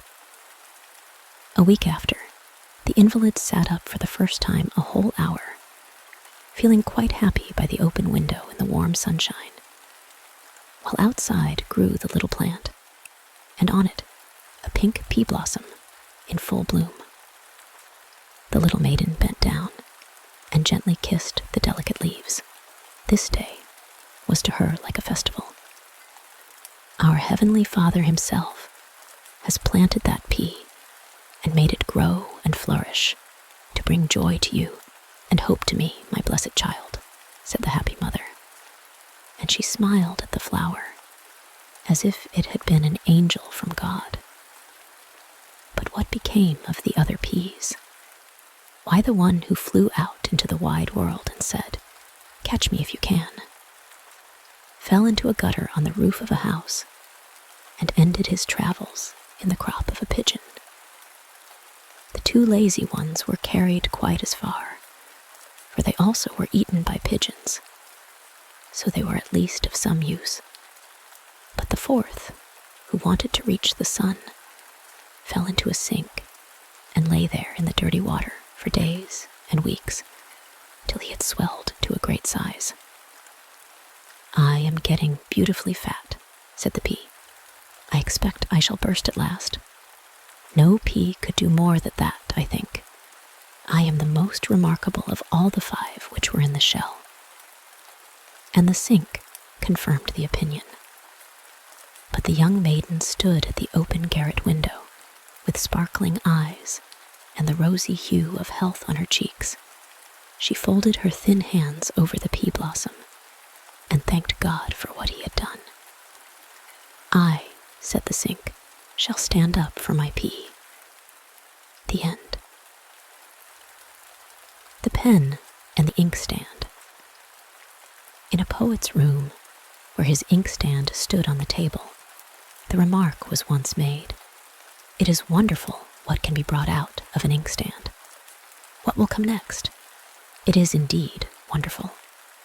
"Yes, certainly," said the inkstand to the pen, and to the other articles that stood on the table. "That's what I always say. It is wonderful and extraordinary what a number of things come out of me. It's quite incredible, and I really don't know what is coming next when that man dips his pen into me. One drop out of me is enough for half a page of paper, and what cannot half a page contain? For me, all the works of a poet are produced, all those imaginary characters whom people fancy they have known or met, all the deep feeling, the humor, and the vivid pictures of nature. I myself don't understand how it is, for I am not acquainted with nature, but it is certainly in me. From me have gone forth to the world those wonderful descriptions of troops of charming maidens, and of brave knights on prancing steeds, of the halt and the blind, and I know not what more, for I assure you I never think of these things." "There you are right," said the pen, "for you don't think at all. If you did, you would see that you can only provide the means. You give the fluid that I may place upon the paper what dwells in me, and what I wish to bring to light. It is the pen that writes. No man doubts that. And indeed, most people understand as much about poetry as an old inkstand." "You have had very little experience," replied the inkstand. "You have hardly been in service a week, and are already half worn out. Do you imagine you are a poet? You are only a servant. And before you came, I had many like you, some of the goose family, and others of English manufacture. I know a quill pen as well as I know a steel one. I have had both sorts in my service, and I shall have many more when he comes, the man who performs the mechanical part, and writes down what he obtains from me. I should like to know what will be the next thing he gets out of me." "Inkpot," exclaimed the pen contemptuously. Late in the evening, the poet came home. He had been to a concert, and had been quite enchanted with the admirable performance of a famous violin player whom he had heard there. The performer had produced from his instrument a richness of tone that sometimes sounded like tinkling water drops or rolling pearls, sometimes like the birds twittering in chorus, and then rising and swelling in sound like the wind through the fir trees. The poet felt as if his own heart were weeping, but in tones of melody, like the sound of a woman's voice. It seemed not only the strings, but every part of the instrument from which these sounds were produced. It was a wonderful performance and a difficult piece, and yet the bow seemed to glide across the strings so easily that it was as if anyone could do it who tried. Even the violin and the bow appeared to perform independently of their master who guided them. It was as if soul and spirit had been breathed into the instrument, so the audience forgot the performer in the beautiful sounds he produced. Not so the poet. He remembered him, and named him, and wrote down his thoughts on the subject. How foolish it would be for the violin and the bow to boast of their performance. And yet, we men often commit that folly. The poet, the artist, the man of science in his laboratory, the general, we all do it. And yet, We are only the instruments which the Almighty uses. To him alone the honor is due. We have nothing of ourselves of which we should be proud. Yes, this is what the poet wrote down. He wrote it in the form of a parable and called it The Master and the Instruments. That is what you have got, madam, said the pen to the inkstand when the two were alone again. Did you hear him read aloud what I had written down? Yes, what I gave you to write, retorted the inkstand. That was a cut at you because of your conceit. To think that you could not understand that you were being quizzed. I gave you a cut from within me. Surely I must know my own satire. Ink pitcher, cried the pen. Writing stick, retorted the inkstand. And each of them felt satisfied that he had given a good answer. It is pleasing to be convinced that you have settled a matter by your reply. It is something to make you sleep well, and they both slept well upon it. But the poet did not sleep. Thoughts rose up within him like the tones of the violin, falling like pearls, or rushing like the strong wind through the forest. He understood his own heart in these thoughts. They were as a ray from the mind of the great master of all minds. To him be all the honor, the end. The Garden of Paradise. There was once a king's son who had a larger and more beautiful collection of books than anyone else in the world, and full of splendid copperplate engravings. He could read and obtain information respecting every people of every land. But not a word could he find to explain the situation of the Garden of Paradise. And this was just what he most wished to know. His grandmother had told him when he was quite a little boy, just old enough to go to school, that each flower in the Garden of Paradise was a sweet cake, that the pastils were full of rich wine, that on one flower history was written, on another geography or tables. So those who wished to learn their lessons had only to eat some of the cakes, and the more they ate, the more history, geography, or tables they knew. He believed it all then, but as he grew older and learnt more and more, he became wise enough to understand that the splendor of the Garden of Paradise must be very different to all this. Oh, why did Eve pluck the fruit from the tree of knowledge? Why did Adam eat the forbidden fruit? Thought the king's son. If I had been there, it would never have happened, and there would have been no sin in the world. The Garden of Paradise occupied all his thoughts till he reached his 17th year. One day, he was walking alone in the wood, which was his greatest pleasure when evening came on. The clouds gathered, and the rain poured down as if the sky had been a waterspout, and it was as dark as the bottom of a well at midnight. Sometimes he slipped over the smooth grass, or fell over stones that projected out of the rocky ground. Everything was dripping with moisture, and the poor prince had not a dry thread about him. He was obliged at last to climb over great blocks of stone, with water spurting from the thick moss. He began to feel quite faint when he heard a most singular rushing noise, and saw before him a large cave, from which came a blaze of light. In the middle of the cave, an immense fire was burning, and a noble stag, with its branching horns, was placed on a spit between the trunks of 2 pine trees. It was turning slowly before the fire, and an elderly woman, as large and strong as if she had been a man in disguise, sat by, throwing one piece of wood after another into the flames. "Come in," she said to the prince. "Sit down by the fire and dry yourself." "There is a great draught here," said the prince, as he seated himself on the ground. "It will be worse when my sons come home," replied the woman. "You are now in the cavern of the winds, and my sons are the four winds of heaven. Can you understand that?" "Where are your sons?" asked the prince.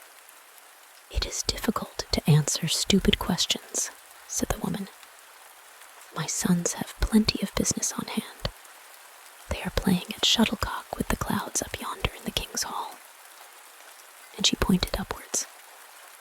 "Oh, indeed," said the prince. "But you speak more roughly and harshly, and are not so gentle as the women I am used to." "Yes, that is because they have nothing else to do. But I am obliged to be harsh, to keep my boys in order, and I can do it, although they are so headstrong. Do you see those 4 sacks hanging on the wall? Well, they are just as much afraid of those sacks as you used to be of the rat behind the looking-glass. I can bend the boys together and put them in the sacks without any resistance on their parts, I can tell you. There they stay, and dare not attempt to come out until I allow them to do so. And here comes one of them." It was the north wind who came in, bringing with him a cold, piercing blast. Large hailstones rattled on the floor, and snowflakes were scattered around in all directions. He wore a bearskin dress and cloak. His sealskin cap was drawn over his ears. Long icicles hung from his beard, and one hailstone after another rolled from the collar of his jacket. "Don't go too near the fire," said the prince, "or your hands and face will be frostbitten." "Frostbitten," said the north wind with a loud laugh. "Why, frost is my greatest delight. What sort of a little snip are you, and how did you find your way to the cavern of the winds?" "He is my guest," said the old woman, "and if you are not satisfied with that explanation, you can go into the sack. Do you understand me?" That settled the matter. So the north wind began to relate his adventures, whence he came, and where he had been for a whole month. "I come from the polar seas," he said. "I have been on the Bear's Island with the Russian walrus hunters. I sat and slept at the helm of their ship as they sailed away from North Cape. Sometimes when I woke, the storm birds would fly about my legs. They are curious birds. They give one flap with their wings, and then, on their outstretched pinions, soar far away." "Don't make such a long story of it," said the mother of the winds. "What sort of a place is Bear's Island?" "A very beautiful place, with a floor for dancing as smooth and flat as a plate. Half-melted snow, partly covered with moss, sharp stones, and skeletons of walruses and polar bears lie all about, their gigantic limbs in a state of green decay. It would seem as if the sun never shone there. I blew gently to clear away the mist, and then I saw a little hut, which had been built from the wood of a wreck, and was covered with the skins of the walrus, the fleshy side outwards. It looked green and red, and on the roof sat a growling bear. Then I went to the seashore to look after birds' nests, and saw the unfledged nestlings opening their mouths and screaming for food. I blew into the 1,000 little throats and quickly stopped their screaming. Farther on were the walruses with pigs' heads and teeth a yard long, rolling about like great worms. "You relate your adventures very well, my son," said the mother. "It makes my mouth water to hear you." "After that," continued the north wind, "the hunting commenced. The harpoon was flung into the breast of the walrus, so that a smoking stream of blood spurted forth like a fountain and besprinkled the ice. Then I thought of my own game. I began to blow and set my own ships, the great iceberg sailing, so that they might crush the boats. Oh, how the sailors howled and cried out, but I howled louder than they. They were obliged to unload their cargo and throw their chests and the dead walruses on the ice. Then I sprinkled snow over them and left them in their crushed boats to drift southward and to taste salt water. They will never return to Bear's Island. So you have done mischief, said the Mother of the Winds. I shall leave others to tell the good I have done, he replied. But here comes my brother from the west. I like him best of all, for he has the smell of the sea about him, and brings in a cold, fresh air as he enters. Is that the little Zephyr? Asked the prince. Yes, it is the little Zephyr, said the old woman. But he is not little now. In years gone by, he was a beautiful boy. Now that is all past. He came in, looking like a wild man, and he wore a slouched hat to protect his head from injury. In his hand, he carried a club, cut from a mahogany tree in the American forests, not a trifle to carry. Whence do you come? Asked the mother. I come from the wilds of the forests, where the thorny brambles form thick hedges between the trees, where the water snake lies in the wet grass, and mankind seem to be unknown. What were you doing there? I looked into the deep river and saw it rushing down from the rocks. The water drops mounted to the clouds and glittered in the rainbow. I saw the wild buffalo swimming in the river, but the strong tide carried him away amidst a flock of wild ducks, which flew into the air as the waters dashed onwards, leaving the buffalo to be hurled over the waterfall. This pleased me, so I raised a storm which rooted up old trees and sent them floating down the river. And what else have you done? Asked the old woman. I have rushed wildly across the savannas. I have stroked the wild horses and shaken the coconuts from the trees. Yes, I have many stories to relate, but I need not tell everything I know. You know it all very well, don't you, old lady? And he kissed his mother so roughly that she nearly fell backwards. Oh, he was indeed a wild fellow. Now in came the south wind, with a turban and a flowing Bedouin cloak. How cold it is here, said he, throwing more wood on the fire. It is easy to feel that the north wind has arrived here before me. Why, it is hot enough here to roast a bear, said the north wind. You are a bear yourself, said the other. Do you want to be put in the sack, both of you? Said the old woman. Sit down now, on that stone yonder, and tell me where you have been. In Africa, mother. I went out with the Hottentots, who were lion hunting in the Kaffir land, where the plains are covered with grass, the color of a green olive. And here I ran races with the ostrich, but I soon outstripped him in swiftness. At last, I came to the desert, in which lie the golden sands, looking like the bottom of the sea. Here I met a caravan, and the travelers had just killed their last camel to obtain water. There was very little for them, and they continued their painful journey beneath the burning sun and over the hot sands, which stretched before them, a vast, boundless desert. Then I rolled myself in the loose sand and whirled it in burning columns over their heads.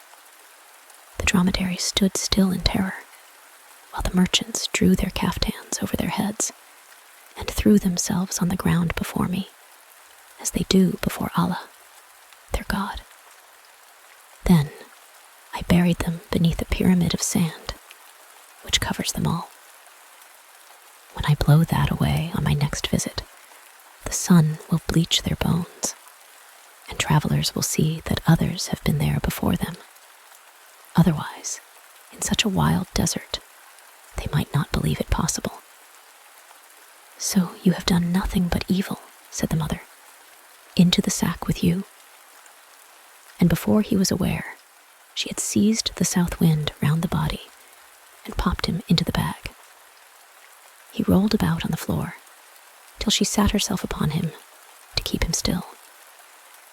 "These boys of yours are very lively," said the prince. "Yes," she replied, "but I know how to correct them when necessary. And here comes the fourth." In came the east wind, dressed like a Chinese. "Oh, you come from that quarter, do you?" said she. "I thought you had been to the Garden of Paradise." "I am going there tomorrow," he replied. "I have not been there for 100 years. I have just come from China, where I danced round the porcelain tower till all the bells jingled again." In the streets, an official flogging was taking place, and bamboo canes were being broken on the shoulders of men of every high position, from the 1st to the 9th grade. They cried, "Many thanks, my fatherly benefactor." But I am sure the words did not come from their hearts, so I rang the bells till they sounded ding, ding, dong. "You are a wild boy," said the old woman. "It is well for you that you are going tomorrow to the Garden of Paradise. You always get improved in your education there. Drink deeply from the fountain of wisdom while you are there, and bring home a bottleful for me." "That I will," said the east wind. "But why have you put my brother South in a bag? Let him out, for I want him to tell me about the phoenix bird. The princess always wants to hear of this bird when I pay her my visit every 100 years. If you will open the sack, sweetest mother, I will give you 2 pocketfuls of tea, green and fresh, as when I gathered it from the spot where it grew. Well, for the sake of the tea, and because you are my own boy, I will open the bag." She did so, and the south wind crept out, looking quite cast down, because the prince had seen his disgrace. "There is a palm leaf for the princess," he said. "The old phoenix, the only one in the world, gave it to me himself. He has scratched on it with his beak the whole of his history during the 100 years he has lived. She can there read how the old phoenix set fire to his own nest and sat upon it while it was burning, like a Hindu widow. The dry twigs around the nest crackled and smoked till the flames burst forth and consumed the phoenix to ashes. Amidst the fire lay an egg, red hot, which presently burst with a loud report, and out flew a young bird. He is the only phoenix in the world, and the king over all the other birds. He has bitten a hole in the leaf which I give you, and that is his greeting to the princess." "Now let us have something to eat," said the mother of the winds. So they all sat down to feast on the roasted stag, and as the prince sat by the side of the east wind, they soon became good friends. "Pray tell me," said the prince, "who is that princess of whom you have been talking? And where lies the Garden of Paradise?" "Ho, ho," said the east wind. "Would you like to go there? Well, you can fly off with me tomorrow, but I must tell you one thing. No human being has been there since the time of Adam and Eve. I suppose you have read of them in your Bible." "Of course I have," said the prince. "Well," continued the east wind, "when they were driven out of the Garden of Paradise, it sunk into the earth, but it retained its warm sunshine, its balmy air, and all its splendor. The fairy queen lives there in the island of happiness, where death never comes, and all is beautiful. I can manage to take you there tomorrow, if you will sit on my back. But now don't talk any more, for I want to go to sleep." And then they all slept. When the prince awoke in the early morning, he was not a little surprised at finding himself high up above the clouds.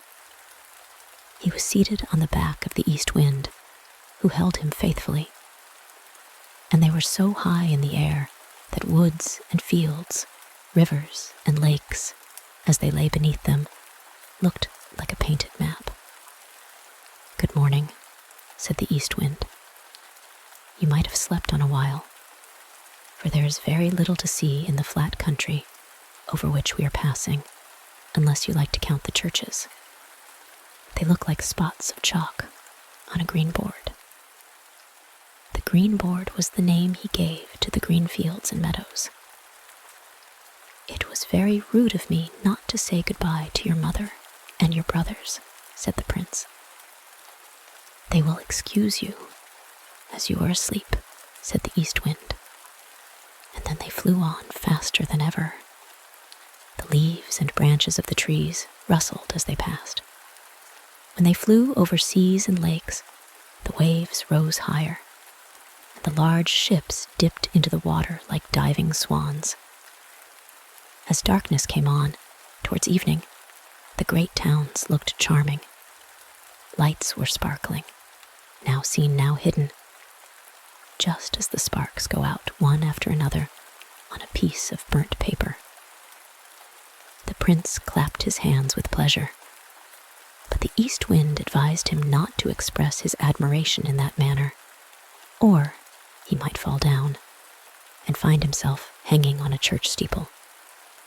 The eagle in the dark forests flies swiftly, but faster than he flew the east wind.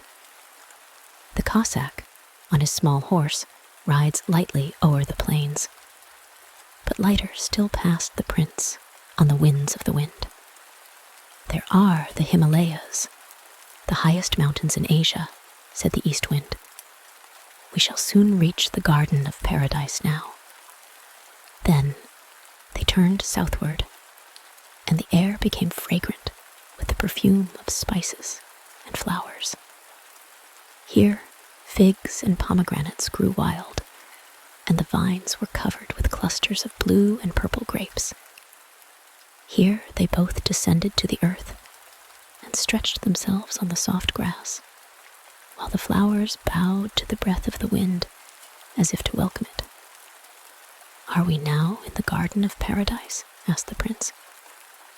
"No, indeed," replied the east wind, "but we shall be there very soon. Do you see that wall of rocks and the cavern beneath it, over which the grapevines hang like a green curtain? Through that cavern we must pass. Wrap your cloak round you, for while the sun scorches you here, a few steps farther, it will be icy cold."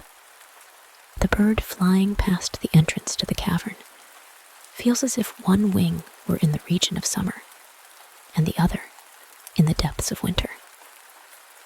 "So this then is the way to the garden of paradise?" asked the prince as they entered the cavern. It was indeed cold, but the cold soon passed, for the east wind spread his wings, and they gleamed like the brightest fire. As they passed on through this wonderful cave, the prince could see great blocks of stone from which water trickled, hanging over their heads in fantastic shapes. Sometimes it was so narrow that they had to creep on their hands and knees, while at other times it was lofty and wide, like the free air.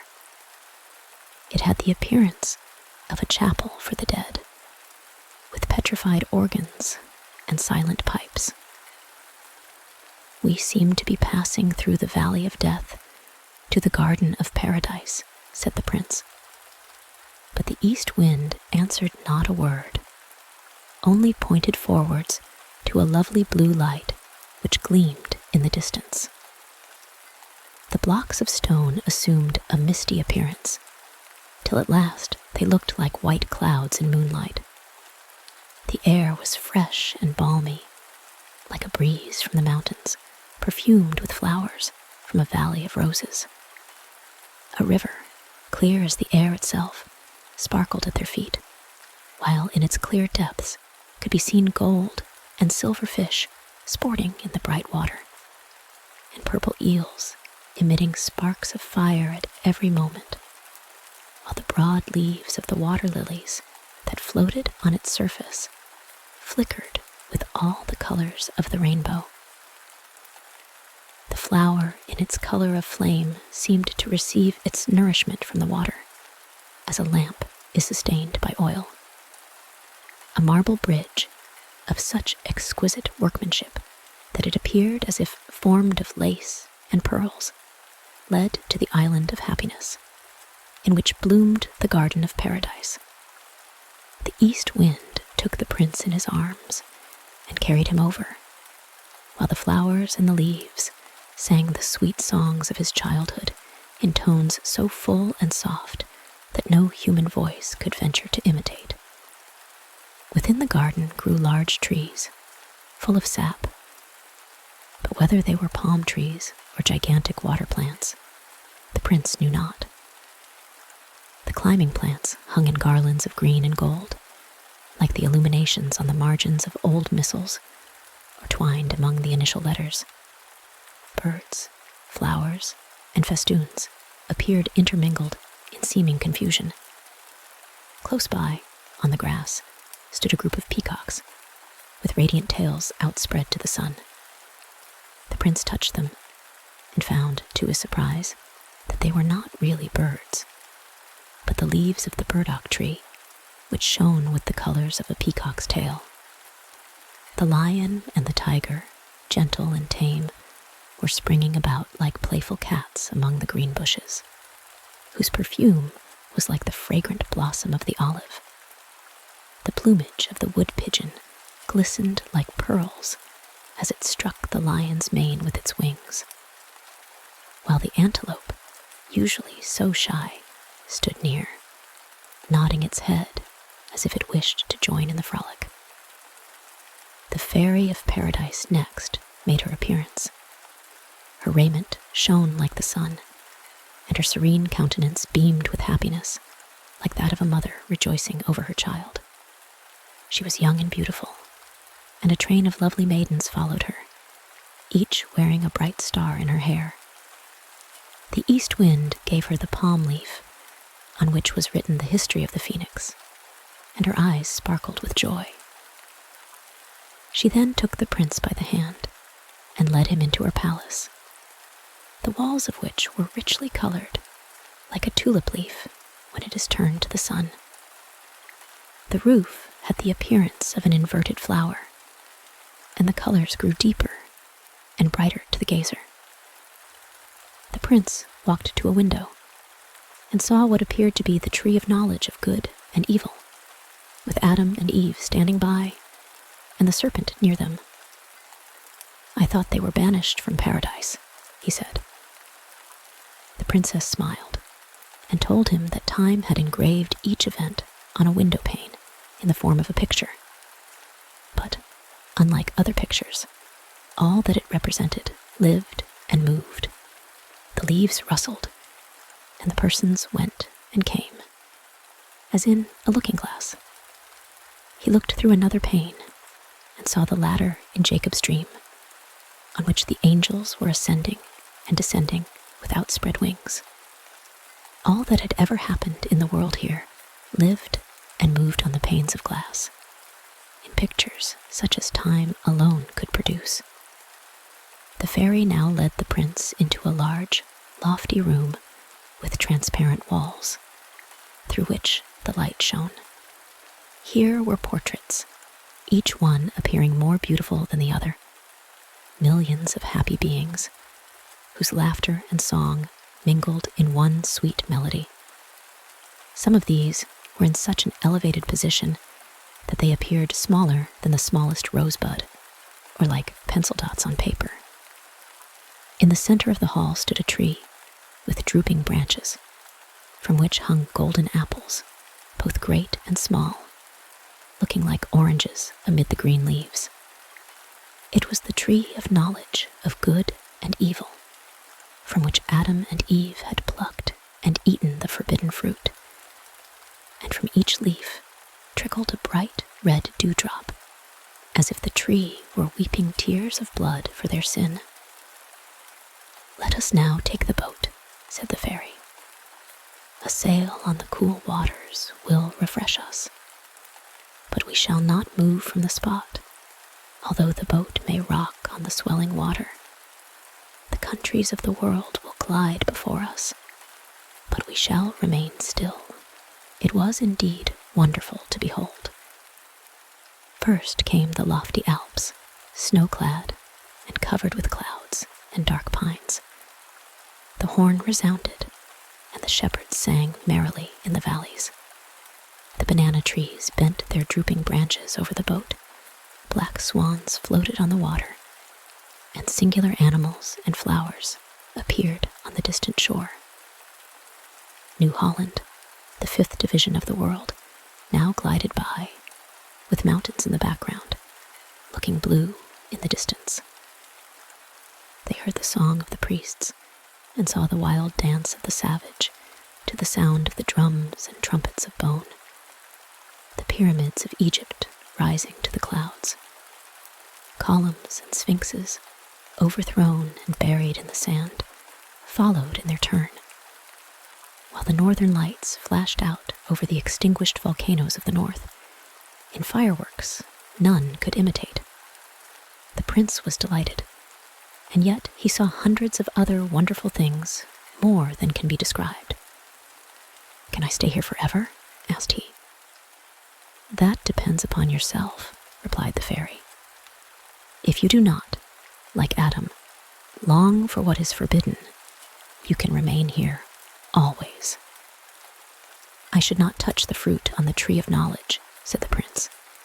"There is abundance of fruit equally beautiful." "Examine your own heart," said the princess, "and if you do not feel sure of its strength, return with the east wind who brought you. He is about to fly back, and will not return here for 100 years. The time will not seem to you more than 100 hours, yet even that is a long time for temptation and resistance.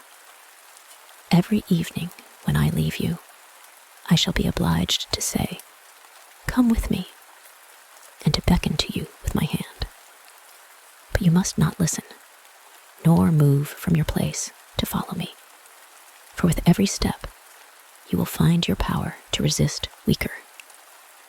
If once you attempted to follow me, you would soon find yourself in the hall, where grows the tree of knowledge, for I sleep beneath its perfumed branches. If you stooped over me, I should be forced to smile. If you then kissed my lips, the garden of paradise would sink into the earth, and to you it would be lost.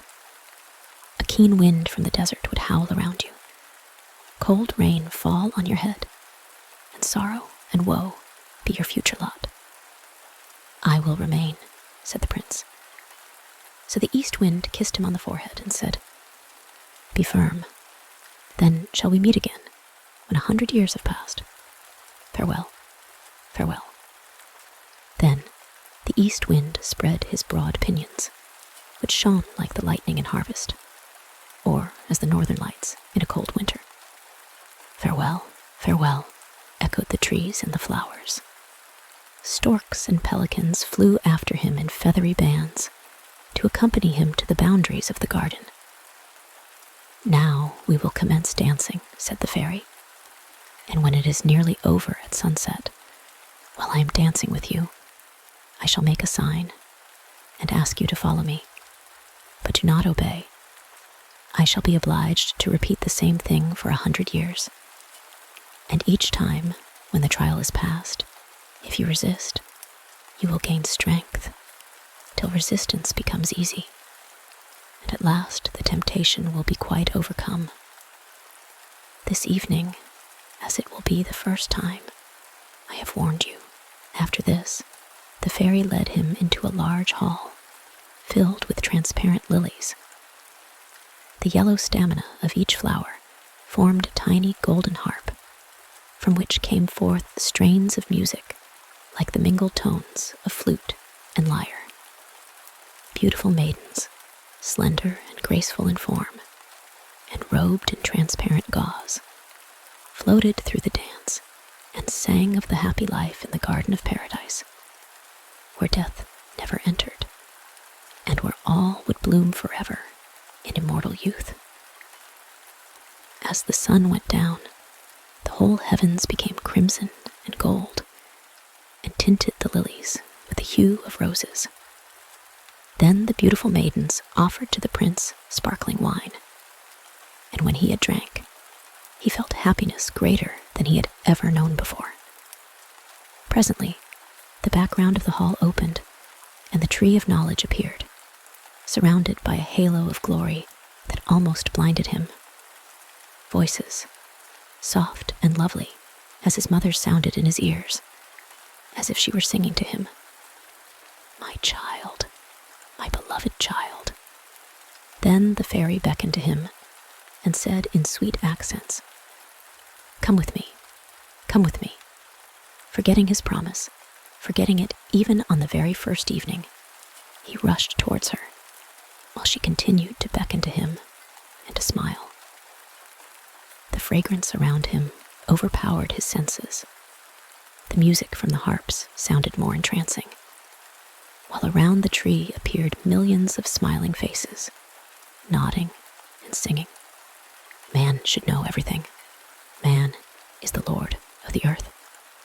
The tree of knowledge no longer wept tears of blood, for the dewdrops shone like glittering stars. "Come, come," continued that thrilling voice, and the prince followed the call. At every step, his cheeks glowed, and the blood rushed wildly through his veins. "I must follow," he cried. "It is not a sin. It cannot be, to follow beauty and joy. I only want to see her sleep, and nothing will happen unless I kiss her, and that I will not do, for I have strength to resist and a determined will." The fairy threw off her dazzling attire, bent back the boughs, and in another moment was hidden among them. "I have not sinned yet," said the prince, "and I will not." And then he pushed aside the boughs to follow the princess. She was lying already asleep, beautiful as only a fairy in the garden of paradise could be. She smiled as he bent over her, and he saw tears trembling out of her beautiful eyelashes. "Do you weep for me?" he whispered. "Oh, weep not, thou loveliest of women. Now do I begin to understand the happiness of paradise. I feel it to my inmost soul, in every thought. A new life is born within me. One moment of such happiness is worth an eternity of darkness and woe."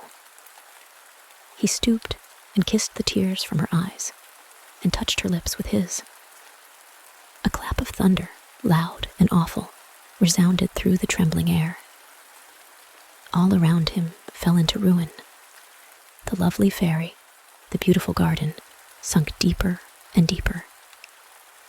The prince saw it sinking down in the dark night till it shone only like a star in the distance beneath him. Then he felt a coldness, like death, creeping over him. His eyes closed, and he became insensible. When he recovered, a chilling rain was beating upon him, and a sharp wind blew on his head. "Alas, what have I done?" he sighed. "I have sinned like Adam, and the garden of paradise has sunk into the earth."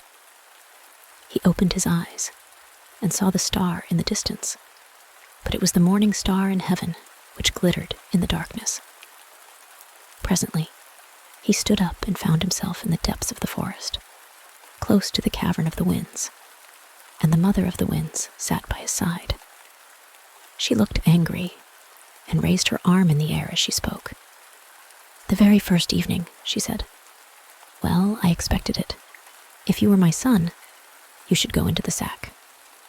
"And there he will have to go at last," said a strong old man, with large black wings, and a scythe in his hand, whose name was Death. "He shall be laid in his coffin, but not yet. I will allow him to wander about the world for a while, to atone for his sin, and to give him time to become better. But I shall return when he least expects me. I shall lay him in a black coffin, place it on my head, and fly away with it beyond the stars. There also blooms a garden of paradise, and if he is good and pious, he will be admitted. But if his thoughts are bad, and his heart is full of sin, he will sink with his coffin deeper than the garden of paradise has sunk. Once in every 1,000 years, I shall go and fetch him, when he will either be condemned to sink still deeper, or be raised to a happier life in the world beyond the stars. The end. The Philosopher's Stone. Far away towards the east, in India, which seemed in those days the world's end, stood the tree of the sun, a noble tree such as we have never seen, and perhaps never may see. The summit of this tree spread itself for miles, like an entire forest, each of its smaller branches forming a complete tree. Palms, beech trees, pines, plane trees, and various other kinds, which are found in all parts of the world, were here like small branches, shooting forth from the great tree, while the larger boughs, with their knots and curves, formed valleys and hills, clothed with velvety green and covered with flowers. Everywhere, it was like a blooming meadow or a lovely garden. Here were birds from all quarters of the world assembled together. Birds from the primeval forests of America, from the rose gardens of Damascus, and from the deserts of Africa, in which the elephant and the lion may boast of being the only rulers. Birds from the polar regions came flying here, and of course, the stork and the swallow were not absent. But the birds were not the only living creatures. There were stags, squirrels, antelopes, and hundreds of other beautiful and light-footed animals here found a home.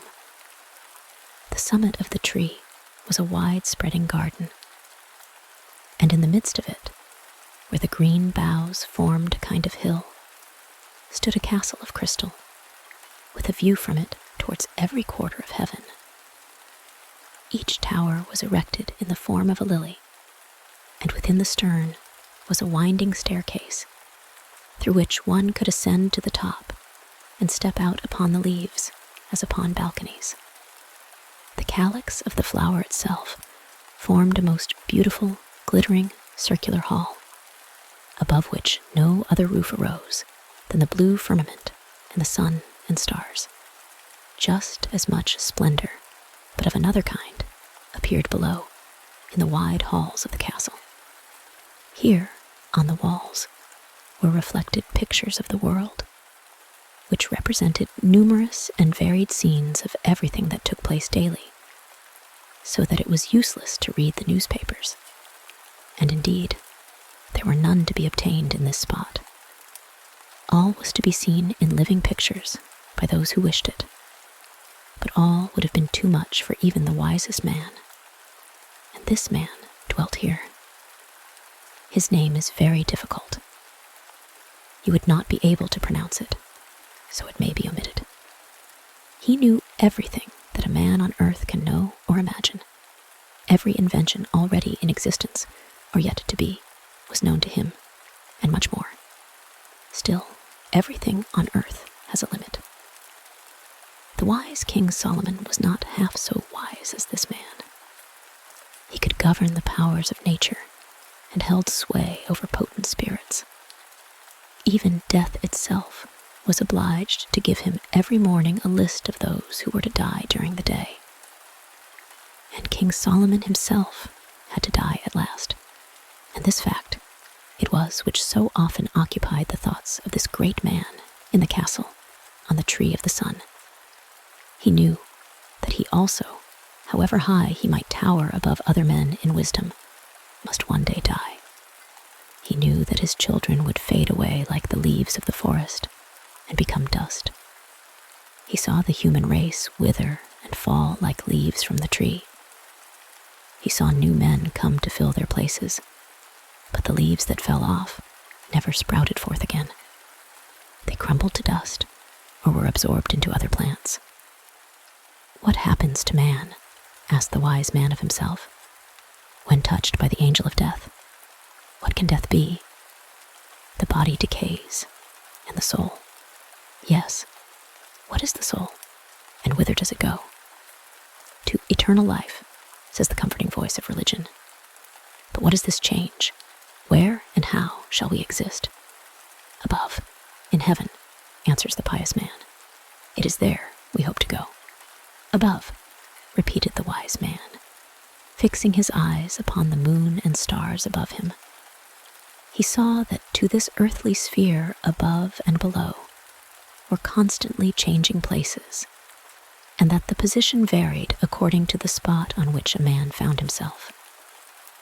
He knew, also, that even if he ascended to the top of the highest mountain, which rears its lofty summit on this earth, the air, which to us seems clear and transparent, would there be dark and cloudy.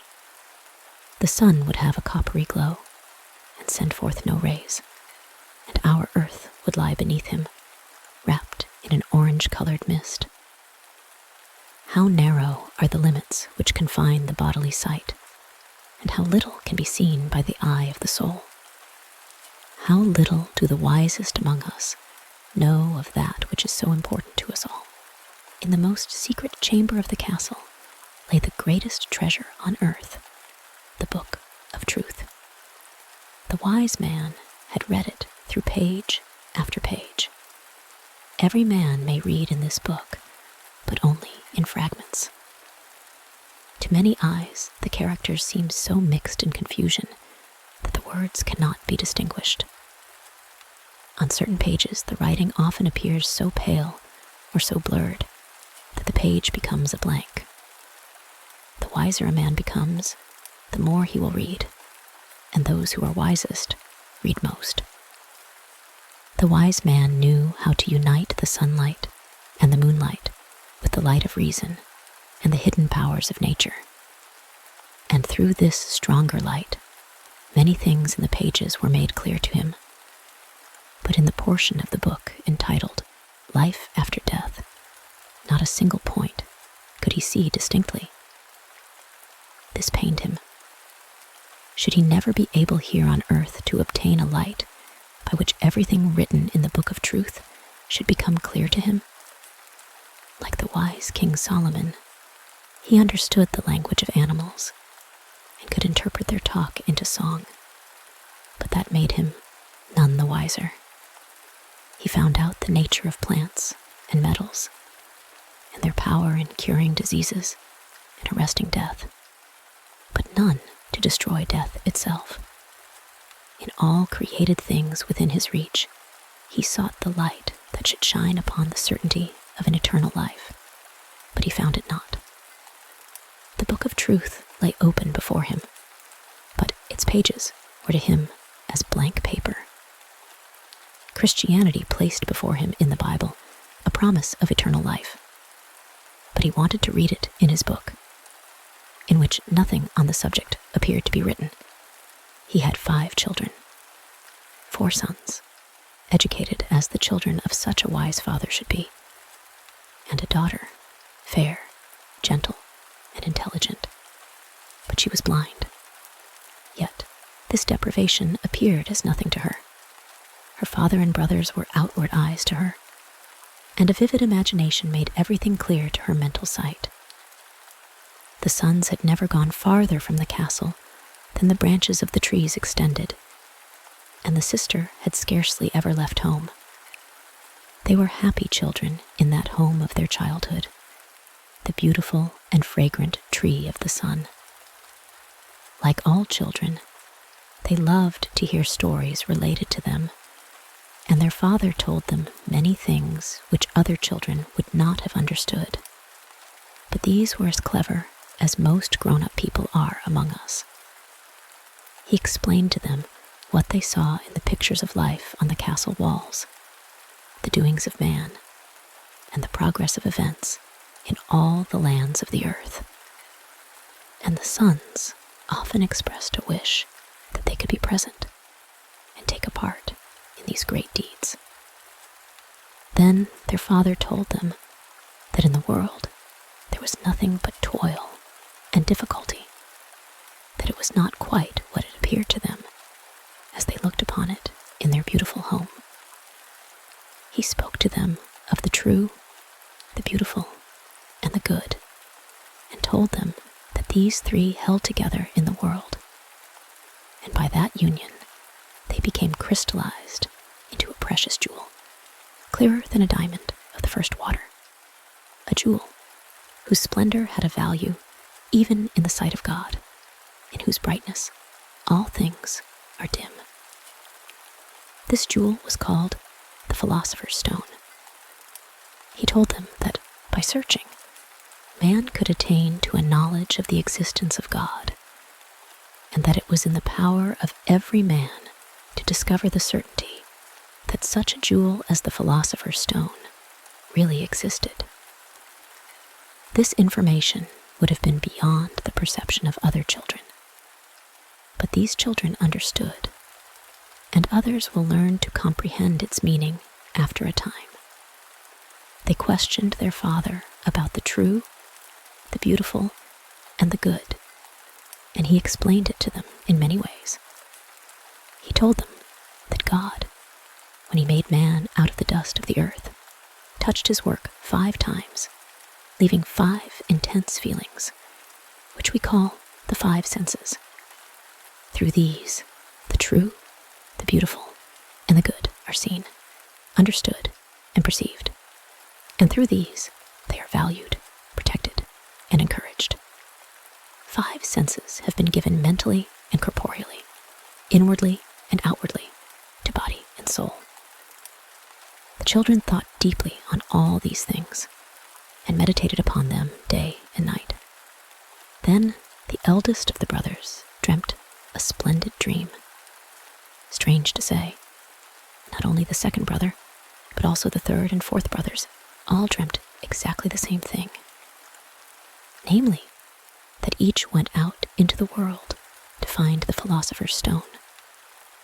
Each dreamt that he found it, and that, as he rode back on his swift horse in the morning dawn over the velvety green meadows to his home in the castle of his father, that the stone gleamed from his forehead like a beaming light, and threw such a bright radiance upon the pages of the Book of Truth that every word was illuminated which spoke of the life beyond the grave. But the sister had no dream of going out into the wide world. It never entered her mind. Her world was her father's house. "I shall ride forth into the wide world," said the eldest brother. "I must try what life is like there as I mix with men. I will practice only the good and true. With these, I will protect the beautiful. Much shall be changed for the better while I am there." Now, these thoughts were great and daring, as our thoughts generally are at home, before we have gone out into the world and encountered its storms and tempests, its thorns and its thistles.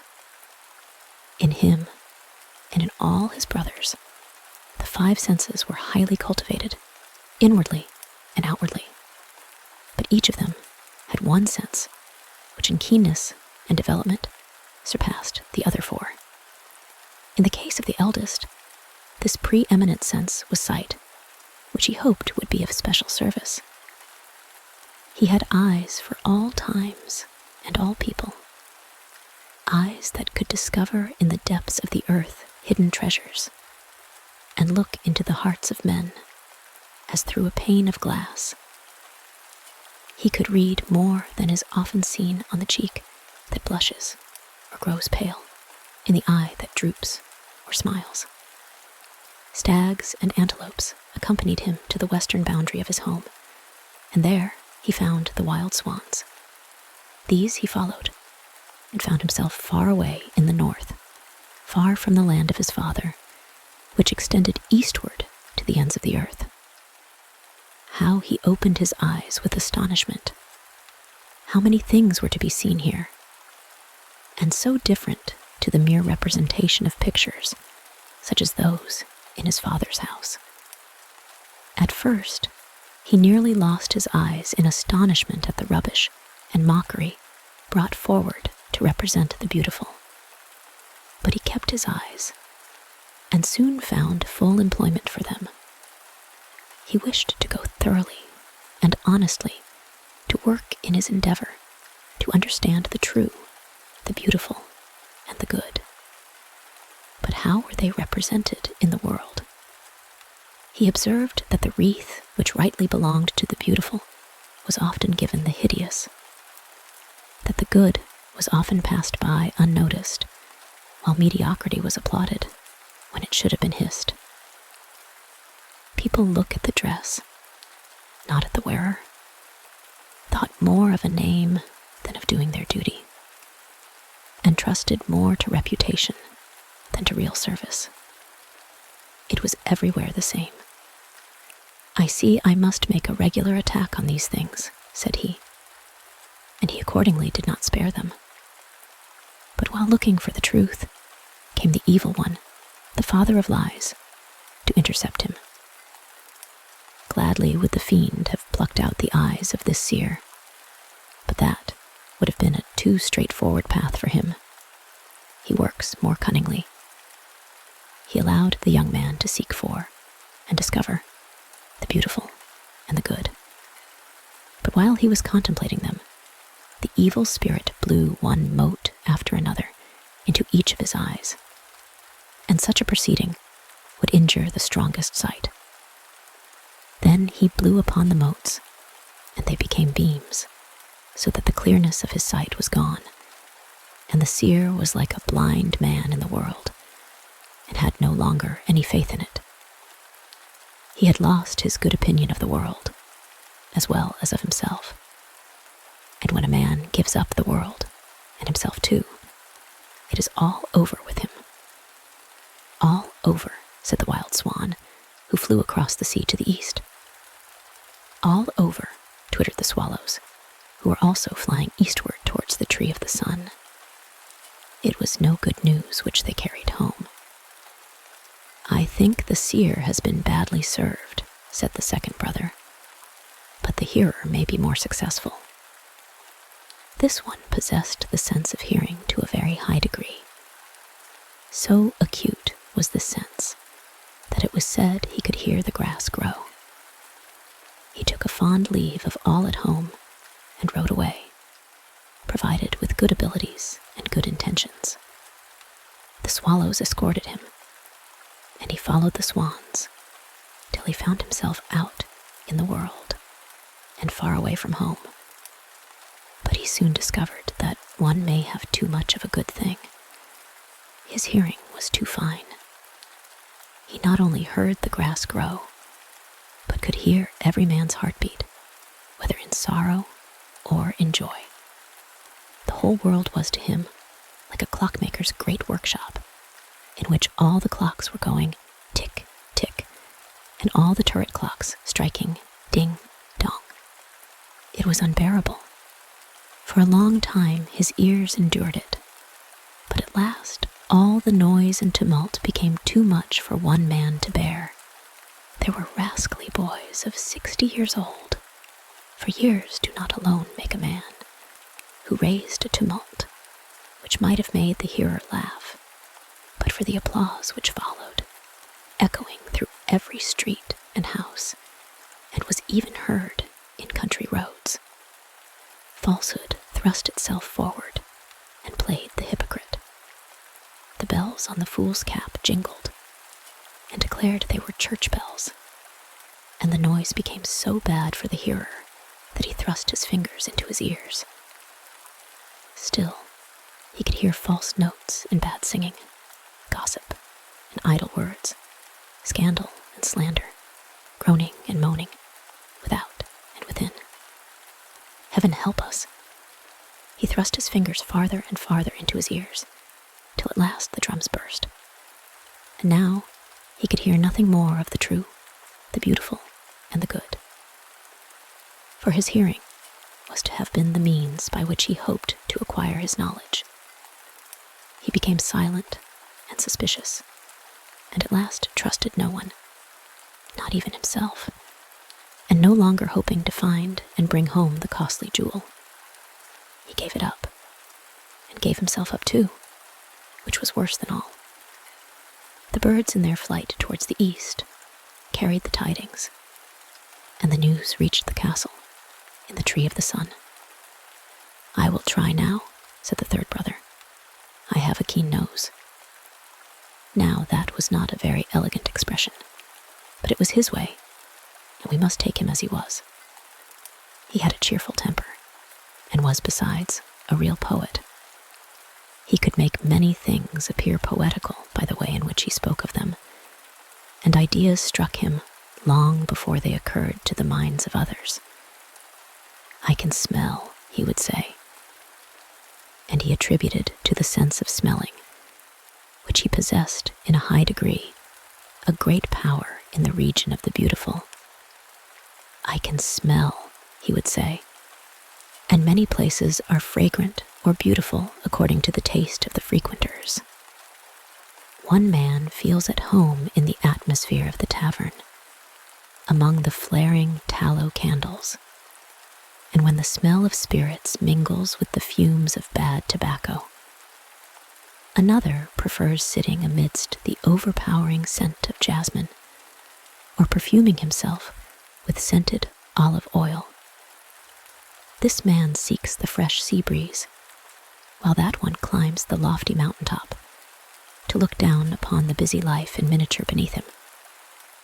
As he spoke in this way, it seemed as if he had already been out in the world, as if he had already known and associated with man. But this experience was intuitive. It was the poetry within him, a gift from heaven bestowed on him in his cradle. He bade farewell to his parental roof in the Tree of the Sun, and departed on foot from the pleasant scenes that surrounded his home. Arrived at its confines, he mounted on the back of an ostrich, which runs faster than a horse, and afterwards, when he fell in with the wild swans, he swung himself on the strongest of them, for he loved change, and away he flew over the sea to distant lands, where there were great forests, deep lakes, lofty mountains, and proud cities. Wherever he came, it seemed as if sunshine traveled with him across the fields, for every flower, every bush, exhaled a renewed fragrance, as if conscious that a friend and protector was near, one who understood them and knew their value. The stunted rose bush shot forth twigs, unfolded its leaves, and bore the most beautiful roses. Everyone could see it, and even the black, slimy wood snail noticed its beauty. "I will give my seal to the flower," said the snail. "I have trailed my slime upon it. I can do no more." "Thus it always fares with the beautiful in this world," said the poet. And he made a song upon it, and sung it after his own fashion. But nobody listened. Then he gave a drummer 2 pence and a peacock's feather, and composed a song for the drum, and the drummer beat it through the streets of the town. And when the people heard it, they said, "That is a capital tune." The poet wrote many songs about the true, the beautiful, and the good. His songs were listened to in the tavern, where the tallow candles flared, in the fresh clover field, in the forest, and on the high seas. And it appeared as if this brother was to be more fortunate than the other two. But the evil spirit was angry at this. So he set to work with soot and incense, which he can mix so artfully as to confuse an angel, and how much more easily a poor poet. The evil one knew how to manage such people. He so completely surrounded the poet with incense that the man lost his head, forgot his mission and his home, and at last lost himself and vanished in smoke. But when the little birds heard of it, They mourned, and for 3 days they sang not one song. The black wood snail became blacker still, not for grief, but for envy. They should have offered me incense, he said, for it was I who gave him the idea of the most famous of his songs, the drum song of The Way of the World. And it was I who spat at the rose. I can bring a witness to that fact. But no tidings of all this reached the poet's home in India. The birds had all been silent for 3 days, and when the time of mourning was over, so deep had been their grief that they had forgotten for whom they wept. Such is the way of the world. Now I must go out into the world and disappear like the rest, said the fourth brother. He was as good-tempered as the third, but no poet, though he could be witty. The 2 eldest had filled the castle with joyfulness, and now the last brightness was going away. Sight and hearing have always been considered 2 of the chief senses among men, and those which they wish to keep bright. The other senses are looked upon as of less importance. But the younger son had a different opinion. He had cultivated his taste in every way, and taste is very powerful. It rules over what goes into the mouth, as well as over all which is presented to the mind. And, consequently, this brother took upon himself to taste everything stored up in bottles or jars. This he called the rough part of his work. Every man's mind was to him as a vessel in which something was concocting. Every land, a kind of mental kitchen. There are no delicacies here, he said. So he wished to go out into the world to find something delicate to suit his taste. Perhaps fortune may be more favorable to me than it was to my brothers. I shall start on my travels, but what conveyance shall I choose? Are air balloons invented yet? He asked of his father, who knew of all inventions that had been made, or would be made. Air balloons had not then been invented, nor steamships, nor railways. Good, said he. Then I shall choose an air balloon. My father knows how they are to be made and guided. Nobody has invented one yet, and the people will believe that it is an aerial phantom. When I have done with the balloon, I shall burn it. And for this purpose, you must give me a few pieces of another invention, which will come next. I mean, a few chemical matches. He obtained what he wanted and flew away. The birds accompanied him farther than they had the other brothers. They were curious to know how this flight would end. Many more of them came swooping down. They thought it must be some new bird, and he soon had a goodly company of followers. They came in clouds, till the air became darkened with birds, as it was with the cloud of locusts over the land of Egypt. And now he was out in the wide world. The balloon descended over one of the greatest cities, and the aeronaut took up his station at the highest point, on the church steeple. The balloon rose again into the air, which it ought not to have done. What became of it is not known, neither is it of any consequence, for balloons had not then been invented. There he sat on the church steeple. The birds no longer hovered over him. They had got tired of him, and he was tired of them. All the chimneys in the town were smoking. There are altars erected to my honor, said the wind, who wished to say something agreeable to him as he sat there boldly looking down upon the people in the street. There was one stepping along, proud of his purse, another of the key he carried behind him, though he had nothing to lock up. Another took a pride in his moth-eaten coat, and another in his mortified body. Vanity, all vanity, he exclaimed. I must go down there by and by, and touch and taste. But I shall sit here a little while longer, for the wind blows pleasantly at my back. I shall remain here as long as the wind blows, and enjoy a little rest. It is comfortable to sleep late in the morning when one had a great deal to do, said the sluggard. So I shall stop here as long as the wind blows, for it pleases me. And there he stayed. But as he was sitting on the weathercock of the steeple, which kept turning round and round with him, he was under the false impression that the same wind still blew, and that he could stay where he was without expense. But in India, in the castle on the tree of the sun, all was solitary and still, since the brothers had gone away, one after the other. Nothing goes well with them, said the father. They will never bring the glittering jewel home. It is not made for me. They are all dead and gone. Then he bent down over the book of truth and gazed on the page on which he should have read of the life after death. But for him, there was nothing to be read or learned upon it. His blind daughter was his consolation and joy. She clung to him with sincere affection, and for the sake of his happiness and peace, she wished the costly jewel could be found and brought home. With longing tenderness, she thought of her brothers. Where were they?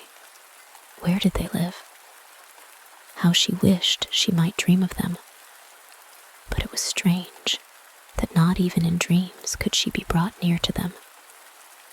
But at last, one night, she dreamt that she heard the voices of her brothers calling to her from the distant world, and she could not refrain herself, but went out to them. And yet, it seemed in her dream that she still remained in her father's house. She did not see her brothers, but she felt as it were a fire burning in her hand, which, however, did not hurt her, for it was the jewel she was bringing to her father. When she awoke, she thought for a moment that she still held the stone, but she only grasped the knob of her distaff. During the long evenings, she had spun constantly, and round the distaff were woven threads finer than the web of a spider. Human eyes could never have distinguished these threads when separated from each other, but she had wetted them with her tears, and the twist was as strong as a cable. She rose with the impression that her dream must be a reality, and her resolution was taken. It was still night, and her father slept. She pressed a kiss upon his hand, and then took her distaff and fastened the end of the thread to her father's house. But for this, blind as she was, she would never have found her way home again. To this thread she must hold fast, and trust not to others, or even to herself. From the tree of the sun she broke 4 leaves, which she gave up to the wind and the weather, that they might be carried to her brothers as letters and a greeting, in case she did not meet them in the wide world. Poor blind child, what would become of her in those distant regions? But she had the invisible thread to which she could hold fast, and she possessed a gift which all the others lacked. This was a determination to throw herself entirely into whatever she undertook, and it made her feel as if she had eyes, even at the tips of her fingers, and could hear down into her very heart. Quietly, she went forth into the noisy, bustling, wonderful world, and wherever she went, the skies grew bright, and she felt the warm sunbeam, and a rainbow above in the blue heavens seemed to span the dark world. She heard the song of the birds, and smelt the scent of the orange groves and apple orchards so strongly that she seemed to taste it. Soft tones and charming songs reached her ear, as well as harsh sounds and rough words, thoughts and opinions in strange contradiction to each other. Into the deepest recesses of her heart penetrated the echoes of human thoughts and feelings. Now she heard the following words sadly sung. Life is a shadow that flits away in a night of darkness and woe.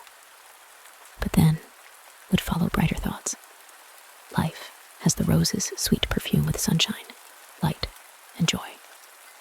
And if one stanza sounded painfully, each mortal thinks of himself alone, is a truth, alas, too clearly known. Then, on the other hand, came the answer. Love, like a mighty flowing stream, fills every heart with its radiant gleam. She heard, indeed, such words as these. In the pretty turmoil here below, all is a vain and paltry show. Then came also words of comfort. Great and good are the actions done by many whose worth is never known. And if sometimes the mocking strain reached her, why not join in the jesting cry that contemns all gifts from the throne on high? In the blind girl's heart, a stronger voice repeated, to trust in thyself, and God is best, in his holy will forever to rest. But the evil spirit could not see this and remain contented. He has more cleverness than 10,000 men, and he found means to compass his end.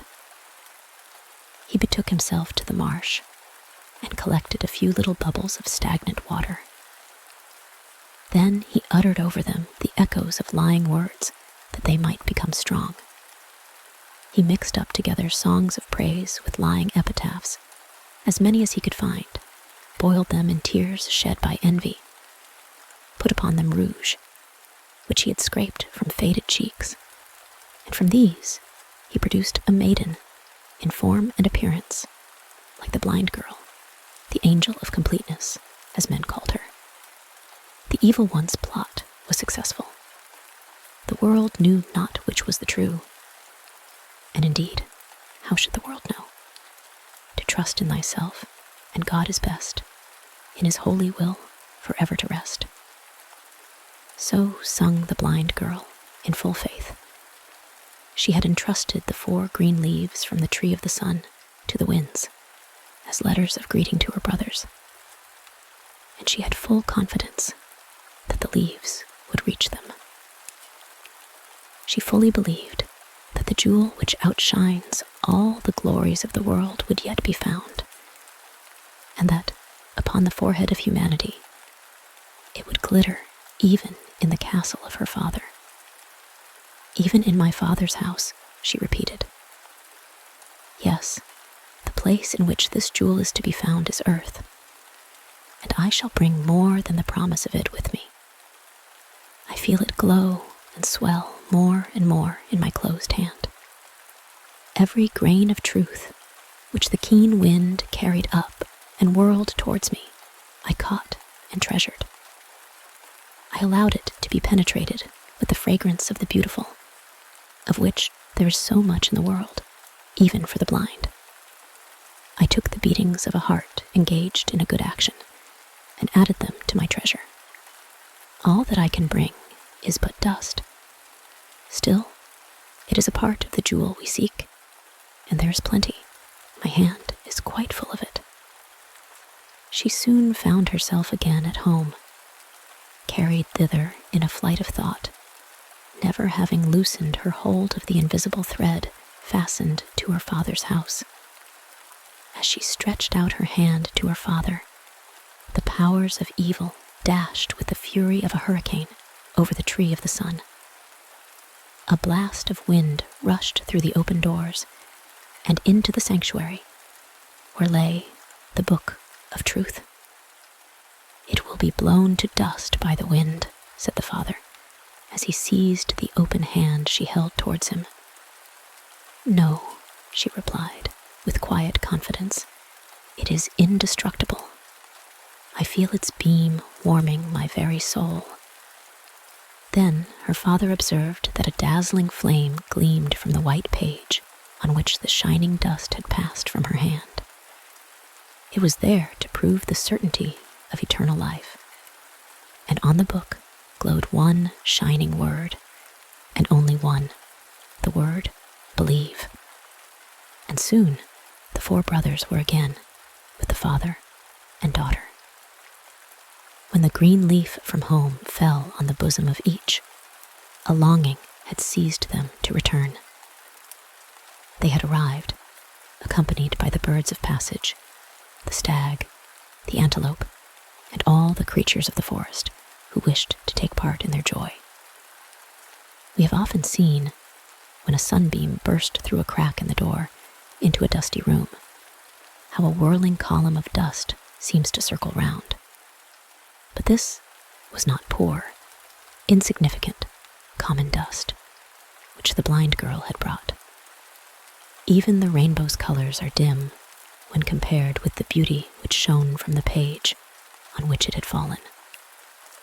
The beaming word, believe, from every grain of truth, had the brightness of the beautiful and the good, more bright than the mighty pillar of flame that led Moses and the children of Israel to the land of Canaan. And from the word believe arose the bridge of hope, reaching even to the unmeasurable love in the realms of the infinite. The end. The Portuguese Duck. A duck once arrived from Portugal, but there were some who said she came from Spain, which is almost the same thing. At all events, she was called the Portuguese, and she laid eggs, was killed, and cooked, and there was an end of her. But the ducklings which crept forth from the eggs were also called Portuguese, and about that there may be some question. But of all the family, one only remained in the duckyard, which may be called a farmyard, as the chickens were admitted. And the cock strutted about in a very hostile manner. "He annoys me with his loud crowing," said the Portuguese duck. "But still, he's a handsome bird. There's no denying that, although he's not a drake.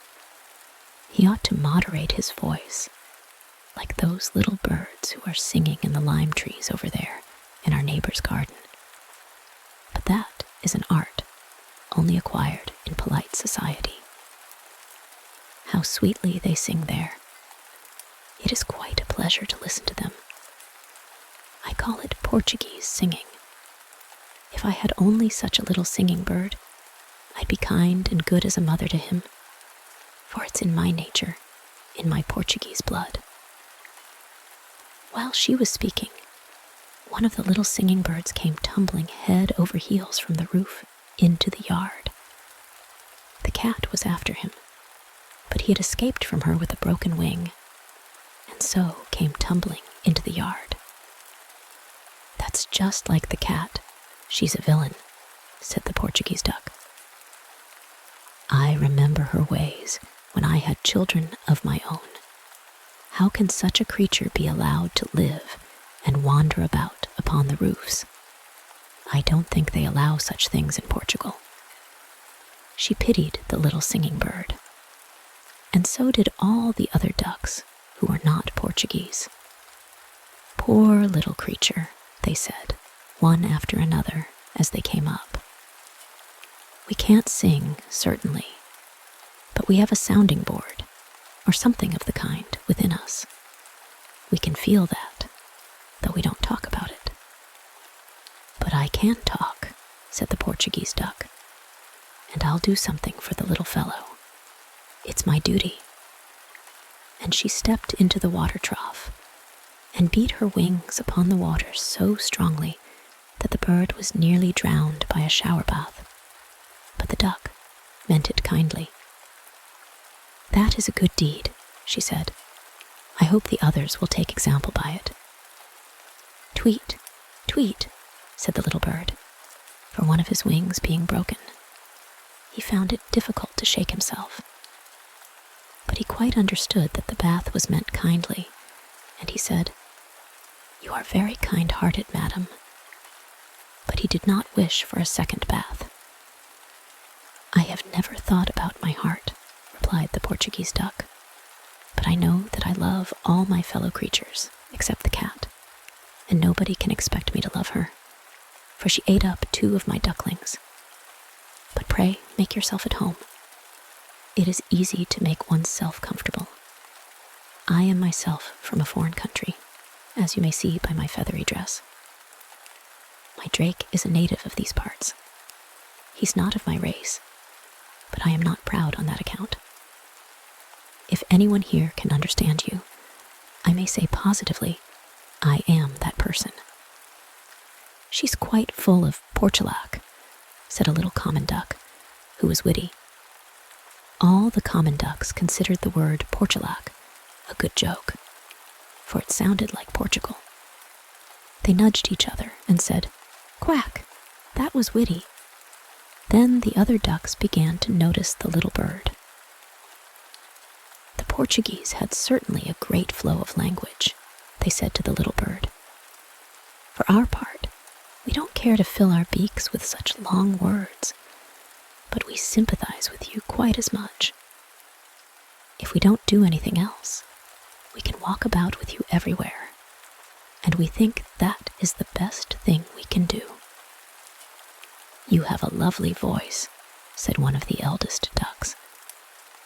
It must be great satisfaction to you to be able to give so much pleasure as you do. I am certainly no judge of your singing, so I keep my beak shut, which is better than talking nonsense, as others do. Don't plague him so, interposed the Portuguese duck.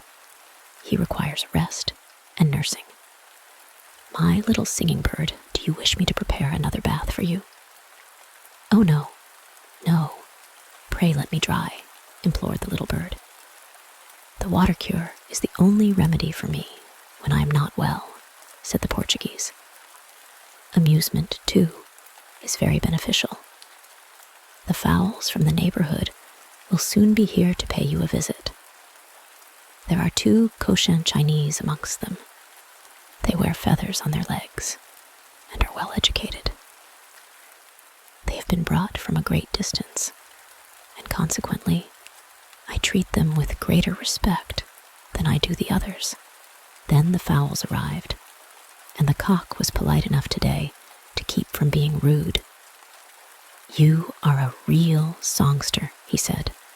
You do as much with your little voice as it is possible to do.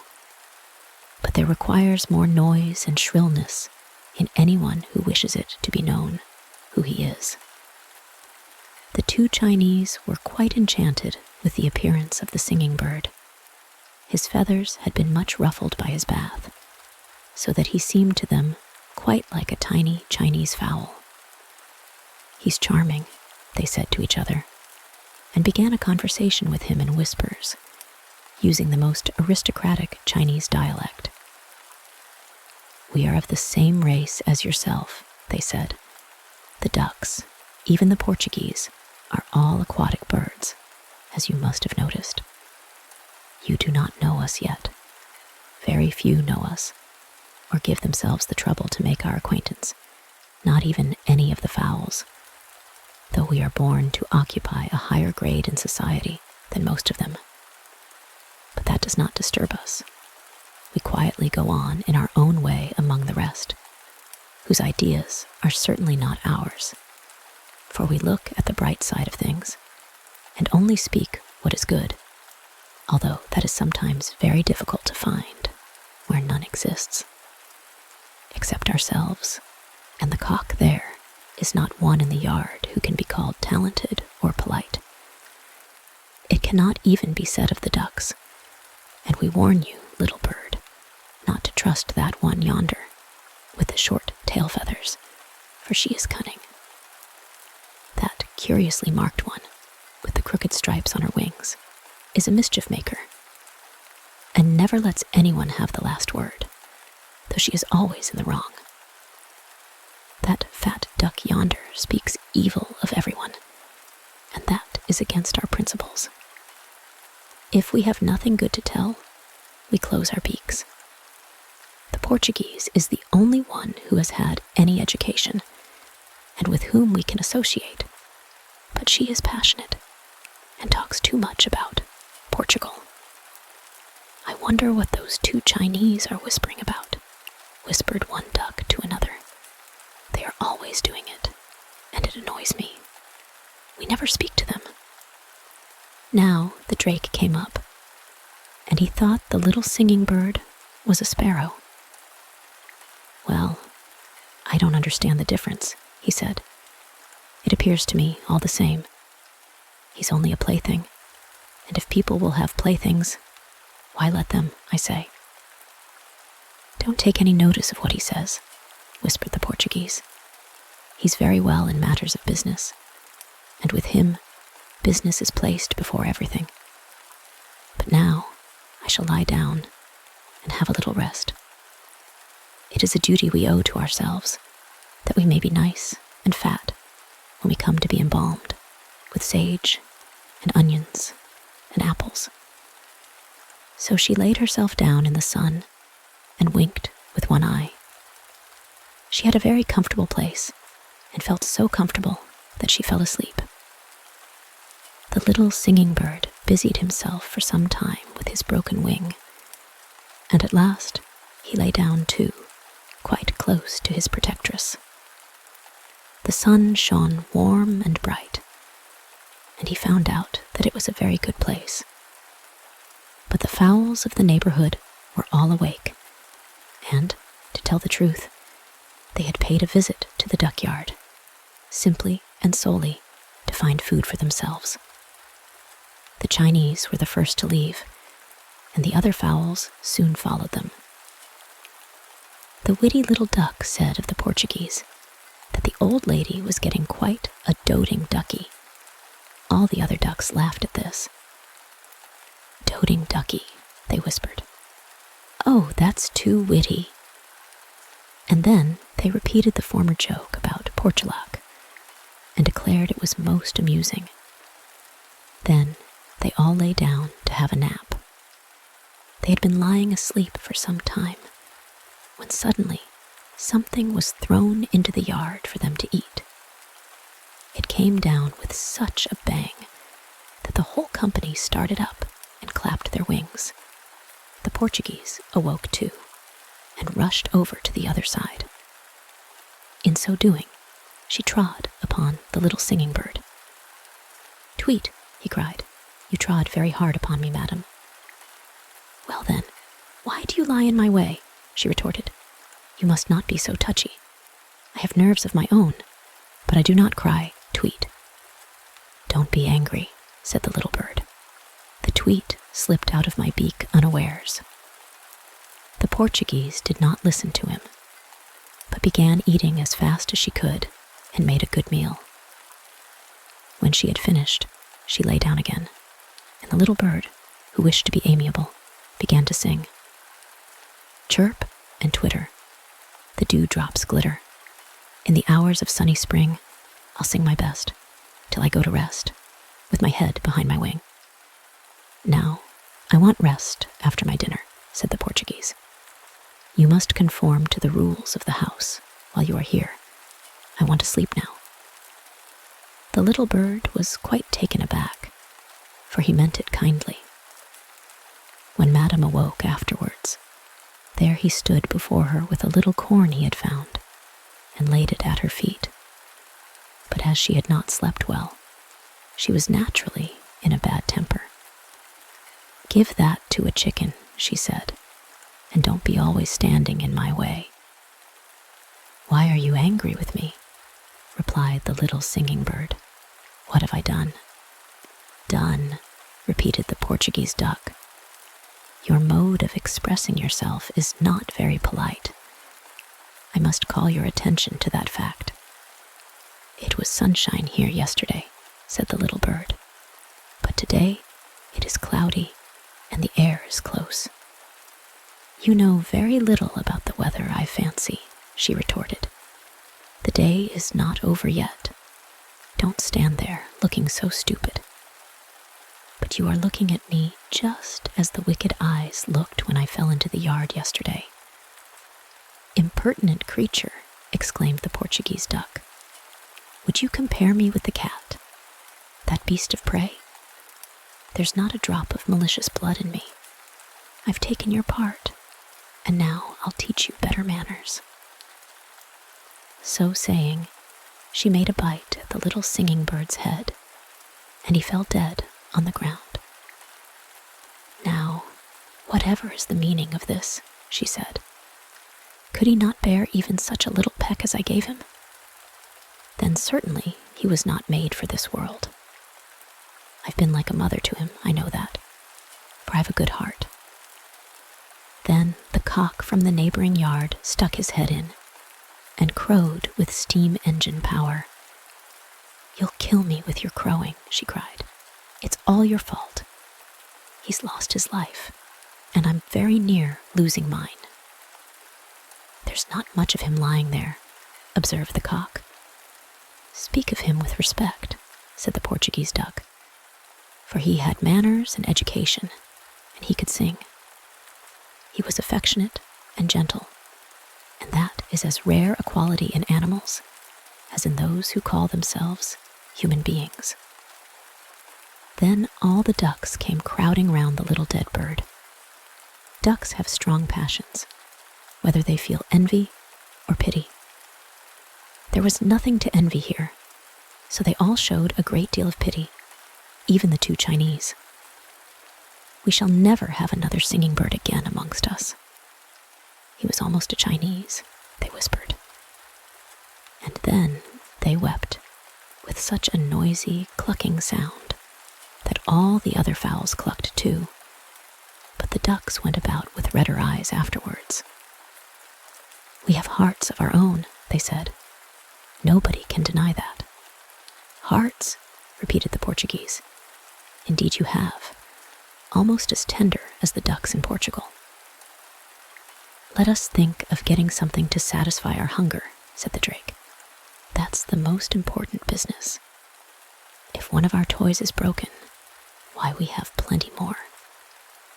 The end. The Phoenix Bird. In the garden of paradise, beneath the tree of knowledge, bloomed a rose bush. Here, in the first rose, a bird was born. His flight was like the flashing of light. His plumage was beauteous, and his song ravishing. But when Eve plucked the fruit of the tree of knowledge of good and evil, when she and Adam were driven from paradise, there fell from the flaming sword of the cherub a spark into the nest of the bird, which blazed up forthwith. The bird perished in the flames, but from the red egg in the nest there fluttered aloft a new one, the one solitary phoenix bird. The fable tells that he dwells in Arabia, and that every 100 years he burns himself to death in his nest. But each time a new phoenix, the only one in the world, rises up from the red egg. The bird flutters round us, swift as light, beauteous in color, charming in song. When a mother sits by her infant's cradle, he stands on the pillow, and with his wings forms a glory around the infant's head. He flies through the chamber of content and brings sunshine into it, and the violets on the humble table smell doubly sweet. But the phoenix is not the bird of Arabia alone. He wings his way in the glimmer of the northern lights over the plains of Lapland and hops among the yellow flowers in the short Greenland summer. Beneath the copper mountains of Fablin and England's coal mines, he flies, in the shape of a dusty moth, over the hymn book that rests on the knees of the pious miner. On a lotus leaf, he floats down the sacred waters of the Ganges, and the eye of the Hindu maid gleams bright when she beholds him. The phoenix bird, dost thou not know him? The bird of paradise, the holy swan of song. On the car of Thespis, he sat in the guise of a chattering raven and flapped his black wings, smeared with the lees of wine. Over the sounding harp of Iceland swept the swan's red beak. On Shakespeare's shoulder, he sat in the guise of Odin's raven and whispered in the poet's ear, immortality. And at the minstrel's feast, he fluttered through the halls of the Wartburg, phoenix bird, dost thou not know him? He sang to thee the Marseillaise, and thou kissedst the pen that fell from his wing. He came in the radiance of paradise, and perchance thou didst turn away from him towards the sparrow who sat with tinsel on his wings. The bird of paradise, renewed each century, born in flame, ending in flame. Thy picture, in a golden frame, hangs in the halls of the rich, but thou thyself often fliest around, lonely and disregarded, a myth, the phoenix of Arabia. In paradise, when thou wert born in the first rose, beneath the tree of knowledge, thou receivedst a kiss, and thy right name was given thee, thy name, Poetry. The end. The porter's son. The general lived in the grand first floor, and the porter lived in the cellar. There was a great distance between the two families, the whole of the ground floor, and the difference in rank. But they lived in the same house, and both had a view of the street and of the courtyard. In the courtyard was a grass plot, on which grew a blooming acacia tree when it was in bloom. And under this tree sat occasionally the finely dressed nurse, with the still more finely dressed child of the general, little Emily. Before them danced about barefoot the little son of the porter, with his great brown eyes and dark hair. And the little girl smiled at him and stretched out her hands towards him.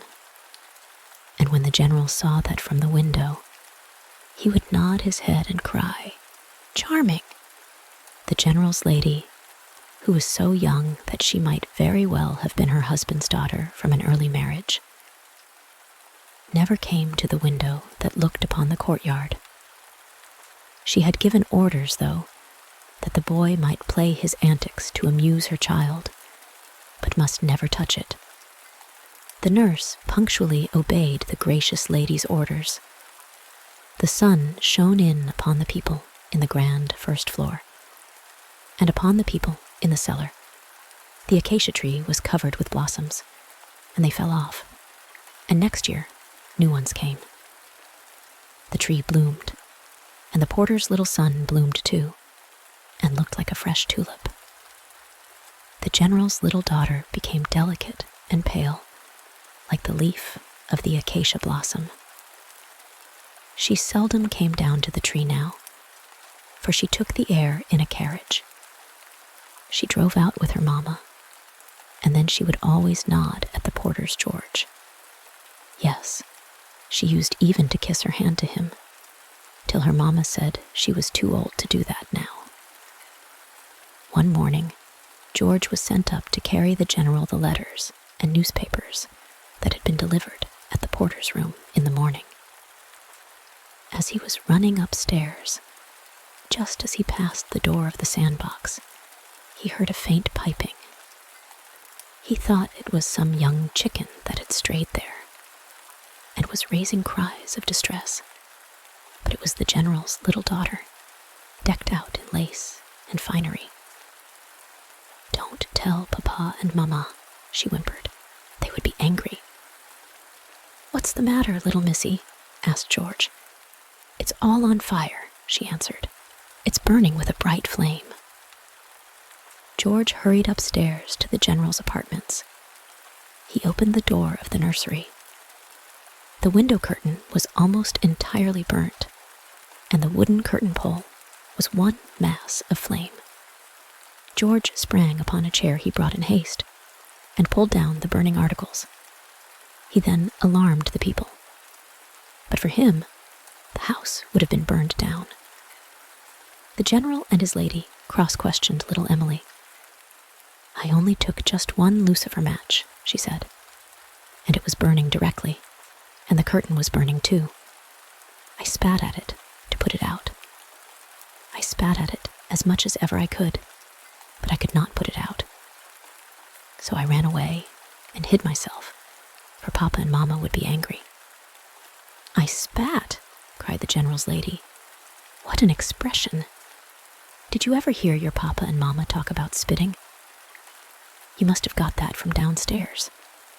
And George had a penny given him. But this penny did not go to the baker's shop, but into the savings box. And soon there were so many pennies in the savings box that he could buy a paint box and color the drawings he made. And he had a great number of drawings. They seemed to shoot out of his pencil and out of his fingers' ends.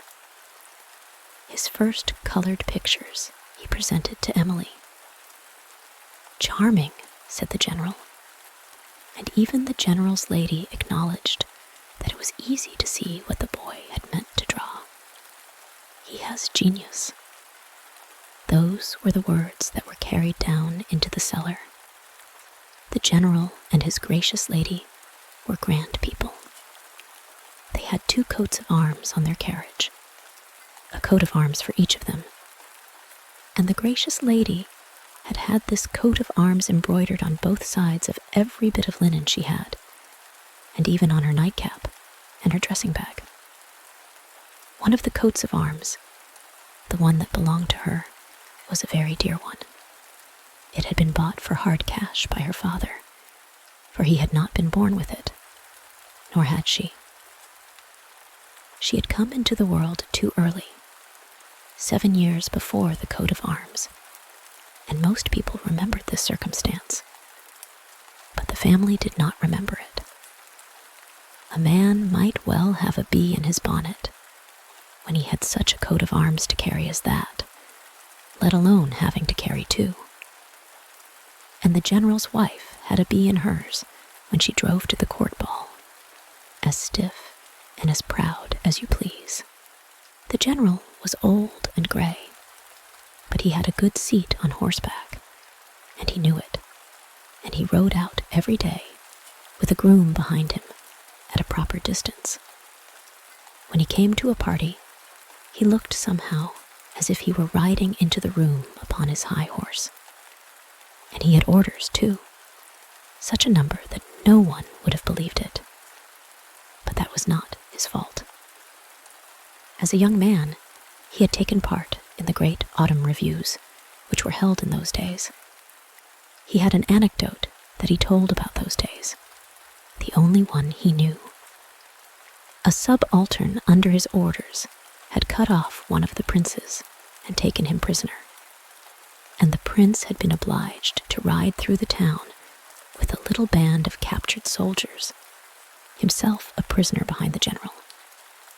This was an ever-memorable event, and was always told over and over again every year by the general, who, moreover, always repeated the remarkable words he had used when he returned his sword to the prince. Those words were, "Only my subaltern could have taken your highness prisoner. I could never have done it." And the prince had replied, "You are incomparable." In a real war, the general had never taken part. When war came into the country, he had gone on a diplomatic career to foreign courts. He spoke the French language so fluently that he had almost forgotten his own. He could dance well, he could ride well, and orders grew on his coat in an astounding way. The sentries presented arms to him. One of the most beautiful girls presented arms to him and became the general's lady. And in time, they had a pretty, charming child that seemed as if it had dropped from heaven. It was so pretty. And the porter's son danced before it in the courtyard as soon as it could understand it, and gave her all his colored pictures, and little Emily looked at them and was pleased and tore them to pieces. She was pretty and delicate indeed. "My little rose leaf," said the general's lady, "thou art born to wed a prince." The prince was already at the door, but they knew nothing of it. People don't see far beyond the threshold. "The day before yesterday, our boy divided his bread and butter with her," said the porter's wife. "There was neither cheese nor meat upon it, but she liked it as well as if it had been roast beef. There would have been a fine noise if the general and his wife had seen the feast, but they did not see it. George had divided his bread and butter with little Emily, and he would have divided his heart with her if it would have pleased her. He was a good boy, brisk and clever, and he went to the night school in the academy now to learn to draw properly. Little Emily was getting on with her education too, for she spoke French with her bonnet and had a dancing master. George will be confirmed at Easter, said the porter's wife, for George had got so far as this. It would be the best thing now to make an apprentice of him, said his father. It must be to some good calling, and then he would be out of the house. He would have to sleep out of the house, said George's mother. It is not easy to find a master who has room for him at night, and we shall have to provide him with clothes too. The little bit of eating that he wants can be managed for him, for he's quite happy with a few boiled potatoes, and he gets taught for nothing. Let the boy go his own way. You will say that he will be our joy some day, and the professor says so too. The confirmation suit was ready. The mother had worked it herself, but the tailor who did repairs had cut them out, and a capital cutter-out he was. If he had had a better position and been able to keep a workshop and journeyman, the porter's wife said, he might have been a court tailor. The clothes were ready, and the candidate for confirmation was ready. On his confirmation day, George received a great pinchbeck watch from his godfather, the old ironmonger's shopman, the richest of his godfathers. The watch was an old and tried servant. It always went too fast, but that is better than to be lagging behind. That was a costly present. And from the general's apartment there arrived a hymn book bound in morocco, sent by the little lady to whom George had given pictures. At the beginning of the book his name was written, and her name as his gracious patroness. These words had been written at the dictation of the general's lady, and the general had read the inscription and pronounced it charming. That is really a great attention from a family of such position, said the porter's wife, and George was sent upstairs to show himself in his confirmation clothes, with the hymn book in his hand.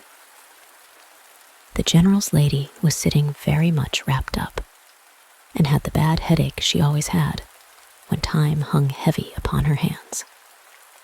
She looked at George very pleasantly and wished him all prosperity, and that he might never have her headache. The general was walking about in his dressing gown. He had a cap with a long tassel on his head, and Russian boots with red tops on his feet. He walked 3 times up and down the room, absorbed in his own thoughts and recollections, and then stopped and said, "So little George is a confirmed Christian now. Be a good man, and honor those in authority over you. Some day, when you are an old man, you can say that the general gave you this precept." That was a longer speech than the general was accustomed to make, and then he went back to his ruminations and looked very aristocratic. But of all that George heard and saw up there, little Miss Emily remained most clear in his thoughts. How graceful she was, how gentle and fluttering and pretty she looked. If she were to be drawn, it ought to be on a soap bubble. About her dress, about her yellow curled hair, there was a fragrance as of a fresh-blown rose. And to think that he had once divided his bread and butter with her, and that she had eaten it with enormous appetite, and nodded to him at every second mouthful. Did she remember anything about it? Yes, certainly, for she had given him the beautiful hymn book in remembrance of this. And when the first new moon in the first new year after this event came round, he took a piece of bread, a penny, and his hymn book, and went out into the open air, and opened the book to see what psalm he should turn up. It was a psalm of praise and thanksgiving. Then he opened the book again to see what would turn up for little Emily. He took great pains not to open the book in the place where the funeral hymns were, and yet he got one that referred to the grave and death. But then he thought this was not a thing in which one must believe, for all that he was startled when soon afterwards the pretty little girl had to lie in bed, and the doctor's carriage stopped at the gate every day. "They will not keep her with them," said the porter's wife. "The good God knows whom he will summon to himself." But they kept her after all, and George drew pictures and sent them to her. He drew the Tsar's palace, the old Kremlin at Moscow, just as it stood, with towers and cupolas. And these cupolas looked like gigantic green and gold cucumbers, at least in George's drawing. Little Emily was highly pleased, and consequently, when a week had elapsed, George sent her a few more pictures, all with buildings in them. For, you see, she could imagine all sorts of things inside the windows and doors. He drew a Chinese house, with bells hanging from every one of 16 stories. He drew 2 Grecian temples, with slender marble pillars, and with steps all round them. He drew a Norwegian church. It was easy to see that this church had been built entirely of wood, hewn out and wonderfully put together. Every story looked as if it had rockers, like a cradle. But the most beautiful of all was the castle, drawn on one of the leaves, and which he called Emily's Castle. This was the kind of place in which she must live. That is what George had thought. And consequently, he had put into this building whatever he thought most beautiful in all the others. It had carved woodwork, like the Norwegian church, marble pillars, like the Grecian temple, bells in every story, and was crowned with cupolas, green and gilded, like those of the Kremlin of the Tsar. It was a real child's castle, and under every window was written what the hall or the room inside was intended to be. For instance, here Emily sleeps.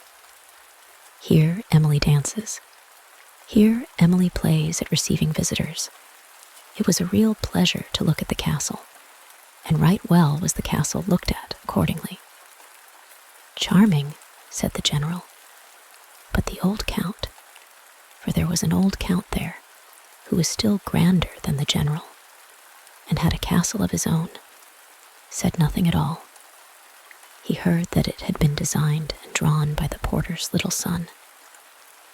Not that he was so very little either, for he had already been confirmed. The old count looked at the pictures, and had his own thoughts as he did so. One day, when it was very gloomy, gray, wet weather, the brightest of days dawned for George, for the professor at the academy called him into his room. "Listen to me, my friend," said the professor. "I want to speak to you. The Lord has been good to you in giving you abilities, and he has also been good in placing you among kind people. The old count at the corner yonder has been speaking to me about you. I have also seen your sketches, but we will not say any more about those, for there is a good deal to correct in them. But from this time forward, you may come twice a week to my drawing class, and then you will soon learn how to do them better. I think there's more of the architect than of the painter in you. You will have time to think that over, but go across to the old count this very day, and thank God for having sent you such a friend. It was a great house, the house of the old Count at the corner. Round the windows, elephants and dromedaries were carved, all from the old times. But the old Count loved the new time best, and what it brought, whether it came from the first floor, or from the cellar, or from the attic. "I think," said the porter's wife, "the grander people are, the fewer airs do they give themselves. How kind and straightforward the old Count is. And he talks exactly like you and me. Now, the general and his lady can't do that. And George was fairly wild with delight yesterday at the good reception he met with at the Count's.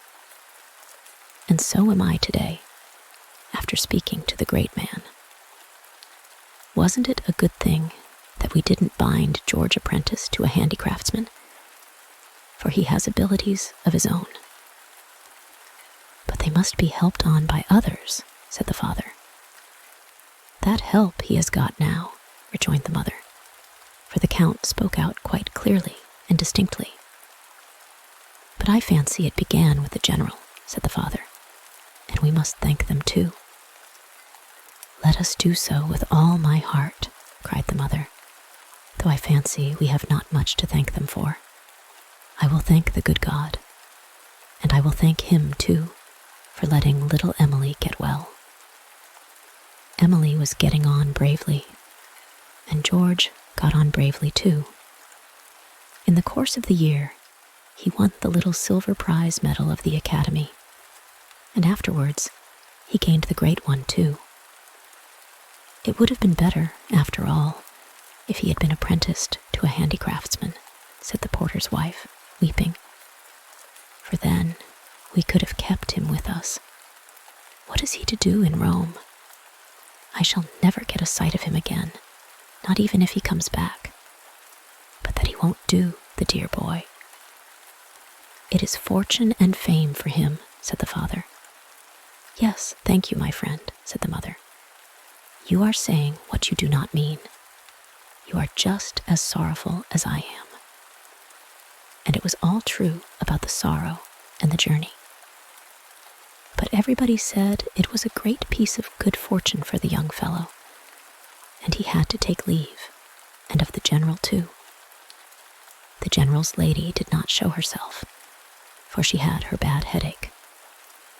On this occasion, the general told his only anecdote about what he had said to the prince, and how the prince had said to him, "You are incomparable." And he held out a languid hand to George. Emily gave George her hand too, and looked almost sorry. And George was the most sorry of all.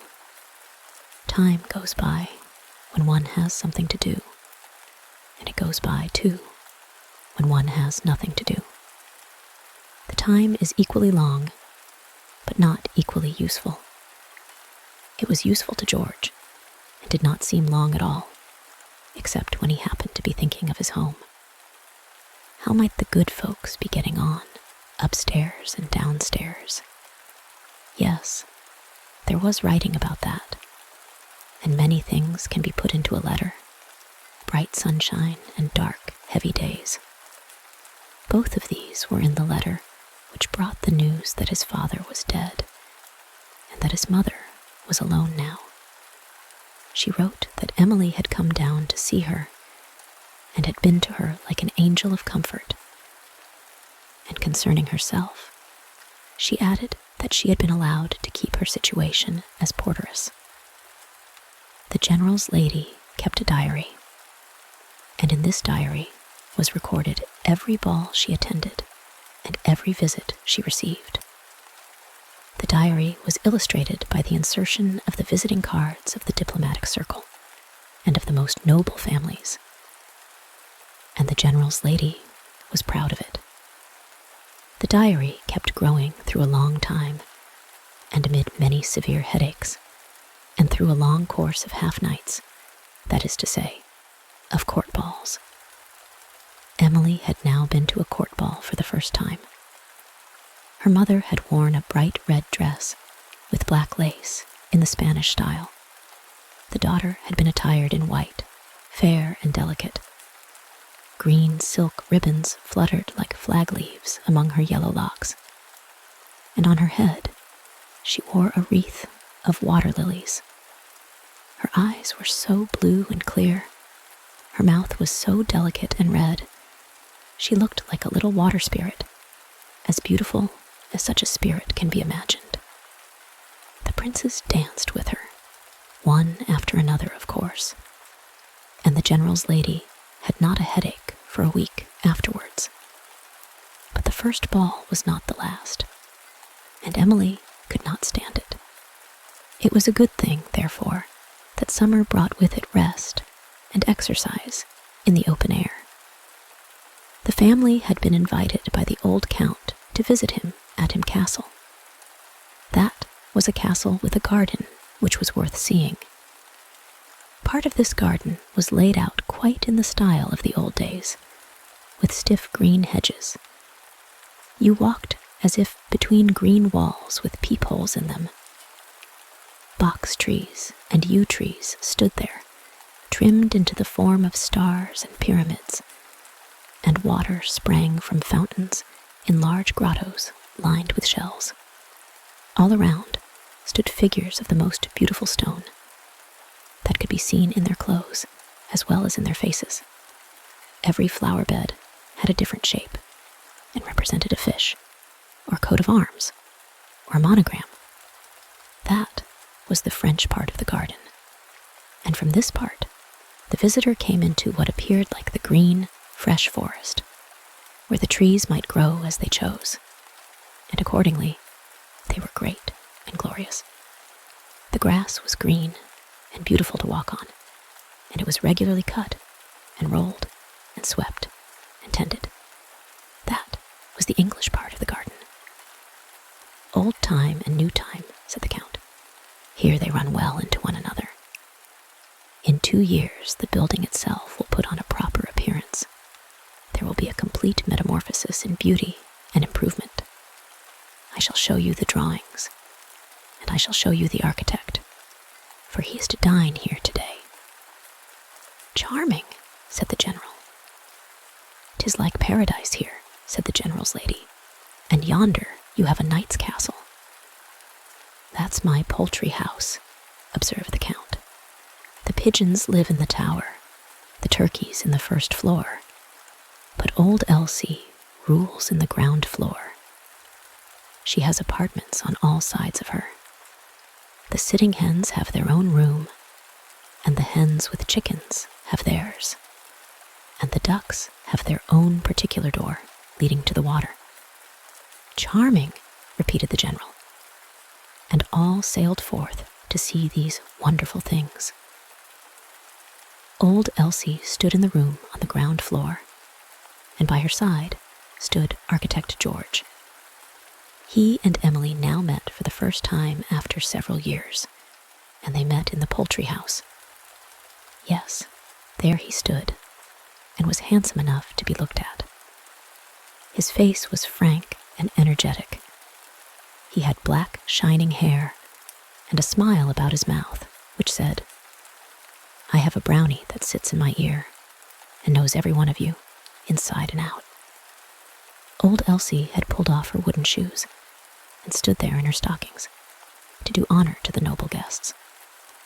The hens clucked, and the cocks crowed, and the ducks waddled to and fro and said, Quack, quack!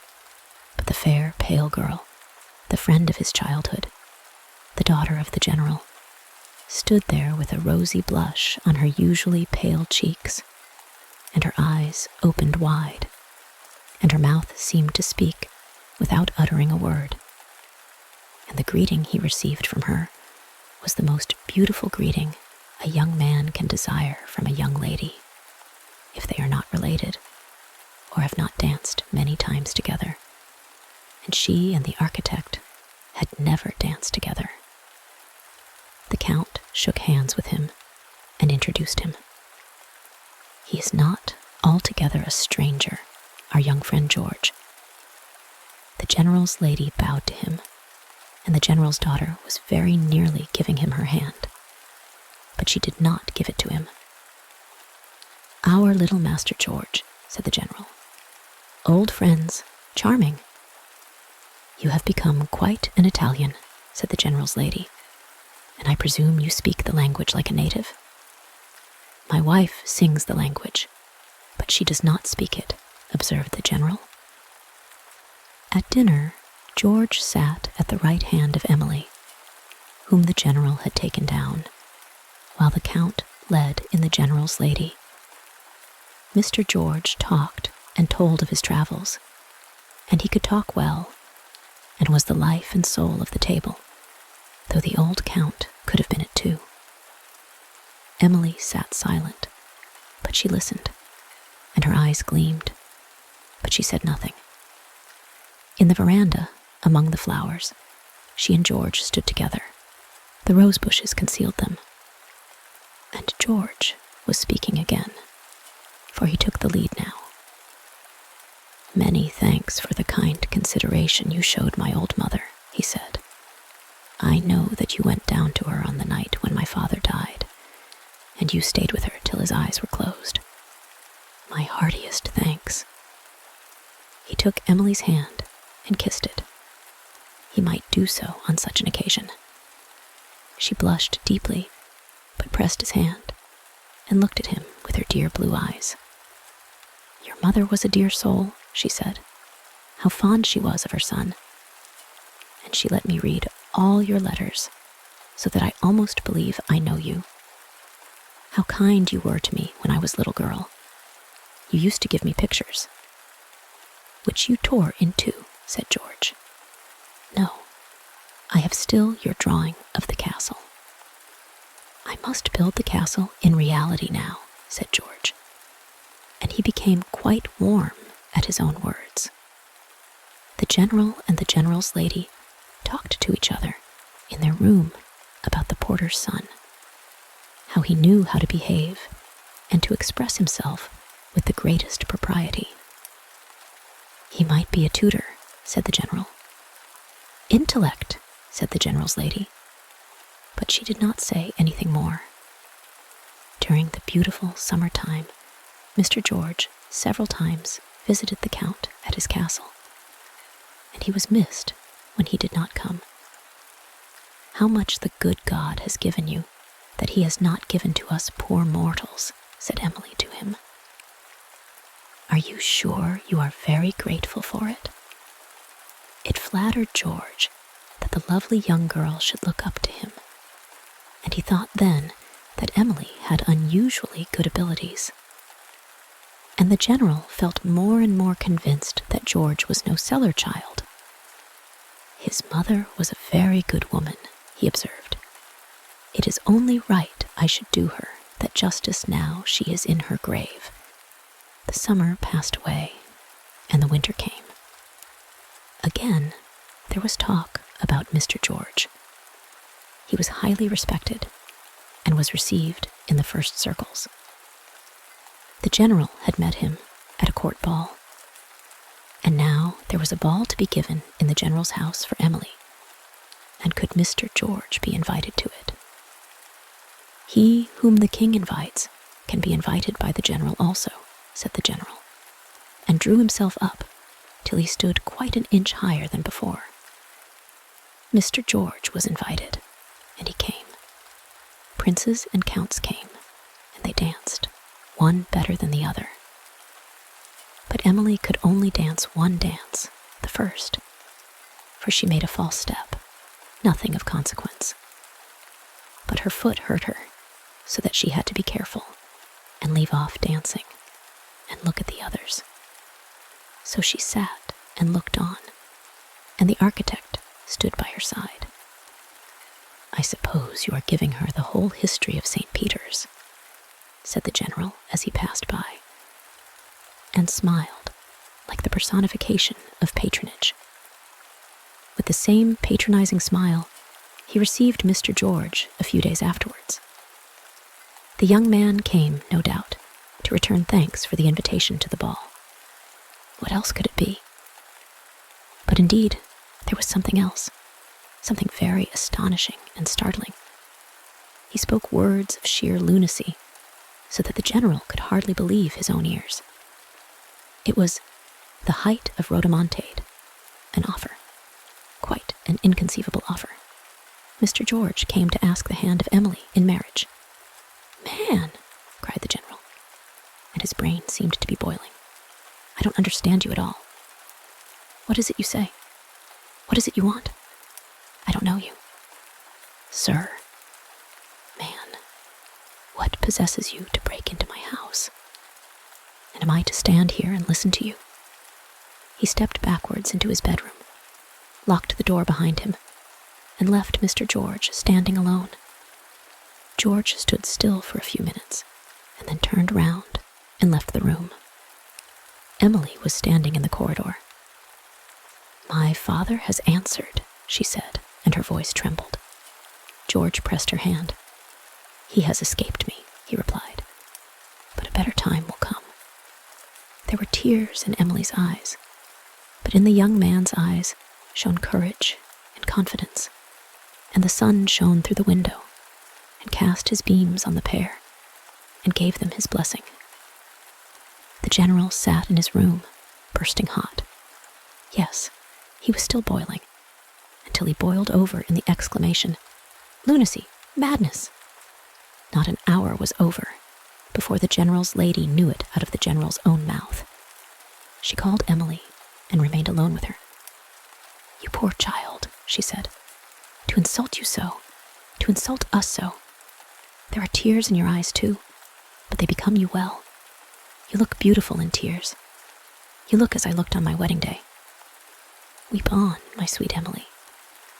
"Yes, that I must," said Emily, "if you and my father do not say yes." "Child," screamed the general's lady, "you are ill. You are talking wildly, and I shall have a most terrible headache. Oh, what a misfortune is coming upon our house.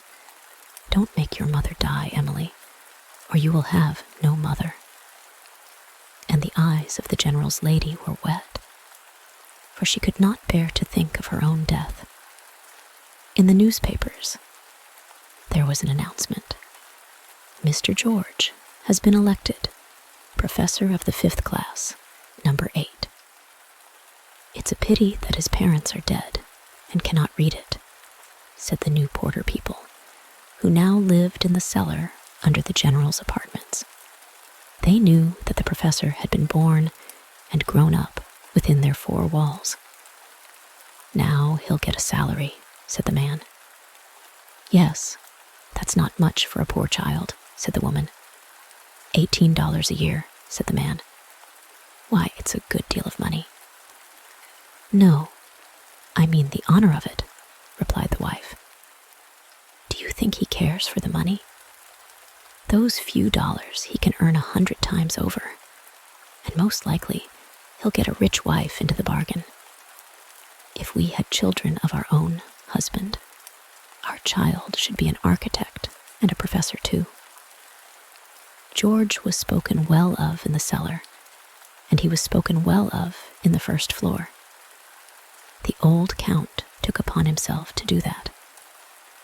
The pictures he had drawn in his childhood gave occasion for it. But how did the conversation come to turn on these pictures? Why, they had been talking of Russia and of Moscow, and thus mention was made of the Kremlin, which little George had once drawn for Miss Emily. He had drawn many pictures, but the Count especially remembered one, Emily's castle, where she was to sleep and to dance and to play at receiving guests. The professor was a true man, said the Count, and would be a privy councillor before he died.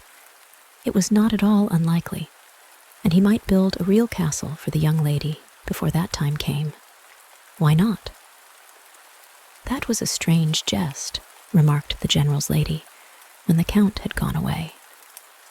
The general shook his head thoughtfully and went out for a ride, with his groom behind him at a proper distance, and he sat more stiffly than ever on his high horse. It was Emily's birthday. Flowers, books, letters and visiting cards came pouring in. The general's lady kissed her on the mouth, and the general kissed her on the forehead. They were affectionate parents, and they and Emily had to receive grand visitors, 2 of the princes. They talked of balls and theaters, of diplomatic missions, of the government of empires and nations. And then they spoke of talent, native talent. And so the discourse turned upon the young architect. "He is building up an immortality for himself," said one, "and he will certainly build his way into one of our first families." "One of our first families," repeated the general, and afterwards the general's lady. "What is meant by one of our first families?"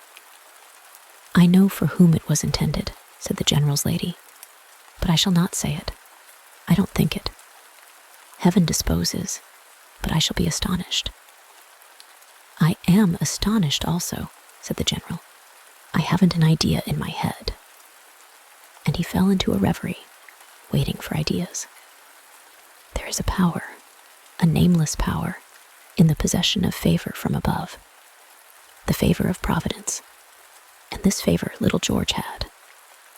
But we are forgetting the birthday. Emily's room was fragrant with flowers, sent by male and female friends. On the table lay beautiful presents for greeting and remembrance, but none could come from George. None could come from him. But it was not necessary, for the whole house was full of remembrances of him. Even out of the ash bin, the blossom of memory peeped forth, for Emily had sat whimpering there on the day when the window curtain caught fire, and George arrived in the character of fire engine. A glance out of the window, and the acacia tree reminded of the days of childhood.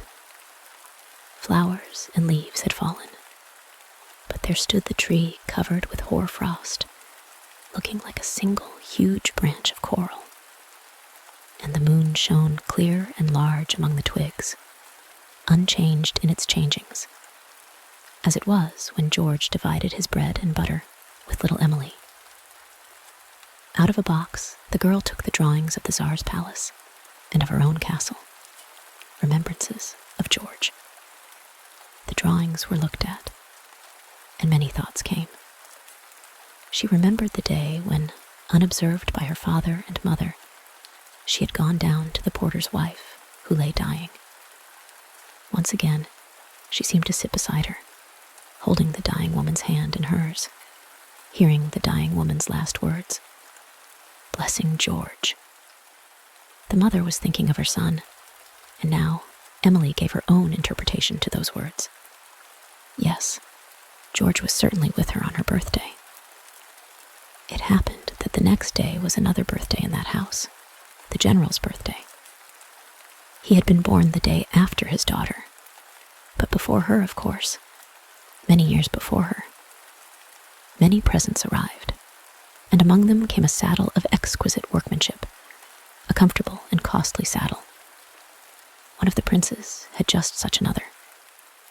Now, from whom might this saddle come? The general was delighted.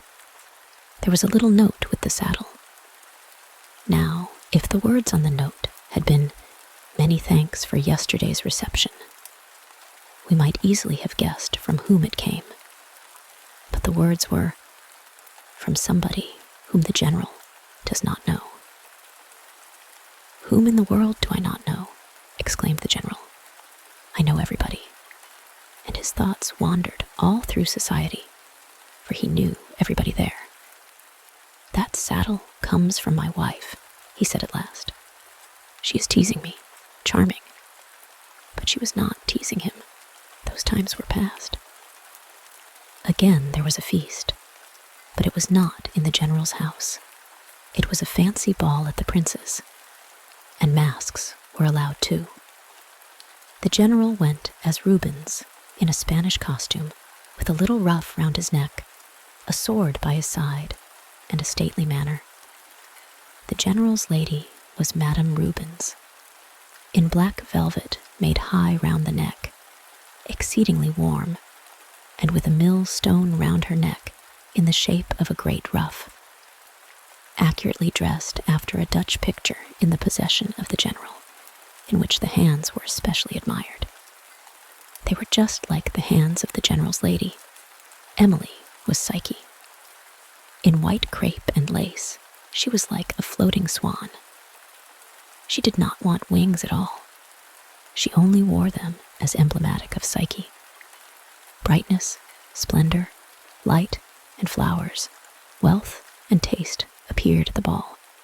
There was so much to see that the beautiful hands of Madame Rubens made no sensation at all.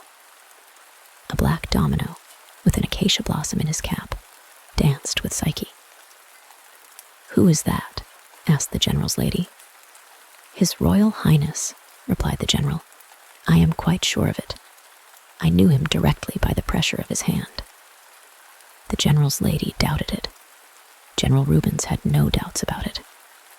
He went up to the black domino and wrote the royal letters in the mask's hand. These were denied, but the mask gave him a hint. The words that came with the saddle. "One whom you do not know, General." "But I do know you," said the general. "It was you who sent me the saddle." The domino raised his hand and disappeared among the other guests. "Who is that black domino with whom you were dancing, Emily?" asked the general's lady. "I did not ask his name," she replied, "because you knew it. It is the professor. Your protégé is here, Count," she continued, turning to that nobleman who stood close by. "A black domino with acacia blossoms in his cap." "Very likely, my dear lady," replied the Count. "But one of the princes wears just the same costume." "I knew the pressure of the hand," said the general. "The saddle came from the prince. I am so certain of it that I could invite that domino to dinner." "Do so. If it be the prince, he will certainly come," replied the Count. "And if it is the other, he will not come," said the general, and approached the black domino, who was just speaking with the king. The general gave a very respectful invitation that they might make each other's acquaintance, and he smiled in his certainty concerning the person he was inviting. He spoke loud and distinctly. The domino raised his mask, and it was George. "Do you repeat your invitation, General?" he asked. The general certainly seemed to grow an inch taller, assumed a more stately demeanor, and took 2 steps backward and 1 step forward, as if he were dancing a minuet. And then came as much gravity and expression into the face of the general as the general could contrive to infuse into it. But he replied, "I never retract my words. You are invited, Professor." And he bowed with a glance at the king, who must have heard the whole dialogue. Now, there was a company to dinner at the general's, but only the old count and his protégé were invited. "I have my foot under his table," thought George. "That's laying the foundation stone." And the foundation stone was really laid with great ceremony at the house of the general and of the general's lady. The man had come and had spoken quite like a person in good society, and had made himself very agreeable, so that the general had often to repeat his charming. The general talked of this dinner, talked of it even to a court lady. And this lady, one of the most intellectual persons about the court, asked to be invited to meet the professor the next time he should come.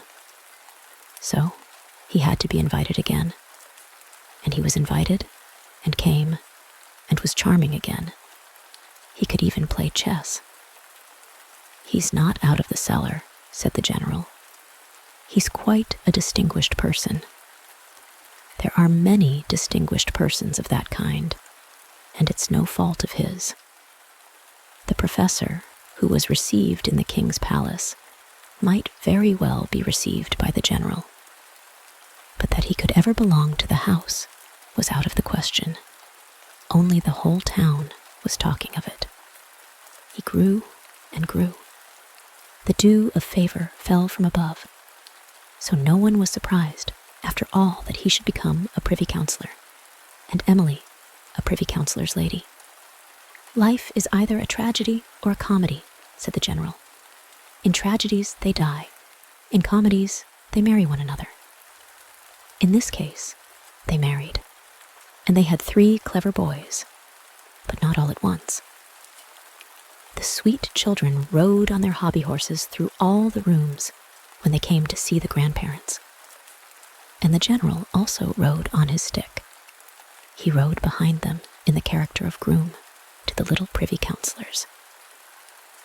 And the general's lady sat on her sofa and smiled at them, even when she had her severest headache. So far did George get, and much further. Else, it had not been worthwhile to tell the story of the porter's son. The end. Poultry Meg's family. Poultry Meg was the only person who lived in the new stately dwelling that had been built for the fowls and ducks belonging to the manor house. It stood there where once the old knightly building had stood with its tower, its pointed gables, its moat, and its drawbridge. Close by, it was a wilderness of trees and thicket. Here the garden had been, and had stretched out to a great lake, which was now moorland. Crows and chouse flew screaming over the old trees, and there were crowds of birds. They did not seem to get fewer when anyone shot among them, but seemed rather to increase. One heard the screaming into the poultry house, where Poultry Meg sat with the ducklings running to and fro over her wooden shoes. She knew every fowl and every duck from the moment it crept out of the shell. And she was fond of her fowls and her ducks, and proud of the stately house that had been built for them. Her own little room in the house was clean and neat, for that was the wish of the gracious lady to whom the house belonged. She often came in the company of grand, noble guests, to whom she showed the hens and ducks' barracks, as she called the little house. Here were a clothes cupboard and an armchair, and even a chest of drawers. And on these drawers, a polished metal plate had been placed, whereon was engraved the word Grubby. And this was the name of the noble family that had lived in the house of old.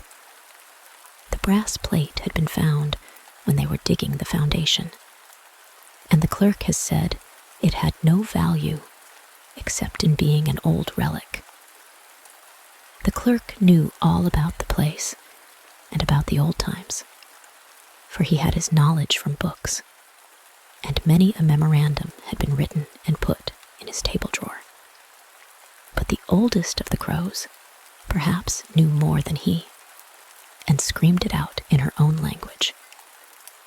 But that was the crow's language, and the clerk did not understand that, clever as he was.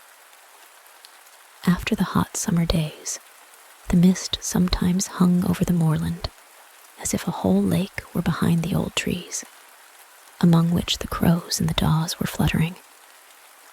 And thus it had looked when the good knight Grubba had lived here, when the old manor house stood with its thick red walls. The dog chain used to reach in those days quite over the gateway. Through the tower, one went into a paved passage which led to the rooms. The windows were narrow, and the panes were small, even in the great hall where the dancing used to be. But in the time of the last Grubba, there had been no dancing in the hall within the memory of man, although an old drum still lay there that had served as part of the music. Here stood a quaintly carved cupboard in which rare flower roots were kept, for my Lady Grub was fond of plants and cultivated trees and shrubs, her husband preferred riding out to shoot wolves and boars, and his little daughter Marie always went with him part of the way. When she was only 5 years old, she would sit proudly on her horse and look saucily round with her great black eyes. It was a great amusement to her to hit out among the hunting dogs with her whip, but her father would rather have seen her hit among the peasant boys, who came running up to stare at their lord. The peasant in the clay hut close by the nightly house had a son named Soren, of the same age as the gracious little lady. The boy could climb well, and had always to bring her down the birds' nests. The birds screamed as loud as they could, and one of the greatest of them hacked him with its beak over the eye, so that the blood ran down. And it was at first thought the eye had been destroyed, but it had not been injured after all. Marie Grub used to call him her Soren, and that was a great favor, and was an advantage to Soren's father, poor John, who had one day committed a fault, and was to be punished by riding on the wooden horse. This same horse stood in the courtyard, and had 4 poles for legs, and a single narrow plant for a back. On this, John had to ride astride, and some heavy bricks were fastened to his feet into the bargain, that he might not sit too comfortably. He made horrible grimaces, and Soren wept and implored little Marie to interfere. She immediately ordered that Soren's father should be taken down, and when they did not obey her, she stamped on the floor and pulled at her father's sleeve till it was torn to pieces. She would have her way, and she got her way, and Soren's father was taken down. Lady Grub, who now came up, parted her little daughter's hair from the child's brow and looked at her affectionately, but Marie did not understand why. She wanted to go to the hounds, and not to her mother, who went down into the garden, to the lake where the water lily bloomed, and the heads of bulrushes nodded amid the reeds. And she looked at all this beauty and freshness. "How pleasant," she said.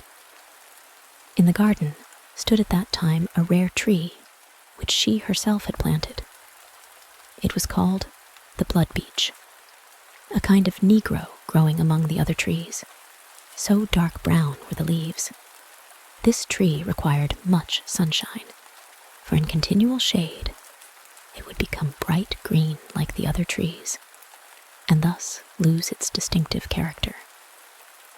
In the lofty chestnut trees were many birds' nests, and also in the thickets and in the grassy meadows. It seemed as though the birds knew that they were protected here, and that no one must fire a gun at them. Little Marie came here with Soren.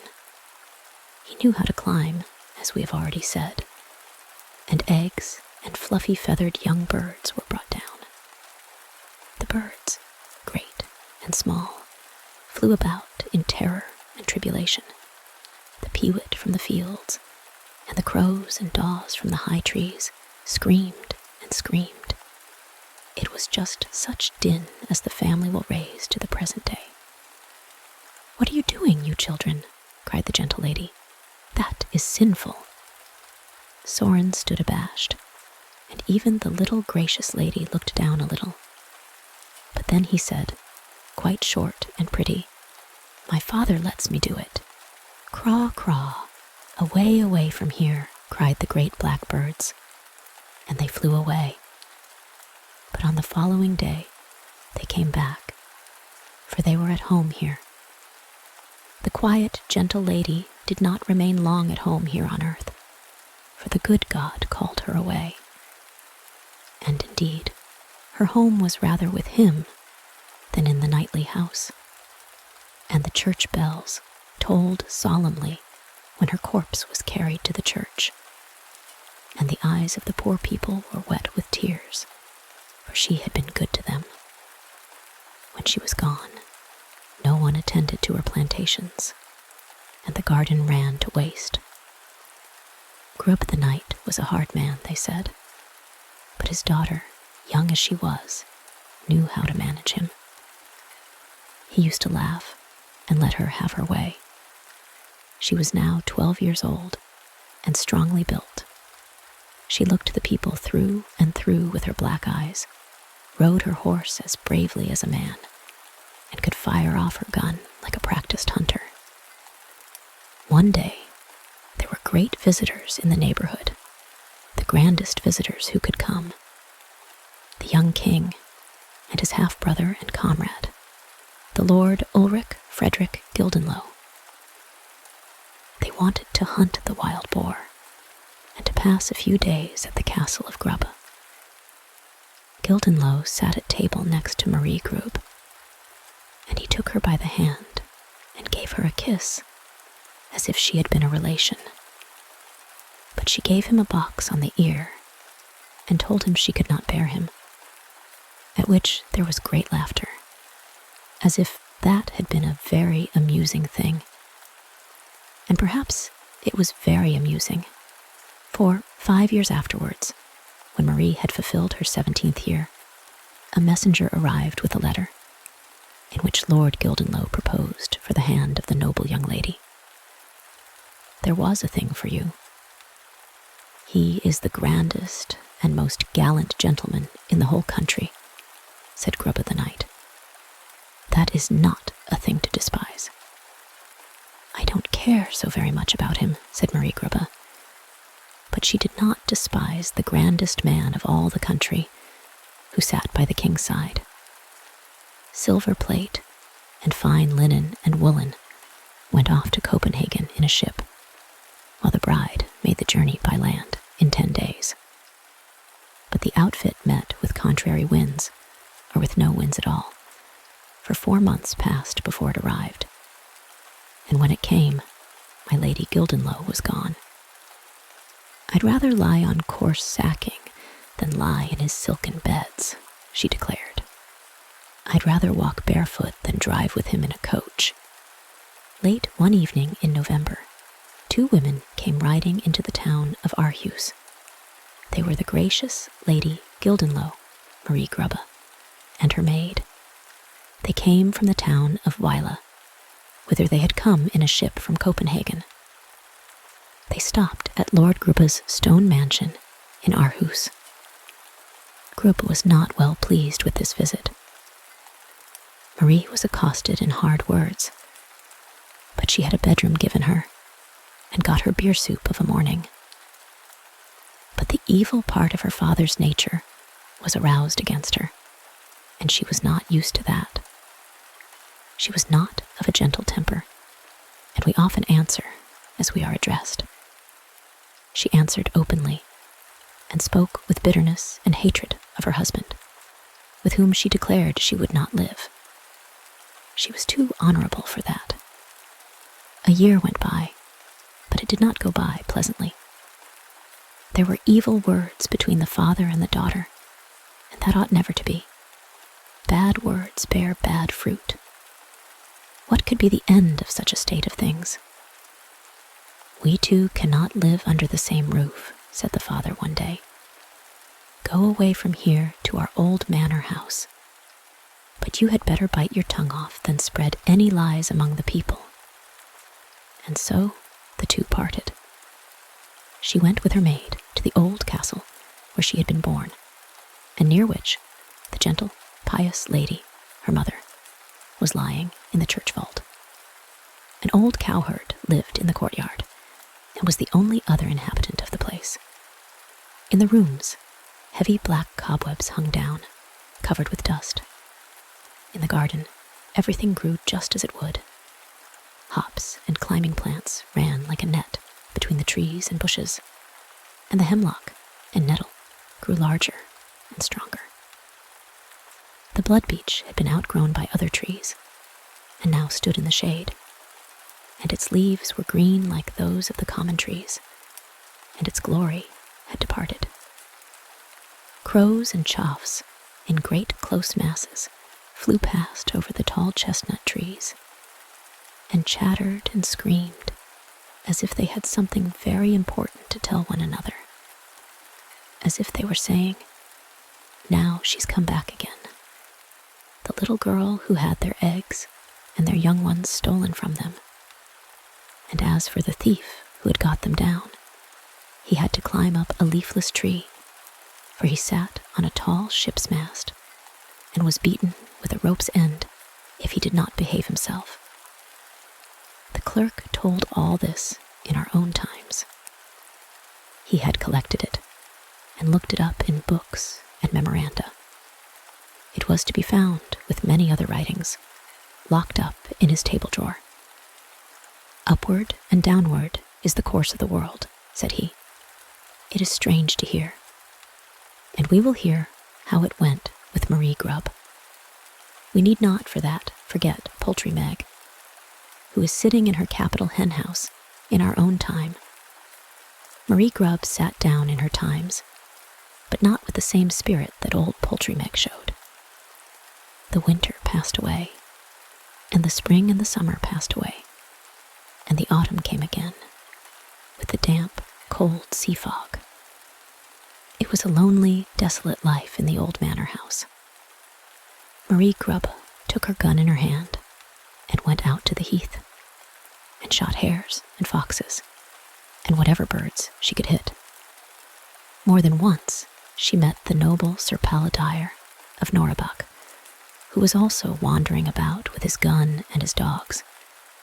He was tall and strong, and boasted of this when they talked together.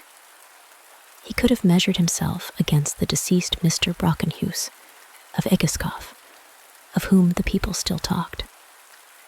Paladire had, after the example of Brockenhuse, caused an iron chain with a hunting horn to be hung in his gateway.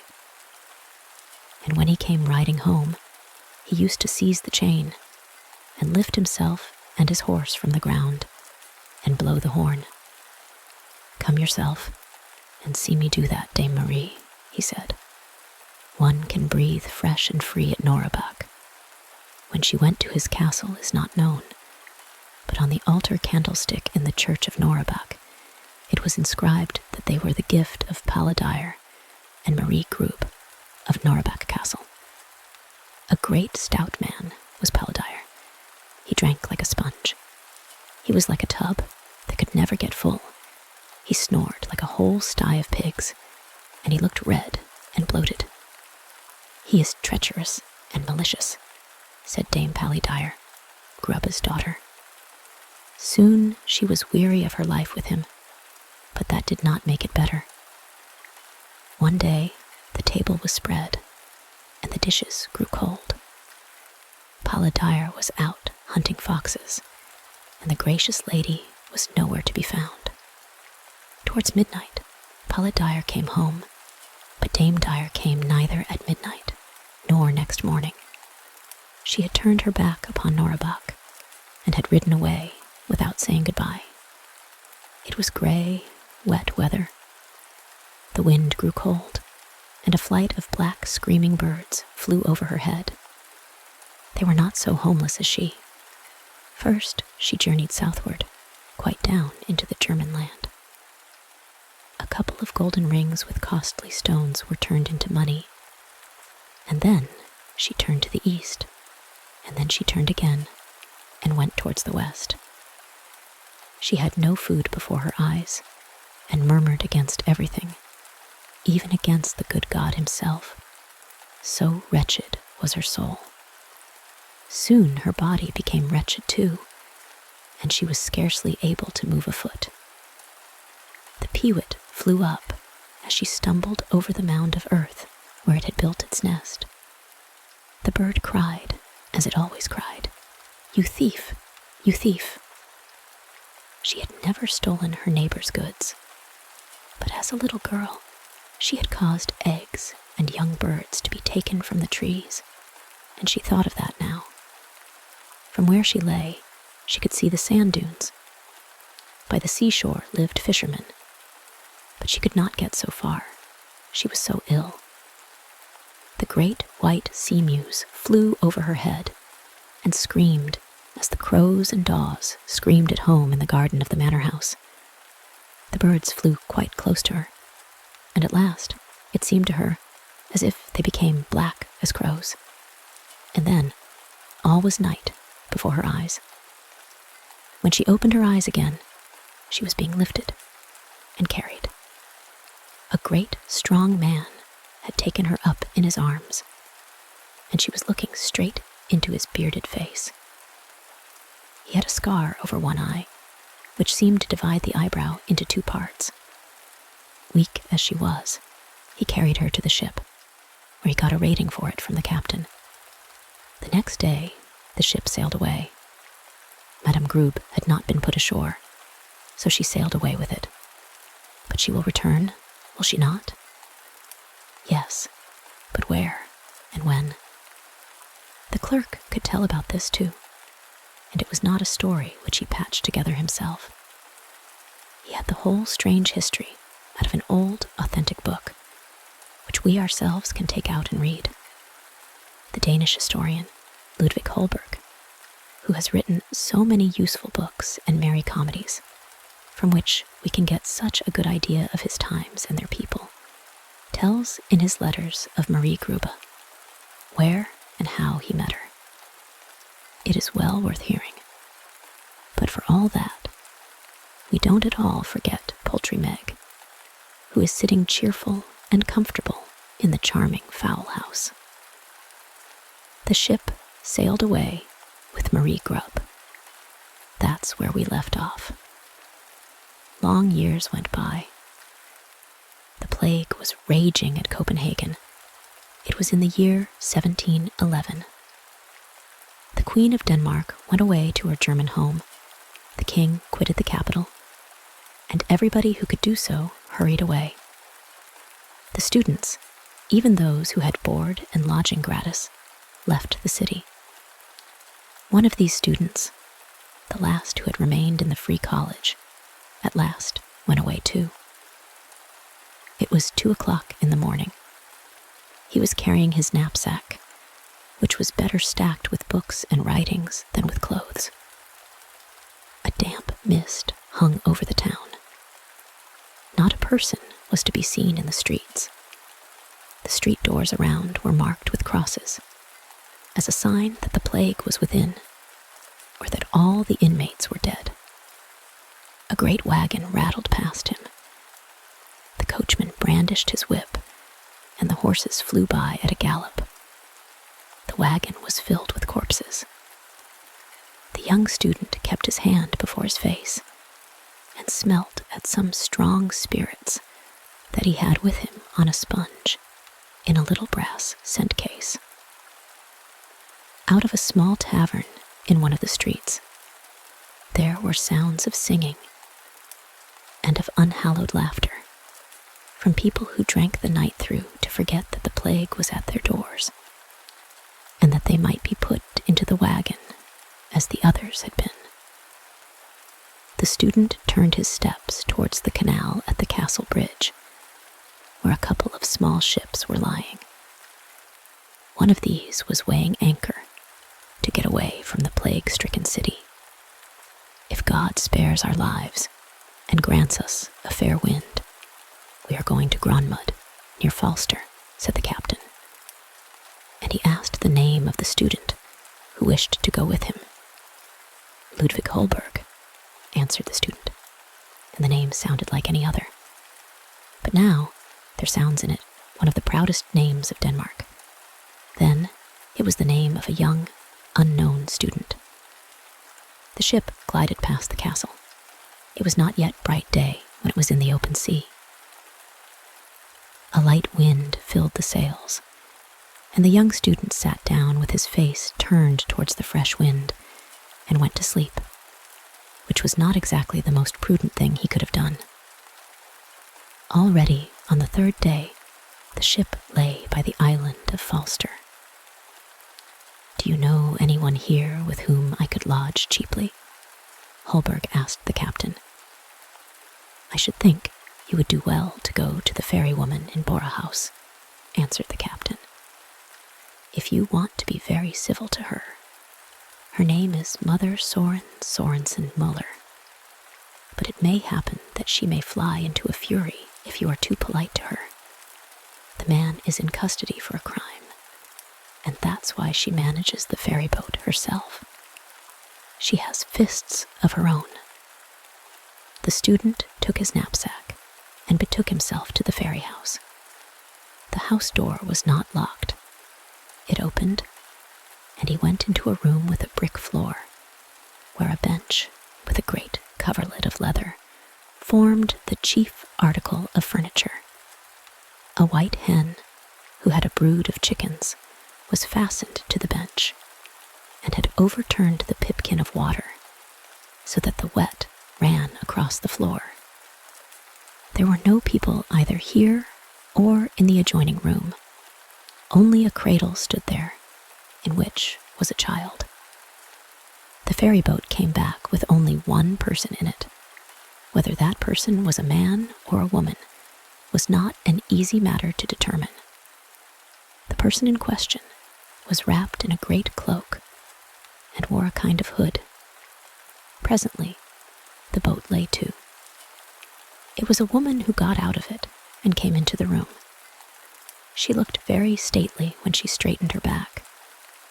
Two proud eyes looked forth from beneath her black eyebrows. It was Mother Soren, the fairy wife. The crows and daws might have called out another name for her, which we know better. She looked morose and did not seem to care to talk. But this much was settled, that the student should board in her house for an indefinite time, while things looked so bad in Copenhagen. This or that honest citizen would often come to the ferry house from the neighboring little town.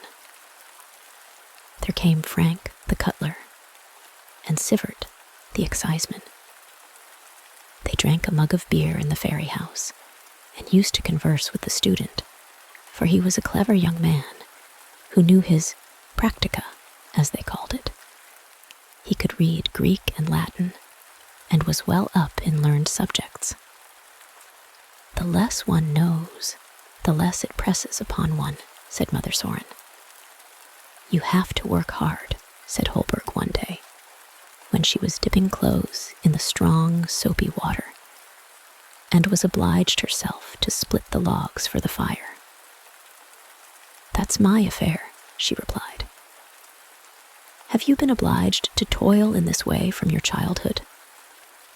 You can read that from my hands, she replied, and held out her hands, that were small indeed, but hard and strong, with bitten nails. You are learned and can read.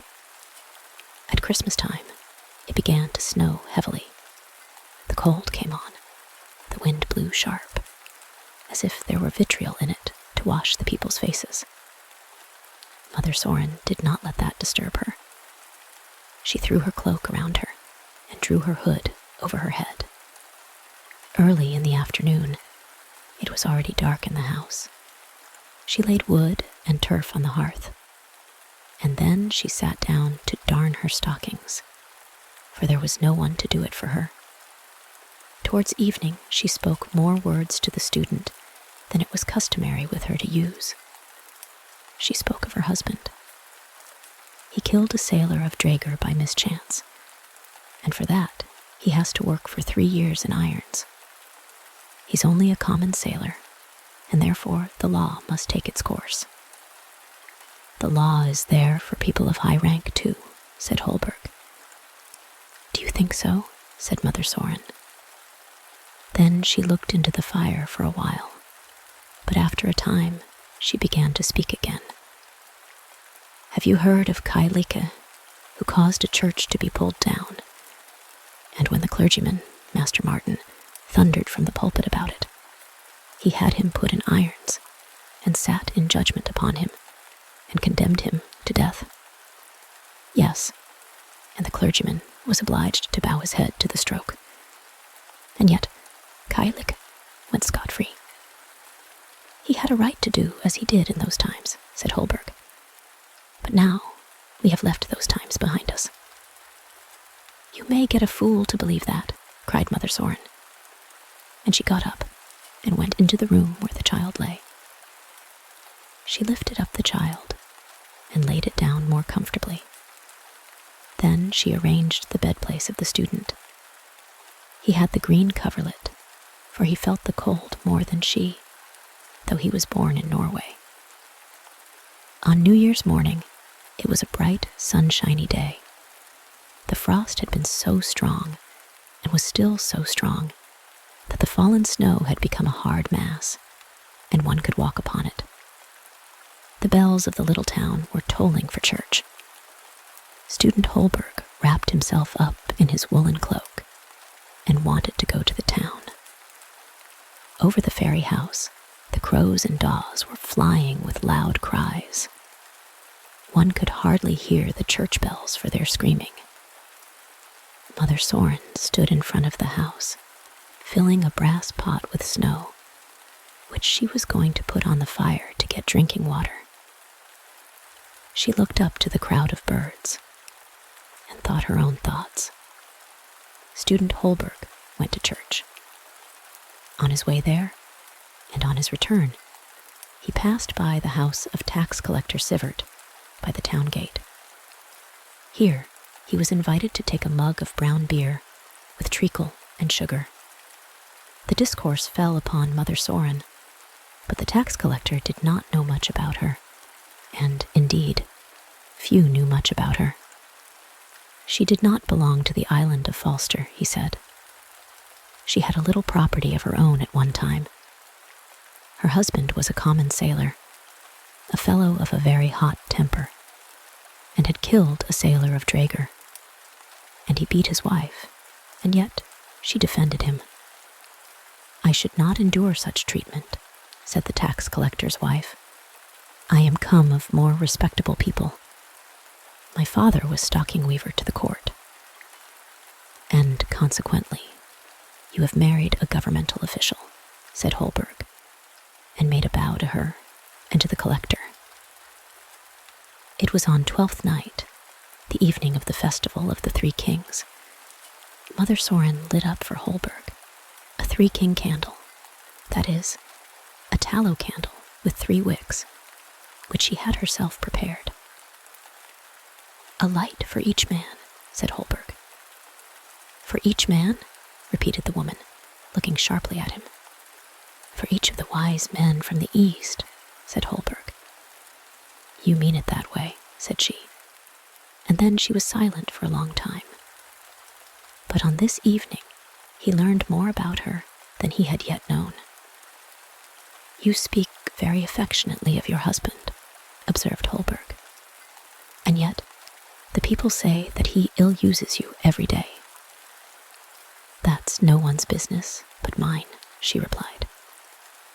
The blows might have done me good when I was a child. Now, I suppose, I get them for my sins. But I know what good he has done me. And she rose up. When I lay sick upon the desolate heath, and no one would have pity on me, and no one would have anything to do with me, except the crows and daws, which came to peck me to bits. He carried me in his arms, and had to bear hard words because of the burden he brought on board ship. It's not in my nature to be sick, and so I got well. Every man has his own way, and Soren has his. But the horse must not be judged by the halter. Taking one thing with another, I have lived more agreeably with him than with the man whom they called the most noble and gallant of the king's subjects. I have had the Stadtholder Gildenlow, the king's half-brother, for my husband, and afterwards I took Paladire. One is as good as another, each in his own way, and I in mine. That was a long gossip, but now you know all about me. And with those words, she left the room. It was Marie Grube. So strangely had fate played with her. She did not live to see many anniversaries of the festival of the Three Kings. Holberg has recorded that she died in June 1716. But he has not written down, for he did not know. a number of great black birds circled over the fairy house, when Mother Soren, as she was called, was lying there a corpse. They did not scream, as if they knew that at a burial silence should be observed. So soon as she lay in the earth, the birds disappeared. But on the same evening in Jutland, at the old manor house, an enormous number of crows and choughs were seen. They all cried as loud as they could, as if they had some announcement to make. Perhaps they talked of him who, as a little boy, had taken away their eggs and their young, of the peasant's son, who had to wear an iron garter, and of the noble young lady, who ended by being a ferryman's wife. "Brave, brave," they cried. And the whole family cried, "Brave, brave," when the old house was pulled down. "They are still crying, and yet there's nothing to cry about," said the clerk when he told the story. "The family is extinct. The house has been pulled down, and where it stood is now the stately poultry house with gilded weathercocks and the old poultry Meg. She rejoices greatly in her beautiful dwelling. If she had not come here," the old clerk added, "she would have had to go into the workhouse." The pigeons cooed over her, the turkey cocks gobbled, and the ducks quacked. "Nobody knew her," they said. "She belongs to no family. It's pure charity that she is here at all. She has neither a drake father nor a hen mother, and has no descendants. She came of a great family for all that, but she did not know it, and the old clerk did not know it, though he had so much written down. But one of the old crows knew about it, and told about it. She had heard from her own mother and grandmother about Poultry Meg's mother and grandmother. And we know the grandmother too. We saw her ride, as child, over the bridge, looking proudly around her, as if the whole world belonged to her, and all the birds' nests in it.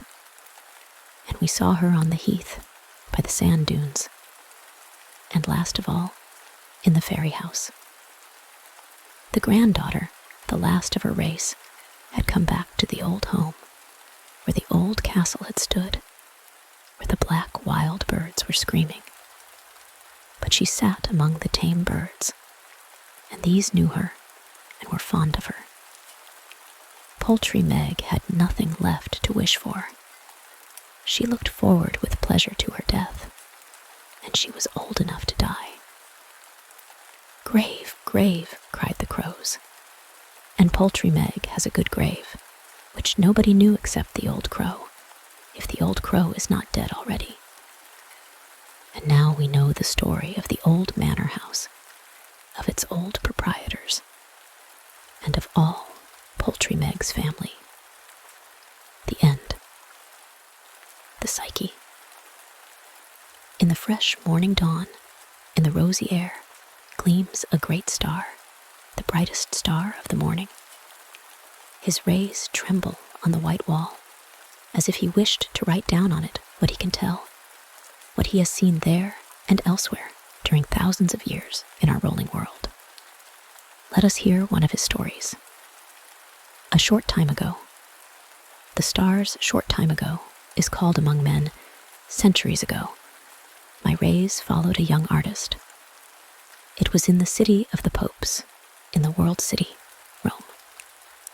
Much has been changed there in the course of time, but the changes have not come so quickly as the change from youth to old age.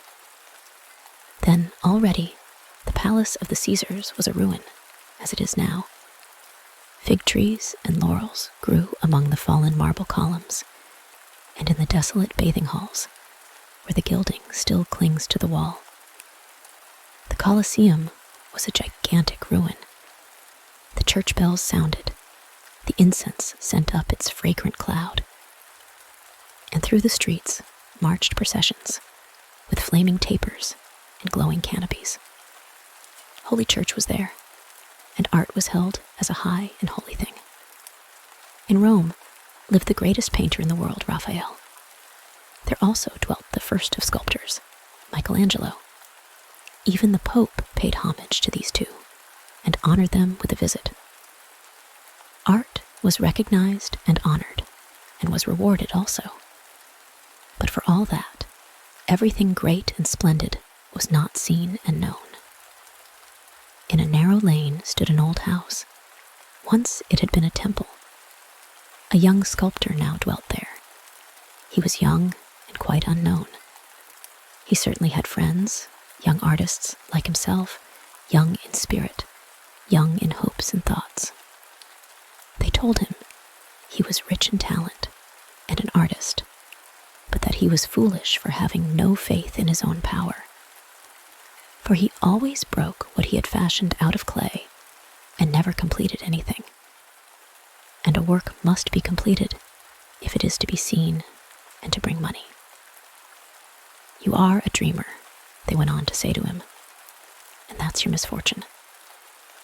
But the reason of this is that you have never lived, you have never tasted life, you have never enjoyed it in great wholesome draughts as it ought to be enjoyed. In youth, one must mingle one's own personality with life, that they may become one. Look at the great master Raphael, whom the Pope honors and the world admires. He's no despiser of wine and bread, and he even appreciates the baker's daughter, the pretty Fornarina, added Angelo, one of the merriest of the young friends. Yes, they said a good many things of the kind, according to their age and their reason. They wanted to draw the young artist out with them into the merry wild life, the mad life, as it might also be called. And at certain times, he felt an inclination for it. He had warm blood, a strong imagination, and could take part in the merry chat and laugh aloud with the rest. But what they called Raphael's merry life disappeared before him, like a vapor, when he saw the divine radiance that beamed forth from the pictures of the great master. And when he stood in the Vatican, before the forms of beauty, which the masters had hewn out of marble thousands of years since, his breast swelled, and he felt within himself something high, something holy, something elevating, great and good. And he wished that he could produce similar forms from the blocks of marble. He wished to make a picture of that which was within him, stirring upward from his heart to the realms of the infinite. But how, and in what form? The soft clay was fashioned under his fingers into forms of beauty, but the next day he broke what he had fashioned, according to his wont. One day he walked past one of those rich palaces of which Rome has many to show. He stopped before the great open portal and beheld a garden surrounded by cloistered walks. The garden bloomed with a goodly show of the fairest roses. Great white lilies with green juicy leaves shot upward from the marble basin in which the clear water was splashing. And a form glided past, the daughter of the princely house, graceful, delicate, and wonderfully fair. Such a form of female loveliness he had never before beheld. Yet stay, he had seen it, painted by Raphael, painted as a Psyche in one of the Roman palaces.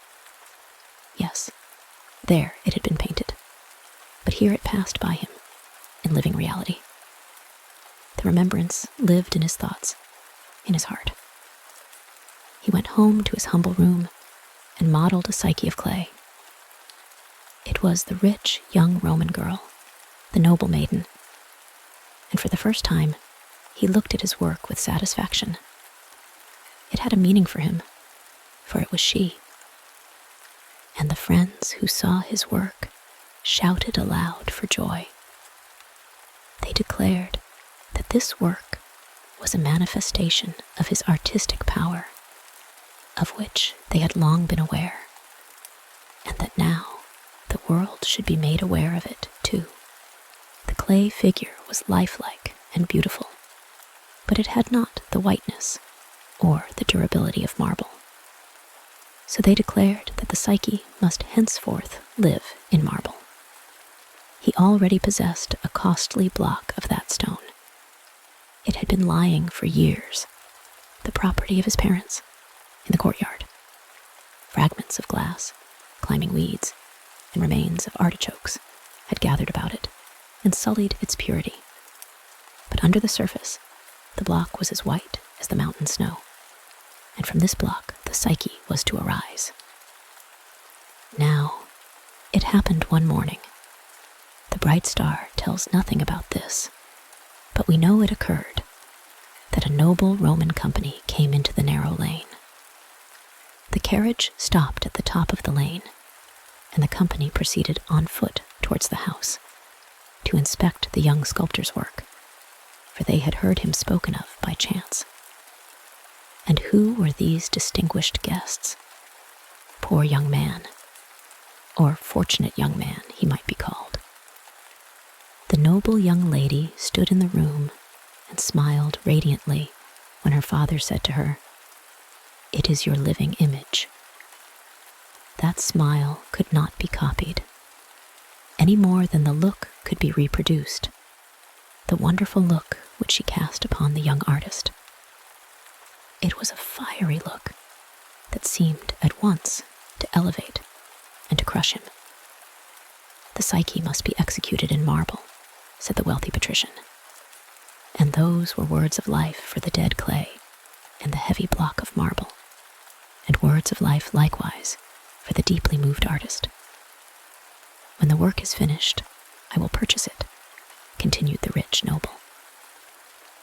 A new era seemed to have arisen in the poor studio. Life and cheerfulness gleamed there, and busy industry plied its work. The beaming morning star beheld how the work progressed.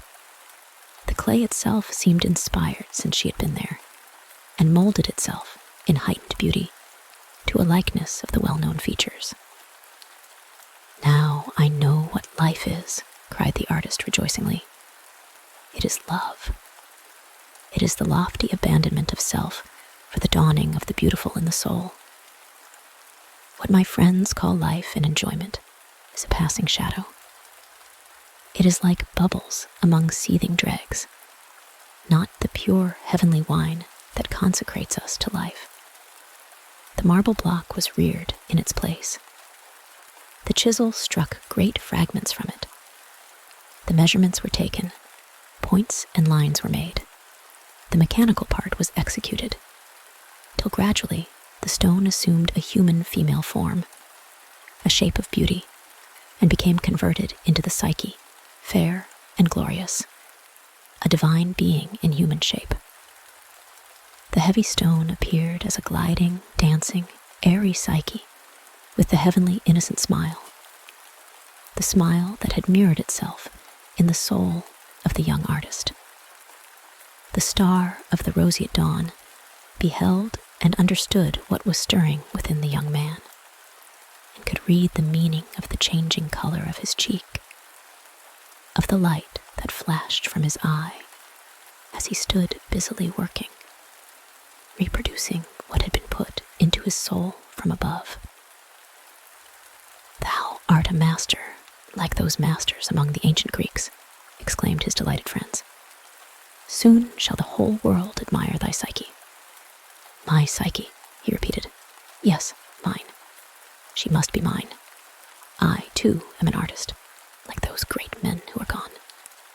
Providence has granted me the boon, and has made me the equal of that lady of noble birth."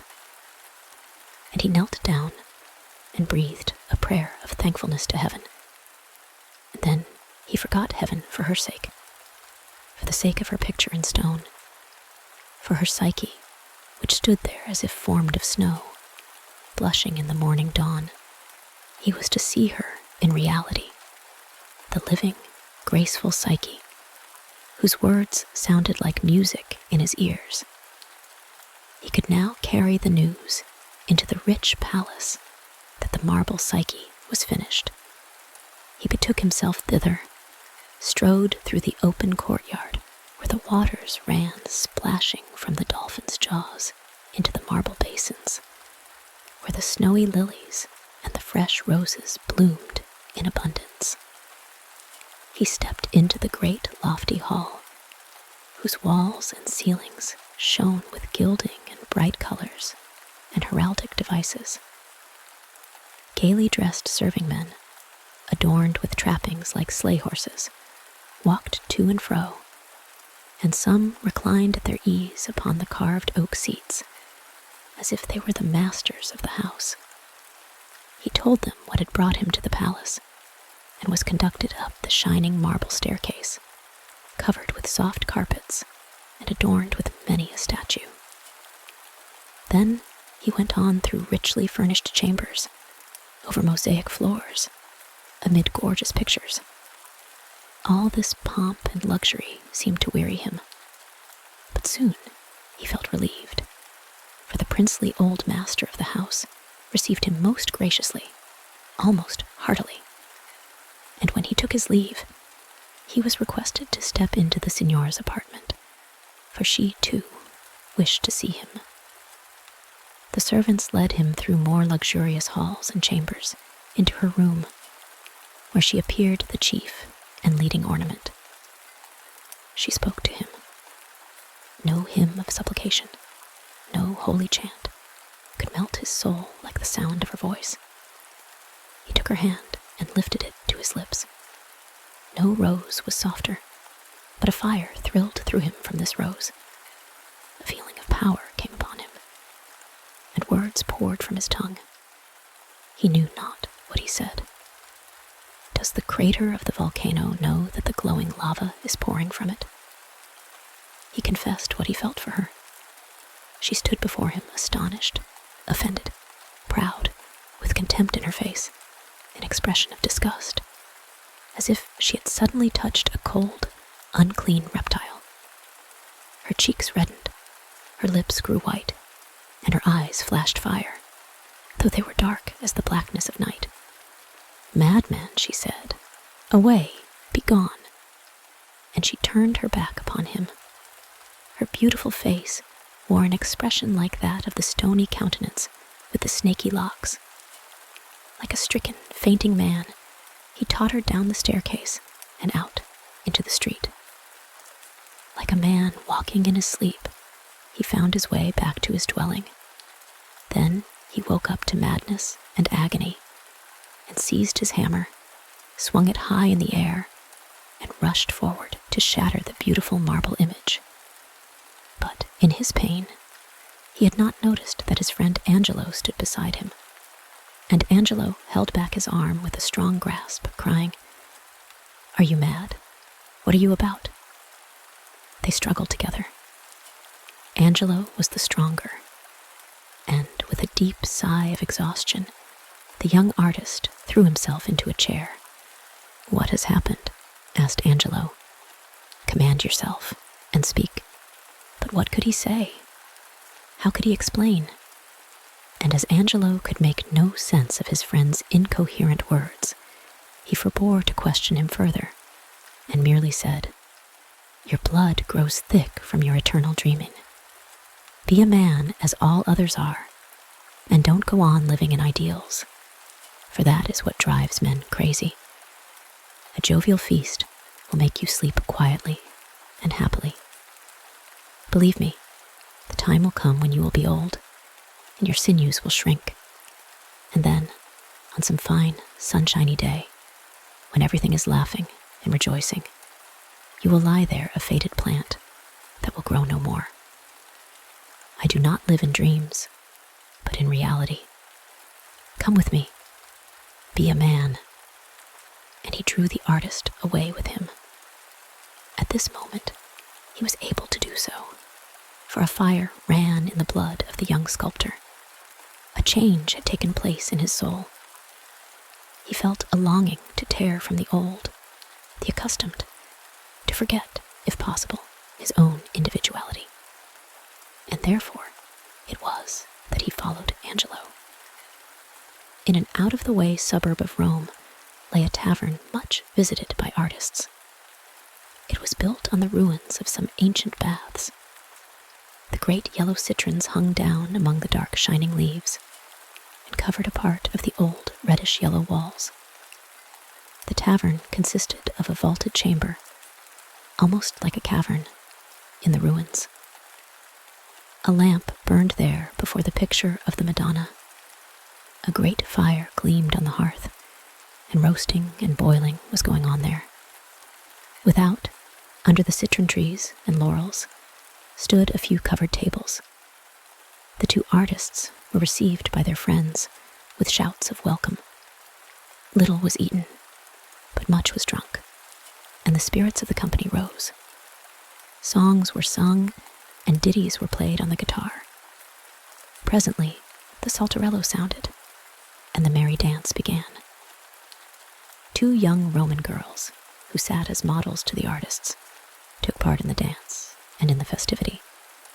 Two charming bacchantes were they, certainly not Psyches, not delicate, beautiful roses, but fresh, hardy, glowing carnations. How hot it was on that day! Even after sundown it was hot. There was fire in the blood, fire in every glance, fire everywhere. The air gleamed with gold and roses, and life seemed like gold and roses. "At last you have joined us, for once," said his friends. "Now let yourself be carried by the waves within and around you." "Never yet have I felt so well, so merry," cried the young artist. "You are right. You are all of you right. I was a fool, a dreamer. Man belongs to reality and not to fancy." With songs and with sounding guitars, the young people returned that evening from the tavern, through the narrow streets. The two glowing carnations, daughters of the Campagna, went with them. In Angelo's room, among a litter of colored sketches, studies, and glowing pictures, the voices sounded mellower, but not less merrily. On the ground lay many a sketch that resembled the daughters of the Campagna in their fresh, hardy comeliness, but the two originals were far handsomer than their portraits. All the burners of the six-armed lamp flared and flamed, and the human flamed up from within and appeared in the glare as if it were divine. "Apollo, Jupiter, I feel myself raised to our heaven, to your glory. I feel as if the blossom of life were unfolding itself in my veins at this moment." Yes, the blossom unfolded itself, and then burst and fell, and an evil vapor arose from it, blinding the sight, leading astray the fancy. The firework of the senses went out, and it became dark. He was again in his own room. There he sat down on his bed and collected his thoughts. "Fie on thee." These were the words that sounded out of his mouth from the depths of his heart.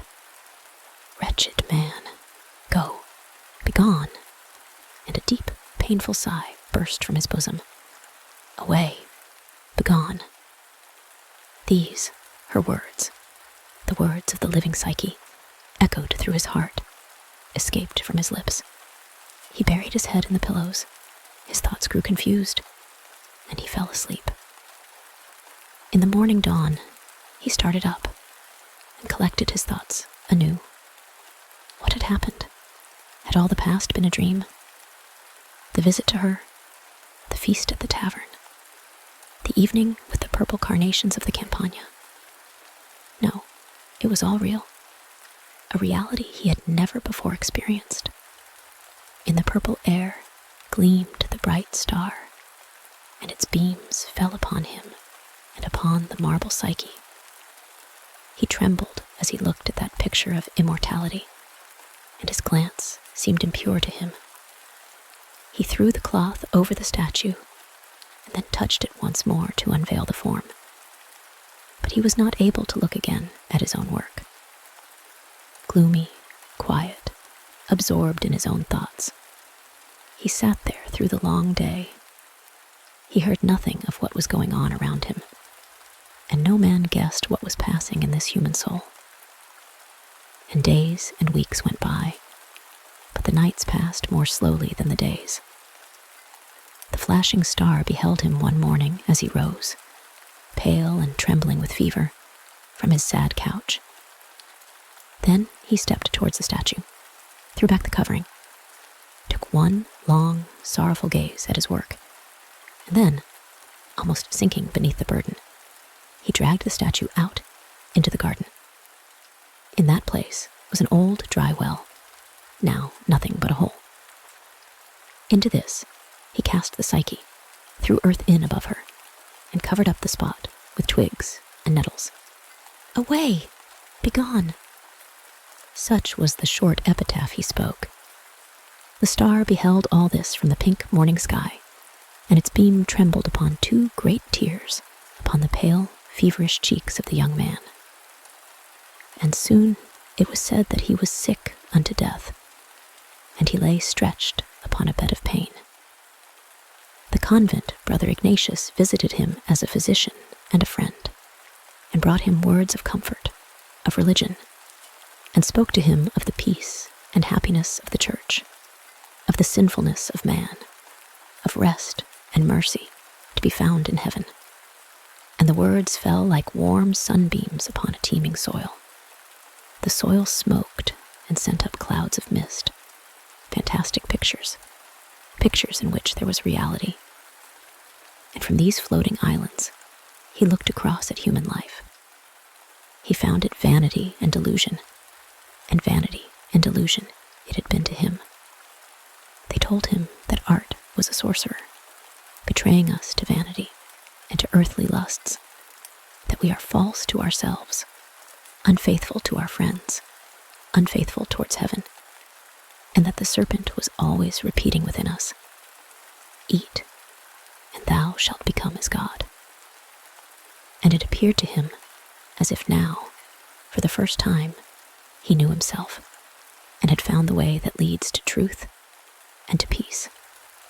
In the church was the light and the brightness of God. In the monk's cell, he should find the rest through which the tree of human life might grow on into eternity. Brother Ignatius strengthened his longings, and the determination became firm within him. A child of the world became a servant of the church. The young artist renounced the world and retired into the cloister. The brothers came forward affectionately to welcome him, and his inauguration was as a Sunday feast. Heaven seemed to him to dwell in the sunshine of the church, and to beam upon him from the holy pictures and from the cross. And when, in the evening, at the sunset hour, he stood in his little cell, and opening the window, looked out upon old Rome, upon the desolated temples, and the great dead Colosseum, when he saw all this in its spring garb, when the acacias bloomed, and the ivy was fresh, and roses burst forth everywhere, and the citron and orange were in the height of their beauty, and the palm trees waved their branches. Then he felt a deeper emotion than had ever yet thrilled through him. The quiet, open Campagna spread itself forth towards the blue, snow-covered mountains, which seemed to be painted in the air, all the outlines melting into each other, breathing peace and beauty, floating, dreaming, and all appearing like a dream. Yes, this world was a dream, and the dream lasts for hours, and may return for hours. But convent life is a life of years, long years, and many years. From within comes much that renders men sinful and impure. He fully realized the truth of this. What flames arose up in him at times, what a source of evil, of that which we would not, welled up continually. He mortified his body, but the evil came from within. One day, after the lapse of many years, he met Angelo, who recognized him. "Man," exclaimed Angelo, "yes, it is thou. Art thou happy now? Thou hast sinned against God, and cast away his boon from thee, hast neglected thy mission in this world. read the parable of the entrusted talent. The master, who spoke that parable, spoke the truth.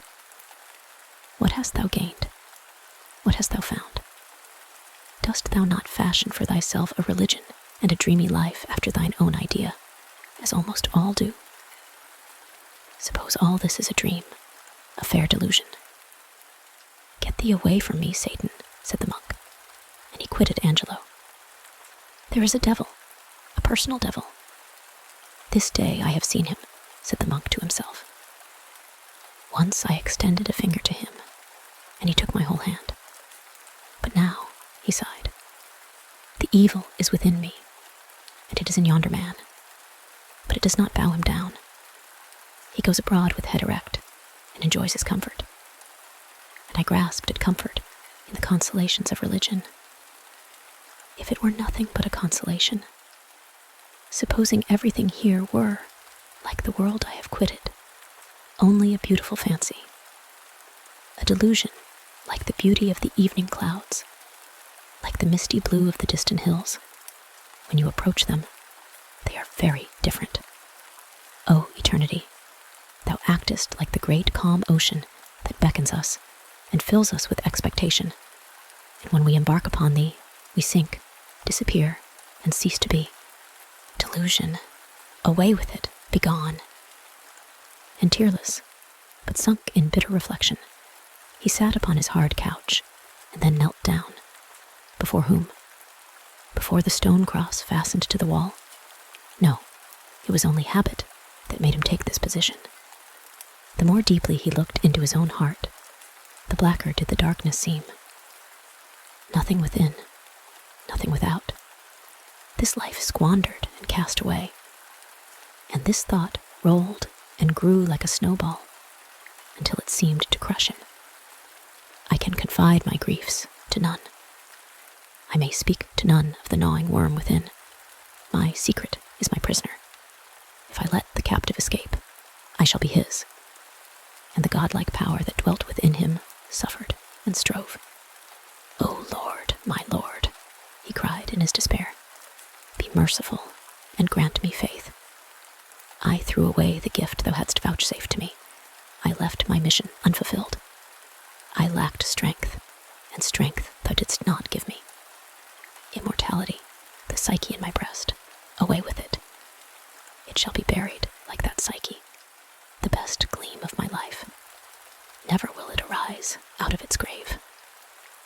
The star glowed in the roseate air, the star that shall surely be extinguished and pass away while the soul still lives on. Its trembling beam fell upon the white wall, but it wrote nothing there upon being made perfect in God. Nothing of the hope of mercy, of the reliance on the divine love that thrills through the heart of the believer. The Psyche within can never die. Shall it live in consciousness? Can the incomprehensible happen? Yes, yes. My being is incomprehensible. Thou art unfathomable, O Lord. Thy whole world is incomprehensible, a wonderwork of power, of glory, and of love. His eyes gleamed, and then closed in death. The tolling of the church bell was the last sound that echoed above him, above the dead man.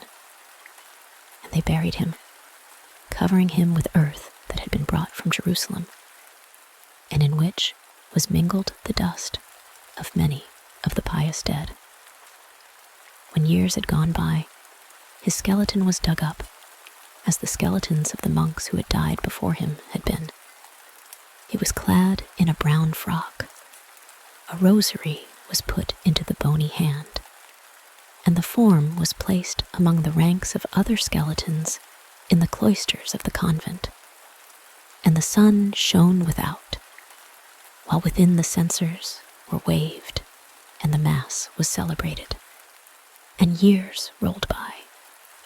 The bones fell asunder and became mingled with others.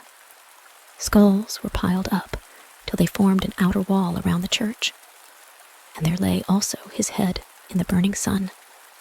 For many dead were there, and no one knew their names, and his name was forgotten also. And see. Something was moving in the sunshine, in the sightless, cavernous eyes. What might that be? A sparkling lizard moved about in the skull, gliding in and out through the sightless holes. The lizard now represented all the life left in that head, in which once great thoughts, bright dreams, the love of art and of the glorious had arisen, whence hot tears had rolled down, where hope and immortality had had their being. The lizard sprang away and disappeared, and the skull itself crumbled to pieces and became dust among dust. Centuries passed away. The bright star gleamed unaltered, radiant and large, as it had gleamed for thousands of years, and the air glowed red with tints fresh as roses, crimson like blood. There, where once had stood the narrow lane containing the ruins of the temple, a nunnery was now built. A grave was being dug in the convent garden for a young nun who had died, and was to be laid in the earth this morning. The spade struck against a hard substance. It was a stone that shone dazzling white. A block of marble soon appeared. A rounded shoulder was laid bare. And now the spade was plied with a more careful hand, and presently a female head was seen, and butterflies' wings. Out of the grave in which the young nun was to be laid, they lifted in the rosy morning a wonderful statue of a Psyche carved in white marble. "How beautiful, how perfect it is," cried the spectators. A relic of the best period of art. And who could the sculptor have been? No one knew. No one remembered him, except the bright star that had gleamed for thousands of years. The star had seen the course of that life on earth, and knew of the man's trials, of his weakness. In fact, that he had been but human. The man's life had passed away. His dust had been scattered abroad, as dust is destined to be. But the result of his noblest striving, the glorious work that gave token of the divine element within him, the Psyche that never dies, that lives beyond posterity, the brightness even of this earthly Psyche remained here after him, and was seen and acknowledged and appreciated. The bright morning star in the roseate air threw its glancing ray downward upon the Psyche, and upon the radiant countenances of the admiring spectators, who here beheld the image of the soul portrayed in marble. What is earthly will pass away and be forgotten, and the star in the vast firmament knows it. What is heavenly will shine brightly through posterity, and when the ages of posterity are past, the Psyche, the soul, will still live on. The end. The Puppet Showman. On board a steamer, I once met an elderly man with such a merry face that, if it was really an index of his mind, he must have been the happiest fellow in creation. And indeed, he considered himself so, for I heard it from his own mouth. He was a Dane, the owner of a traveling theater. He had all his company with him in a large box, for he was the proprietor of a puppet show. His inborn cheerfulness, he said, had been tested by a member of the Polytechnic Institution, and the experiment had made him completely happy. I did not at first understand all this, but afterwards he explained the whole story to me, and here it is. I was giving a representation, he said, in the hall of the posting house in the little town of Slegelza.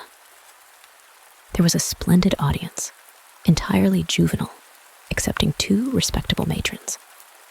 All at once, a person in black, of student-like appearance, entered the room and sat down. He laughed aloud at the telling points, and applauded quite at the proper time. This was a very unusual spectator for me. and I felt anxious to know who he was. I heard that he was a member of the Polytechnic institution in Copenhagen, who had been sent out to lecture to the people in the provinces. Punctually at 8 o'clock, my performance closed, for children must go early to bed, and a manager must also consult the convenience of the public. At 9 o'clock, the lecturer commenced his lecture and his experiments, and then I formed a part of his audience. It was wonderful both to hear and to see. The greater part of it was beyond my comprehension, but it led me to think that if we men can acquire so much, we must surely be intended to last longer than the little span which extends only to the time when we are hidden away under the earth. His experiments were quite miracles on a small scale, and yet the explanations flowed as naturally as water from his lips. At the time of Moses and the prophets, such a man would have been placed among the sages of the land. In the Middle Ages, they would have burnt him at the stake. All night long I could not sleep, and the next evening, when I gave another performance and the lecturer was present, I was in one of my best moods. I once heard of an actor who, when he had to act the part of a lover, always thought of one particular lady in the audience. He only played for her and forgot all the rest of the house. And now the Polytechnic lecturer was my she, my only auditor, for whom alone I played. When the performance was over, and the puppets removed behind the curtain, the Polytechnic lecturer invited me into his room to take a glass of wine. He talked of my comedies, and I of his science, and I believe we were both equally pleased. But I had the best of it, for there was much in what he did that he could not always explain to me. For instance, why a piece of iron which is rubbed on a cylinder should become magnetic. How does this happen? The magnetic sparks come to it. But how? It is the same with people in the world. They are rubbed about on this spherical globe till the electric spark comes upon them. And then we have a Napoleon, or a Luther, or someone of the kind. The whole world is but a series of miracles, said the lecturer, but we are so accustomed to them that we call them everyday matters. And he went on explaining things to me till my skull seemed lifted from my brain, and I declared that were I not such an old fellow, I would at once become a member of the Polytechnic institution, that I might learn to look at the bright side of everything, although I was one of the happiest of men. One of the happiest, said the lecturer, as if the idea pleased him. Are you really happy? Yes, I replied, for I am welcomed in every town when I arrive with my company. But I certainly have one wish which sometimes weighs upon my cheerful temper like a mountain of lead. I should like to become the manager of a real theater and the director of a real troupe of men and women. I understand, he said. You would like to have life breathed into your puppets so that they might be living actors and you their director. And would you then be quite happy? I said I believed so, but he did not. And we talked it over in all manner of ways, yet could not agree on the subject. However, the wine was excellent, and we clanked our glasses together as we drank. There must have been magic in it, or I should most certainly become tipsy. But that did not happen, for my mind seemed quite clear. And indeed, a kind of sunshine filled the room, and beamed from the eyes of the Polytechnic lecturer. It made me think of the old stories, when the gods, in their immortal youth, wandered upon this earth and paid visits to mankind. I said so to him, and he smiled, and I could have sworn that he was one of these ancient deities in disguise, or, at all events, that he belonged to the race of the gods. The result seemed to prove I was right in my suspicions, for it was arranged that my highest wish should be granted, that my puppets were to be gifted with life, and that I was to be the manager of a real company. We drank to my success and clanked our glasses. Then he packed all my dolls into the box and fastened it on my back, and I felt as if I were spinning round in a circle, and presently found myself lying on the floor. I remember that quite well. And then the whole company sprang from the box. The spirit had come upon us all. The puppets had become distinguished actors. At least, so they said themselves, and I was their director. When all was ready for the first representation, the whole company requested permission to speak to me before appearing in public.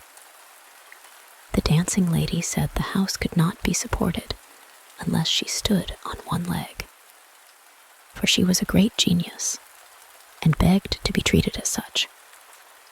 The lady who acted the part of the queen expected to be treated as a queen off the stage, as well as on it, or else she said she should get out of practice. The man whose duty it was to deliver a letter gave himself as many airs as he who took the part of first lover in the piece. He declared that the inferior parts were as important as the great ones, and deserving equal consideration as parts of an artistic whole. The hero of the piece would only play in a part containing points likely to bring down the applause of the house. The prima donna would only act when the lights were red, for she declared that a blue light did not suit her complexion. It was like a company of flies in a bottle, and I was in the bottle with them, for I was their director. My breath was taken away, my head whirled, and I was as miserable as a man could be. It was quite a novel, strange set of beings among whom I now found myself. I only wished I had them all in my box again, and that I had never been their director. So I told them roundly that, after all, they were nothing but puppets, and then they killed me. After a while, I found myself lying on my bed in my room, but how I got there, or how I got away at all from the Polytechnic professor, he may perhaps know. I don't. The moon shone upon the floor. The box lay open, and the dolls were all scattered about in great confusion. But I was not idle. I jumped off the bed, and into the box they all had to go, some on their heads, some on their feet. Then I shut down the lid and seated myself upon the box. "Now you'll have to stay," said I, "and I shall be cautious how I wish you flesh and blood again." I felt quite light. My cheerfulness had returned, and I was the happiest of mortals.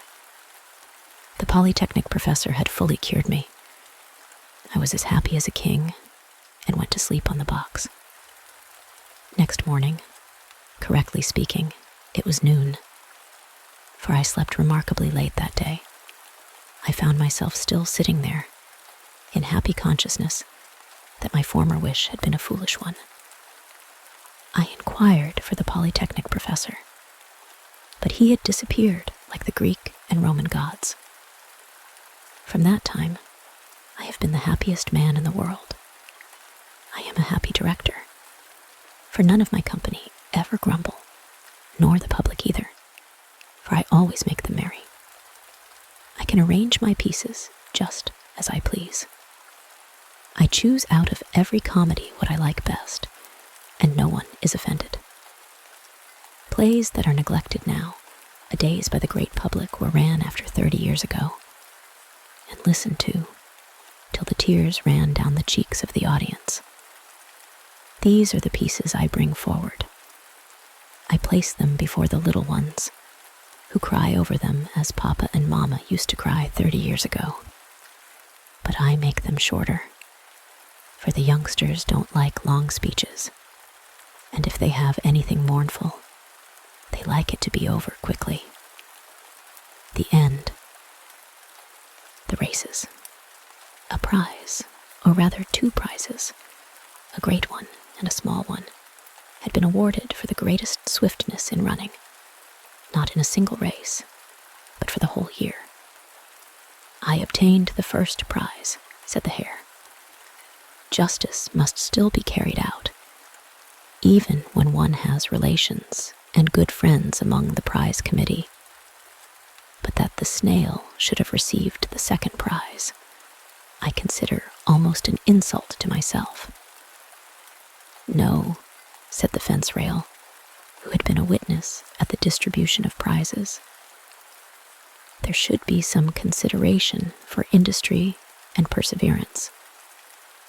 I have heard many respectable people say so, and I can quite understand it.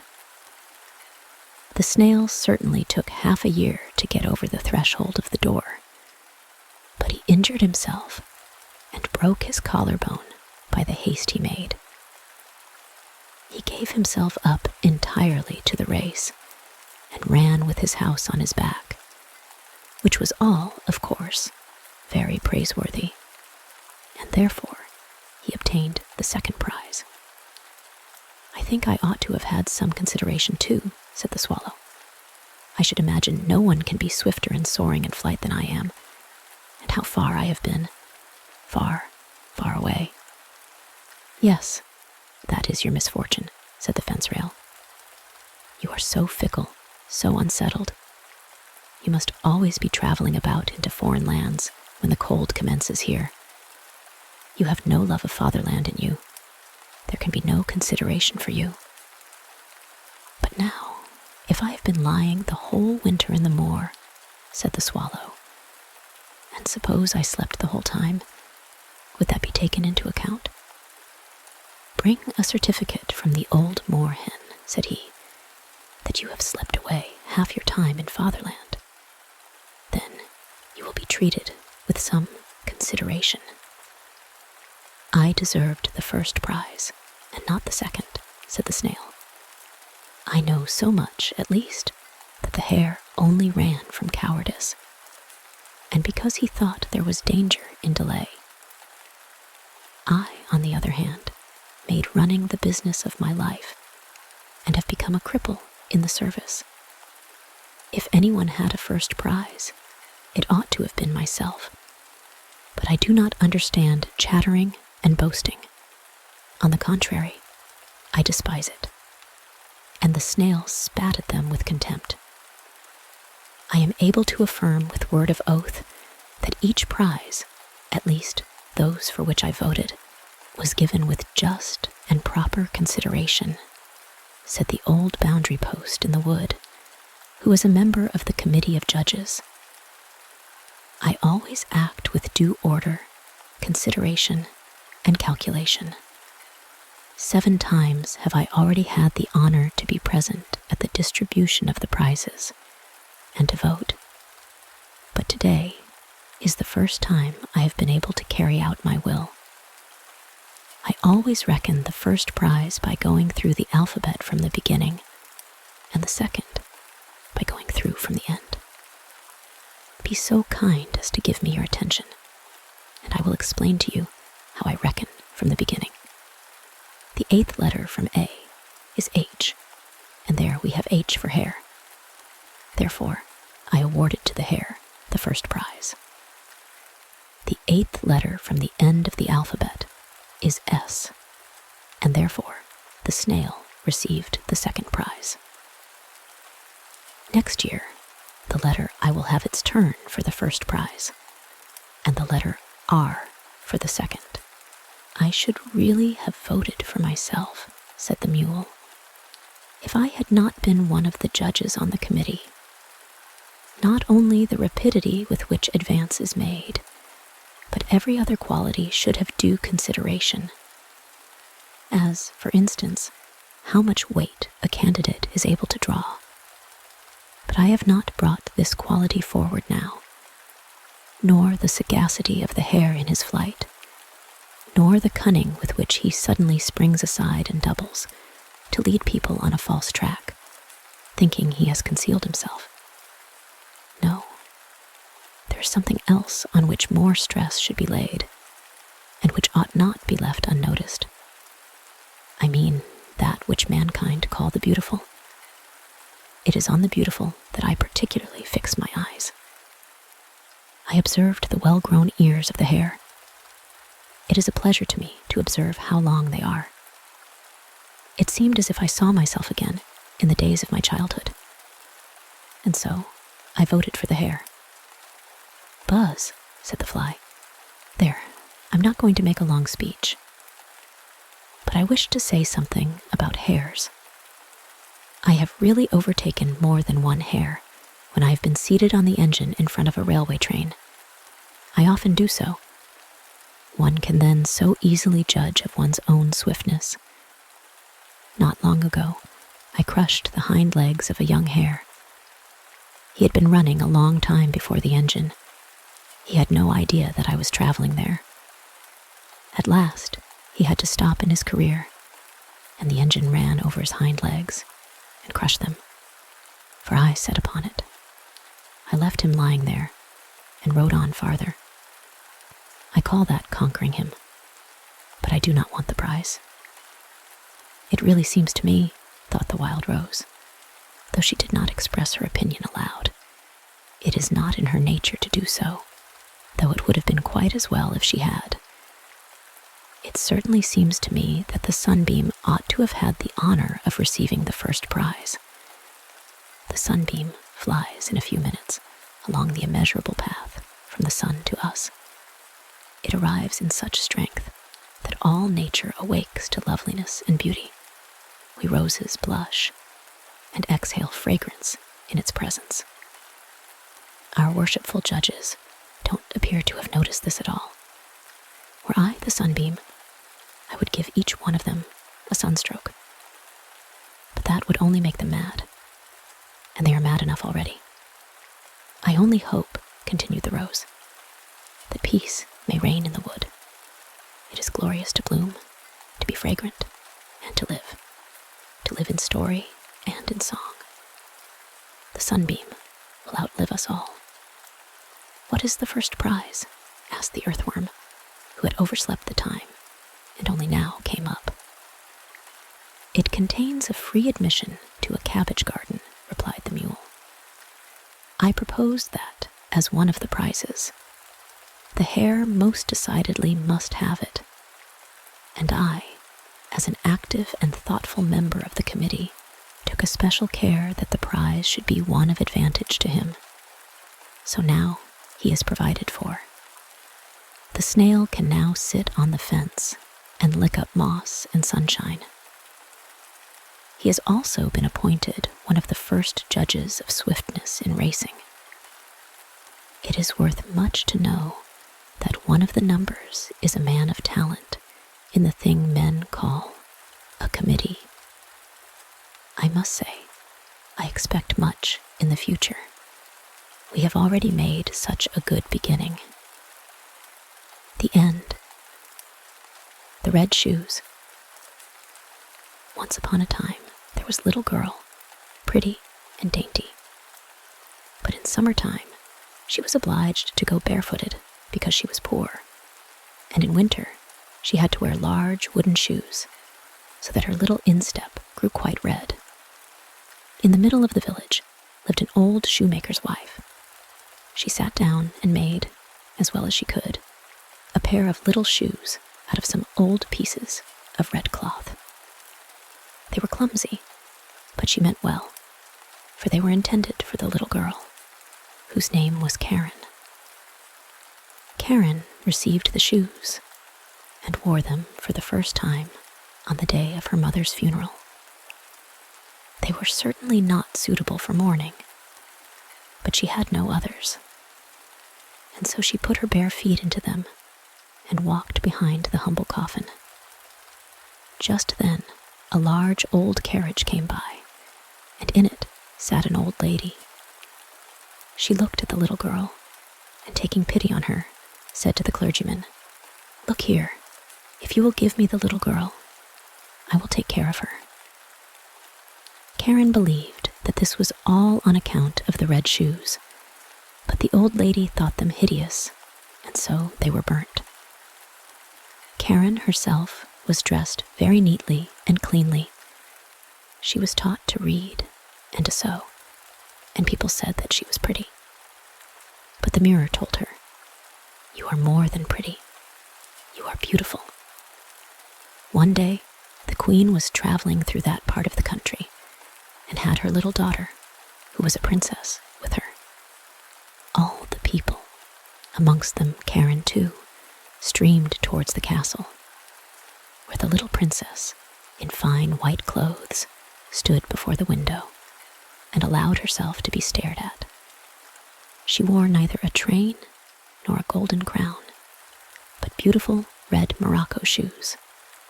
They were indeed much finer than those which the shoemaker's wife had sewn for little Karen. There is really nothing in the world that can be compared to red shoes. Karen was now old enough to be confirmed.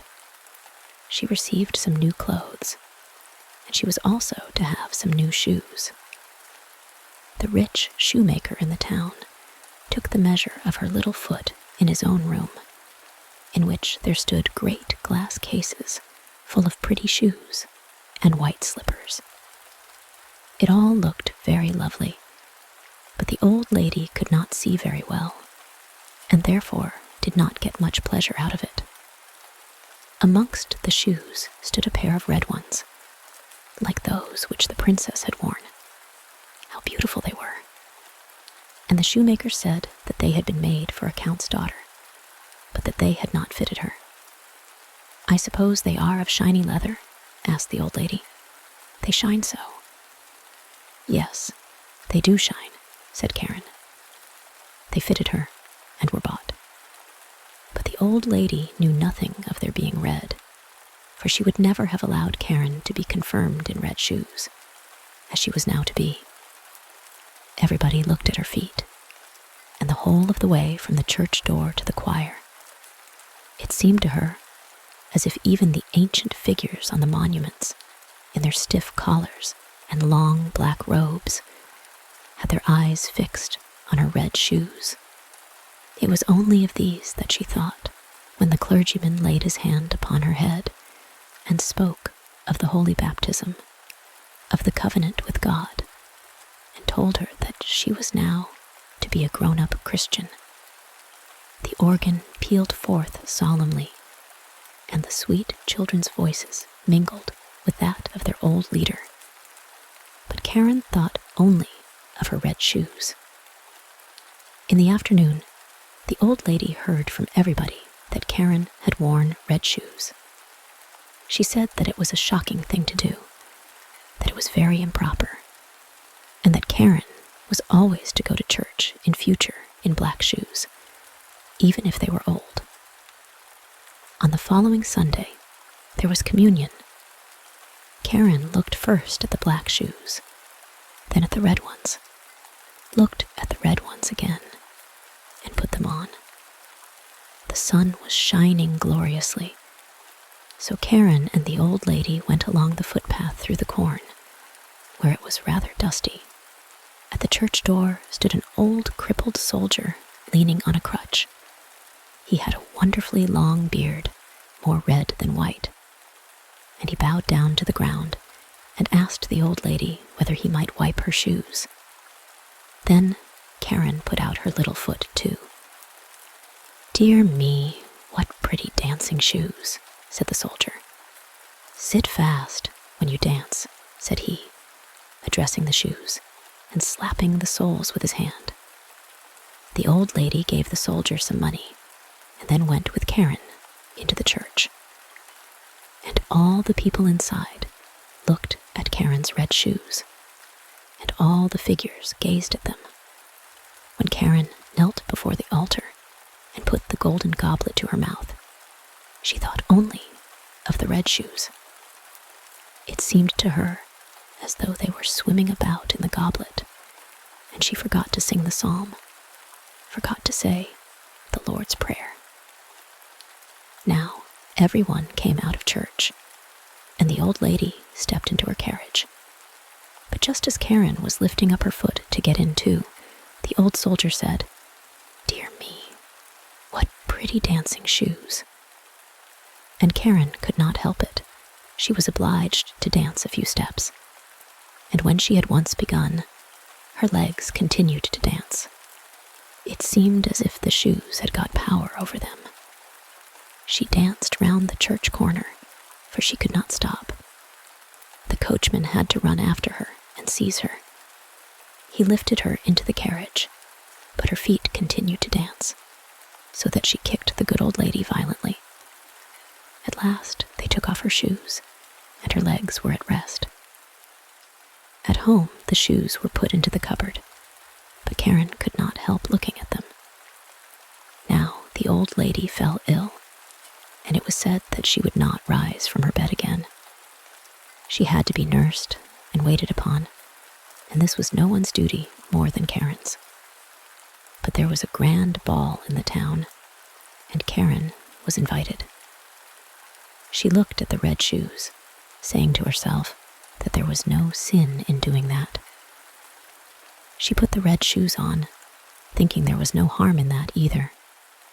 And then she went to the ball and commenced to dance.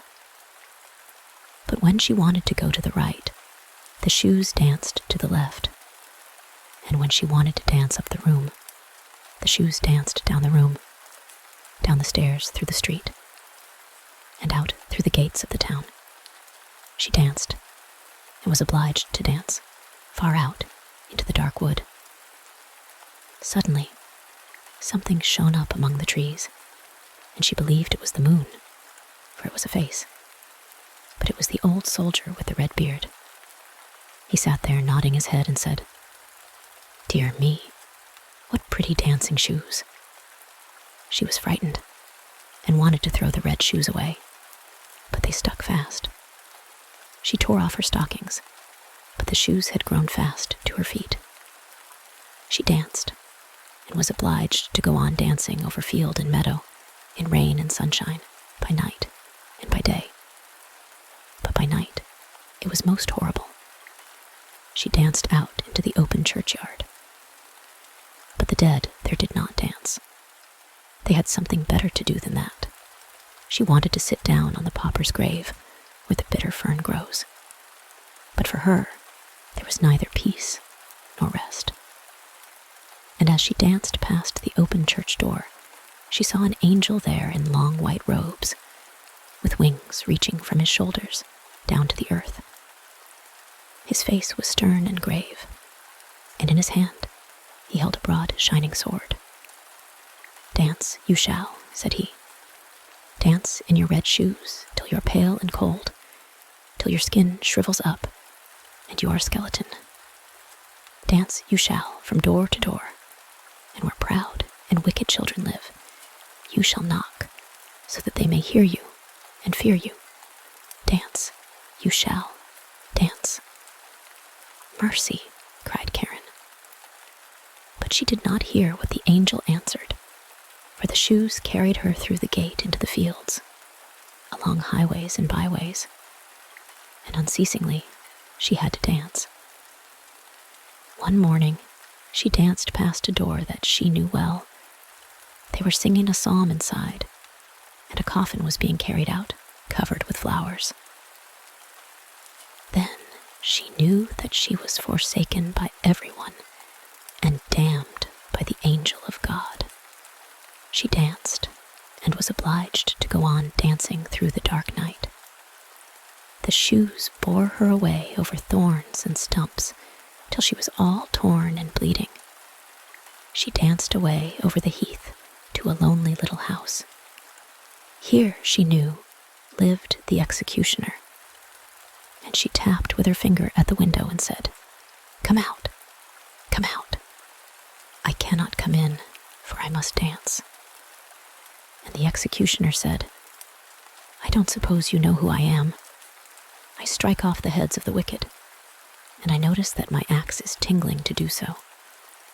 "Don't cut off my head," said Karen, "for then I could not repent of my sin, but cut off my feet with the red shoes."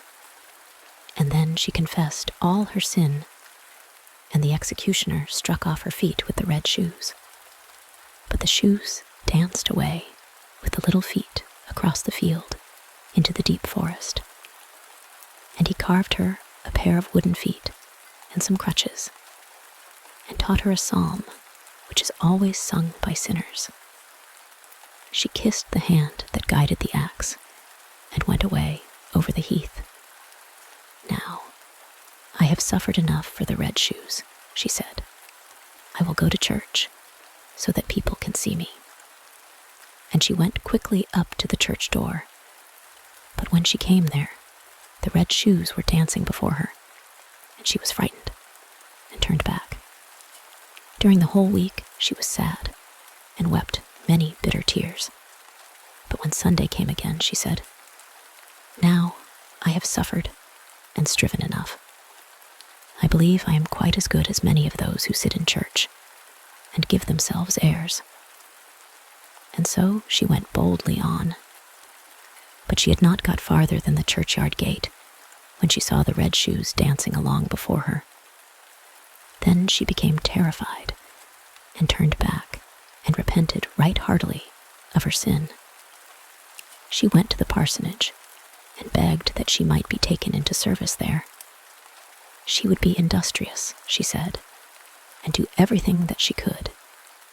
She did not mind about the wages as long as she had a roof over her and was with good people. The pastor's wife had pity on her and took her into service, and she was industrious and thoughtful. She sat quiet and listened when the pastor read aloud from the Bible in the evening. All the children liked her very much, but when they spoke about dress and grandeur and beauty, she would shake her head. On the following Sunday, they all went to church, and she was asked whether she wished to go too. But with tears in her eyes, she looked sadly at her crutches. And then the others went to hear God's word. But she went alone into her little room. This was only large enough to hold the bed and a chair.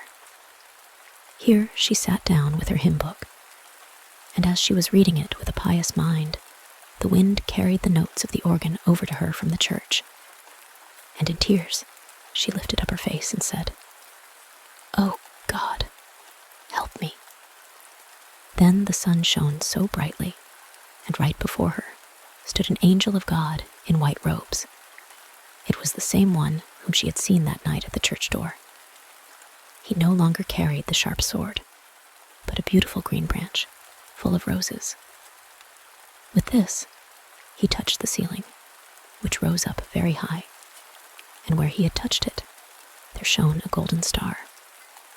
He touched the walls, which opened wide apart, and she saw the organ which was pealing forth. She saw the pictures of the old pastors and their wives, and the congregation sitting in the polished chairs and singing from their hymn books. The church itself had come to the poor girl in her narrow room, or the room had gone to the church. She sat in the pew with the rest of the pastor's household, and when they had finished the hymn and looked up, they nodded and said, "It was right of you to come, Karen." "It was mercy," said she. The organ played, and the children's voices in the choir sounded soft and lovely.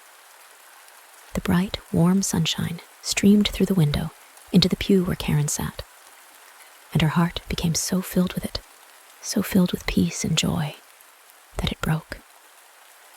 Her soul flew on the sunbeams to heaven, and no one was there who asked after the red shoes. The end. Everything in the right place. It is more than 100 years ago.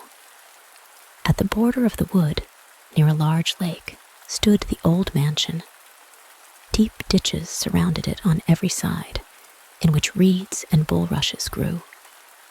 Close by the drawbridge, near the gate, there was an old willow tree which bent over the reeds. From the narrow pass came the sound of bugles and the trampling of horses' feet. Therefore, a little girl who was watching the geese hastened to drive them away from the bridge before the whole hunting party came galloping up.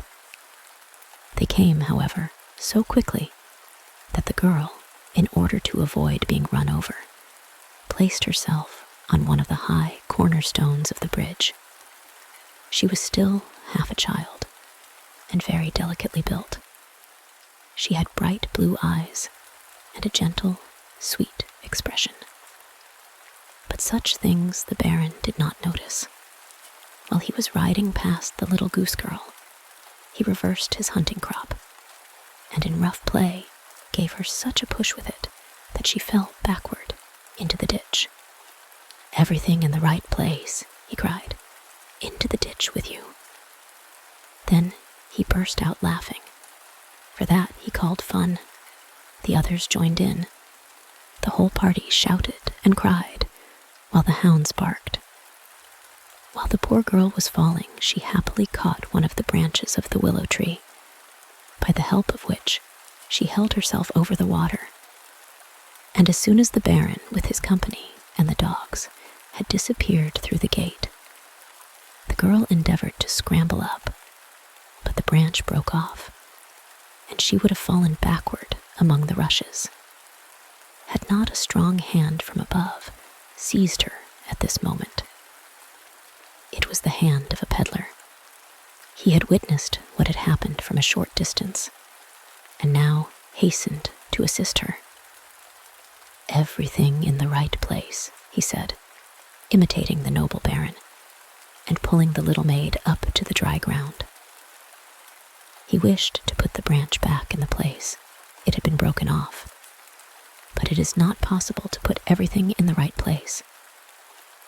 Therefore, he stuck the branch into the soft ground. "Grow and thrive if you can, and produce a good flute for them yonder at the mansion," he said. It would have given him great pleasure to see the noble Baron and his companions well thrashed. Then he entered the castle, but not the banqueting hall. He was too humble for that. No, he went to the servants' hall.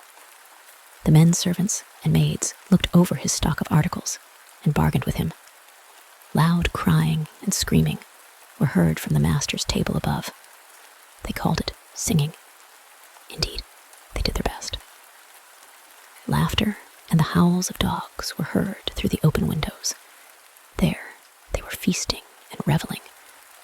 Wine and strong old ale were foaming in the glasses and jugs. The favorite dogs ate with their masters. Now and then the squires kissed one of these animals, after having wiped its mouth first with the tablecloth. They ordered the peddler to come up, but only to make fun of him. The wine had got into their heads, and reason had left them. They poured beer into a stocking that he could drink with them, but quick. That's what they called fun, and it made them laugh. Then meadows, peasants, and farmyards were staked on one card and lost. "Everything in the right place," the peddler said, when he had at last safely got out of Sodom and Gomorrah, as he called it.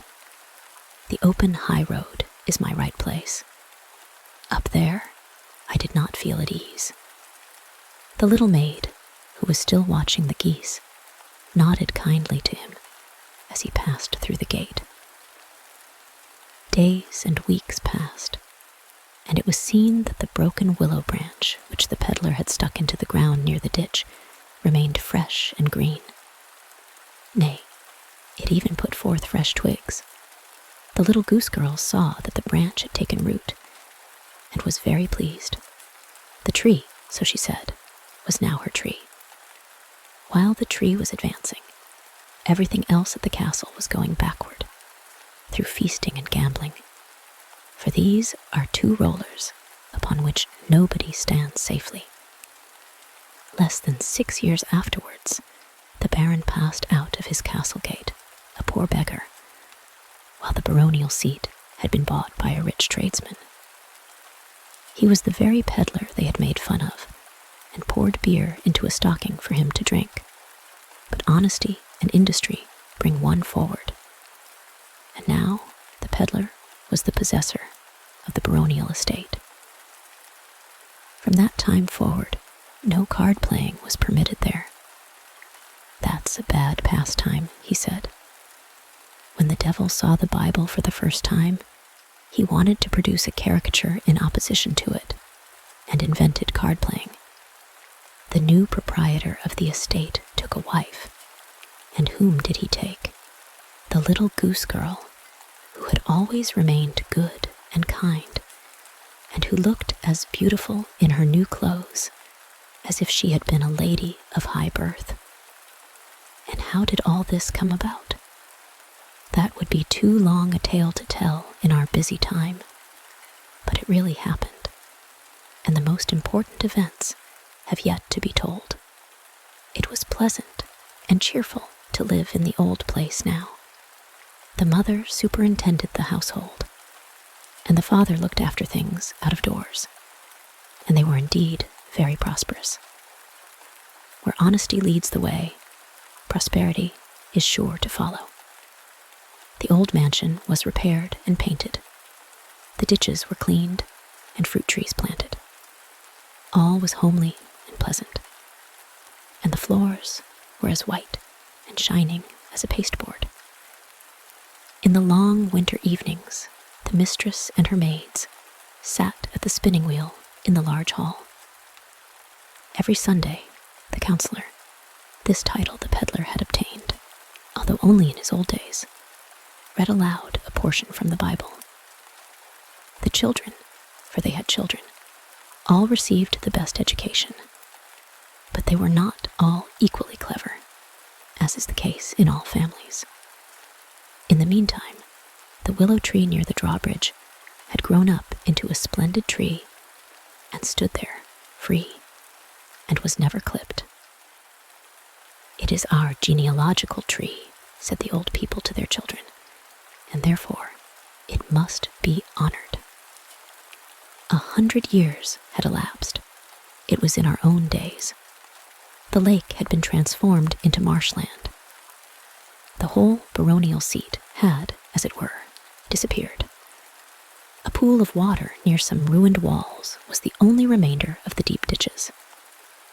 And here stood a magnificent old tree with overhanging branches. That was the genealogical tree. Here it stood, and showed how beautiful a willow can look if one does not interfere with it. The trunk, it is true, was cleft in the middle from the root to the crown. The storms had bent it a little, but it still stood there, and out of every crevice and cleft, in which wind and weather had carried mold, blades of grass and flowers sprang forth. Especially above, where the large boughs parted, there was quite a hanging garden, in which wild raspberries and hart's tongue ferns throve, and even a little mistletoe had taken root, and grew gracefully in the old willow branches, which were reflected in the dark water beneath when the wind blew the chickweed into the corner of the pool. A footpath which led across the fields passed close by the old tree. High up, on the woody hillside, stood the new mansion. It had a splendid view, and was large and magnificent. Its window panes were so clear that one might have thought there were none there at all. The large flight of steps which led to the entrance looked like a bower covered with roses and broad-leaved plants. The lawn was as green as if each blade of grass was cleaned separately morning and evening. Inside, in the hall, valuable oil paintings were hanging on the walls. Here stood chairs and sofas covered with silk and velvet, which could be easily rolled about on casters. There were tables with polished marble tops, and books bound in morocco with gilt edges. Indeed, well-to-do and distinguished people lived here. It was the dwelling of the baron and his family. Each article was in keeping with its surroundings. Everything in the right place was the motto according to which they also acted here. And therefore, all the paintings which had once been the honor and glory of the old mansion were now hung up in the passage which led to the servants' rooms. It was all old lumber, especially 2 portraits, one representing a man in a scarlet coat with a wig, and the other a lady with powdered and curled hair holding a rose in her hand, each of them being surrounded by a large wreath of willow branches. Both portraits had many holes in them, because the Baron's sons used the 2 old people as targets for their crossbows. They represented the counselor and his wife, from whom the whole family descended. "But they did not properly belong to our family," said one of the boys. "He was a peddler, and she kept the geese. They were not like Papa and Mama." The portraits were old lumber, and everything in its right place. That was why the great-grandparents had been hung up in the passage leading to the servants' rooms. The son of the village pastor was tutor at the mansion. One day, he went for a walk across the fields with his young pupils and their elder sister, who had lately been confirmed.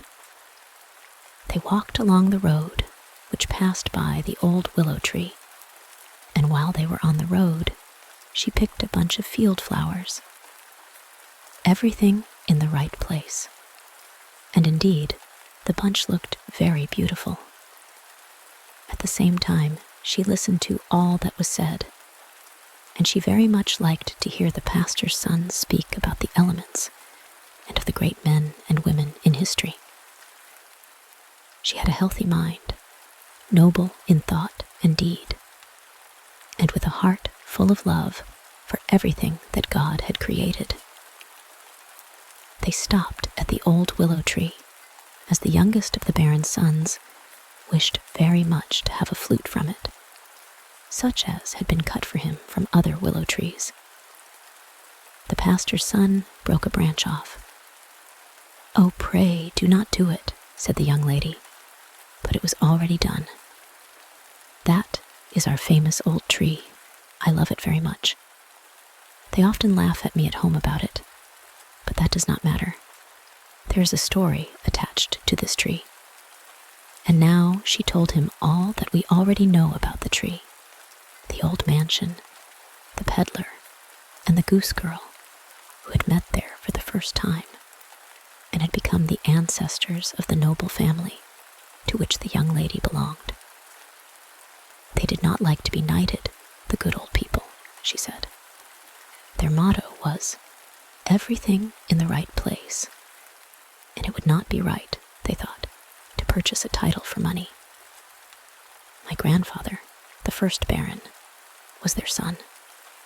They say he was a very learned man, a great favorite with the princes and princesses, and was invited to all court festivities. The others at home love him best, but I do not know why. There seemed to me to be something about the old couple that attracts my heart. How homely, how patriarchal.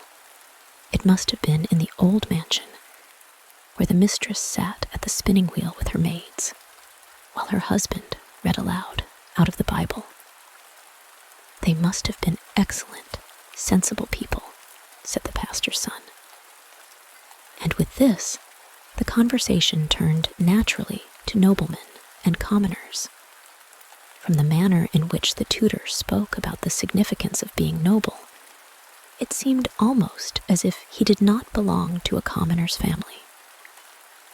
It is good fortune to be of a family who have distinguished themselves, and to possess, as it were, a spur in oneself to advance to all that is good. It is a splendid thing to belong to a noble family, whose name serves as a card of admission to the highest circles. Nobility is a distinction, It is a gold coin that bears the stamp of its own value. It is the fallacy of the time, and many poets express it to say that all that is noble is bad and stupid, and that, on the contrary, the lower one goes among the poor, the more brilliant virtues one finds. I do not share this opinion, for it is wrong. In the upper classes, one sees many touchingly beautiful traits. My own mother has told me of such, and I could mention several. One day she was visiting a nobleman's house in town. My grandmother, I believe, had been the lady's nurse when she was a child. My mother and the nobleman were alone in the room when he suddenly noticed an old woman on crutches come limping into the courtyard. She came every Sunday to carry a gift away with her. "There is the poor old woman," said the nobleman. "It is so difficult for her to walk." My mother had hardly understood what he said before he disappeared from the room and went downstairs in order to save her the troublesome walk for the gift she came to fetch. Of course, this is only a little incident, but it has its good sound, like the poor widow's 2 mites in the Bible, the sound which echoes in the depth of every human heart. And this is what the poet ought to show and point out. More especially in our own time, he ought to sing of this. It does good. It mitigates and reconciles. But when a man, simply because he is of noble birth and possesses a genealogy, stands on his hind legs and neighs in the street like an Arabian horse, and says, when a commoner has been in a room, "Some people from the street have been here. Their nobility is decaying." It has become a mask of the kind that Thespis created, and it is amusing when such a person is exposed in satire. Such was the tutor's speech. It was a little long, but while he delivered it, he had finished cutting the flute. There was a large party at the mansion. Many guests from the neighborhood and from the capital had arrived. There were ladies with tasteful and with tasteless dresses. The big hall was quite crowded with people. The clergymen stood humbly together in a corner and looked as if they were preparing for a funeral, but it was a festival. Only the amusement had not yet begun. A great concert was to take place, and that is why the Baron's young son had brought his willow flute with him. But he could not make it sound, nor could his father, and therefore the flute was good for nothing. There was music and songs of the kind which delight most those that perform them, otherwise quite charming. "Are you an artist?" said a cavalier, the son of his father. "You play on the flute. You have made it yourself. It is genius that rules. The place of honor is due to you." "Certainly not. I only advance with the time, and that, of course, one can't help." "I hope you will delight us all with the little instrument, will you not?"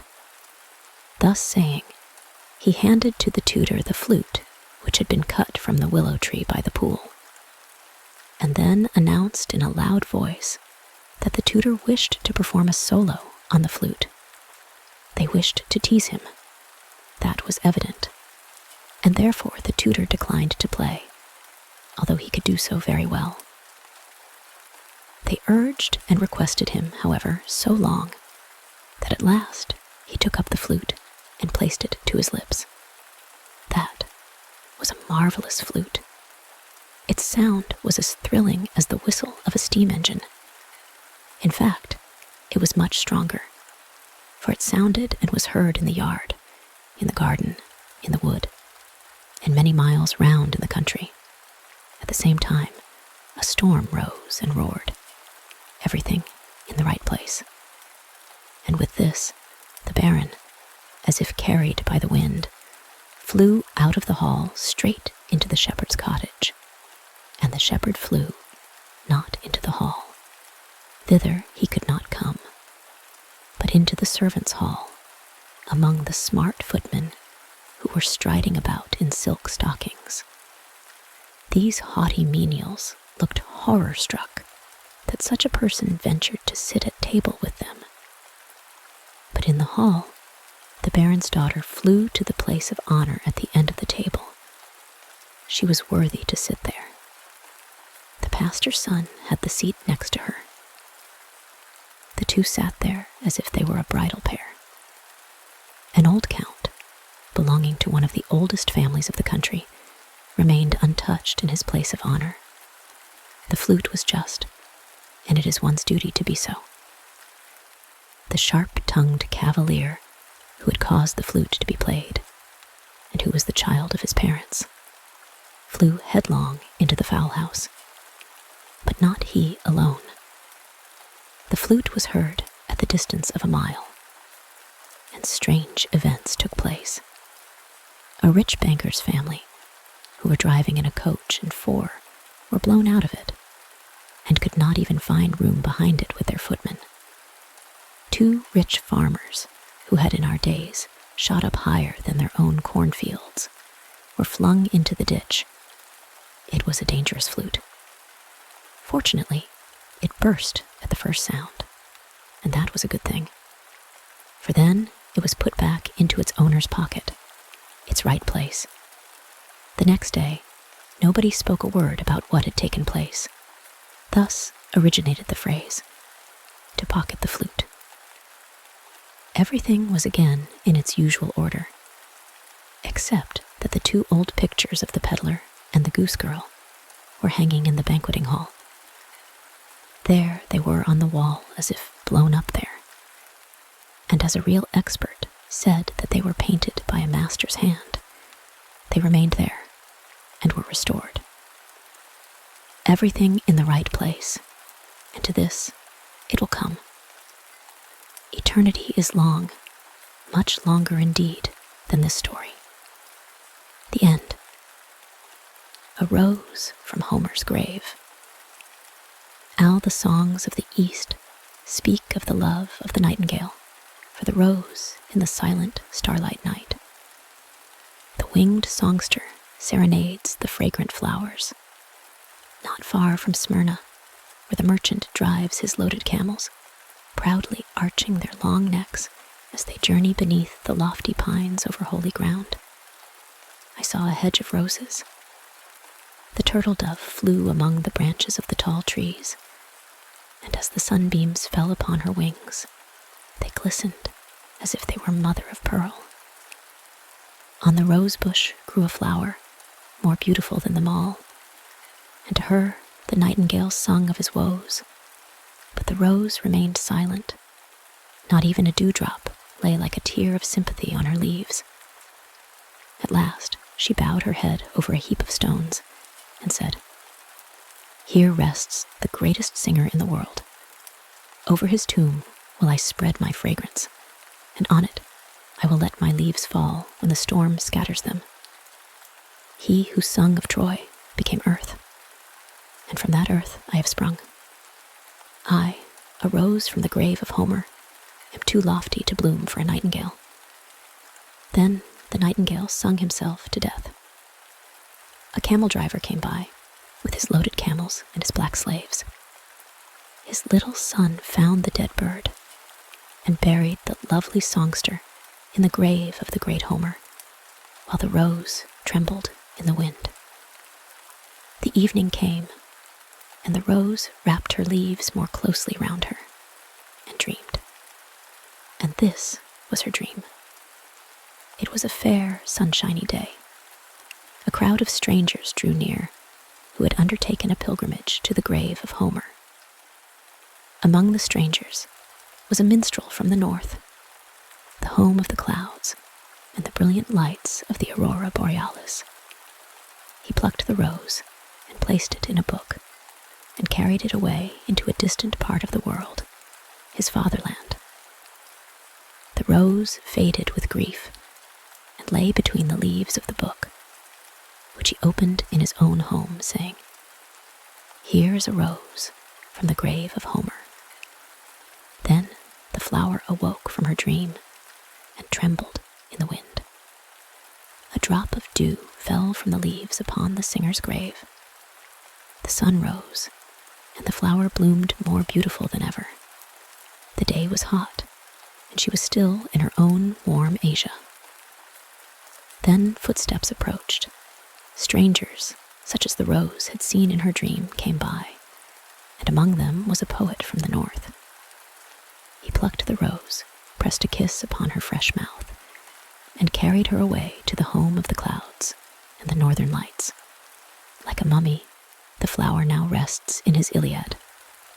And, as in her dream, she hears him say, as he opens the book, "Here is a rose from the grave of Homer." The end. The Snail and the Rose Tree. Round about the garden ran a hedge of hazel bushes. Beyond the hedge were fields and meadows with cows and sheep. But in the middle of the garden stood a rose tree in bloom, under which sat a snail, whose shell contained a great deal. That is, himself. "Only wait till my time comes," he said. "I shall do more than grow roses, bear nuts, or give milk, like the hazel bush, the cows, and the sheep." "I expect a great deal from you," said the rose tree. "May I ask when it will appear?" "I take my time," said the snail. "You're always in such a hurry. That does not excite expectation." The following year, the snail lay in almost the same spot, in the sunshine under the rose tree, which was again budding and bearing roses as fresh and beautiful as ever. The snail crept half out of his shell, stretched out his horns, and drew them in again. Everything is just as it was last year. No progress at all. The rose tree sticks to its roses and gets no farther. The summer and the autumn passed. The rose tree bore roses and buds till the snow fell and the weather became raw and wet.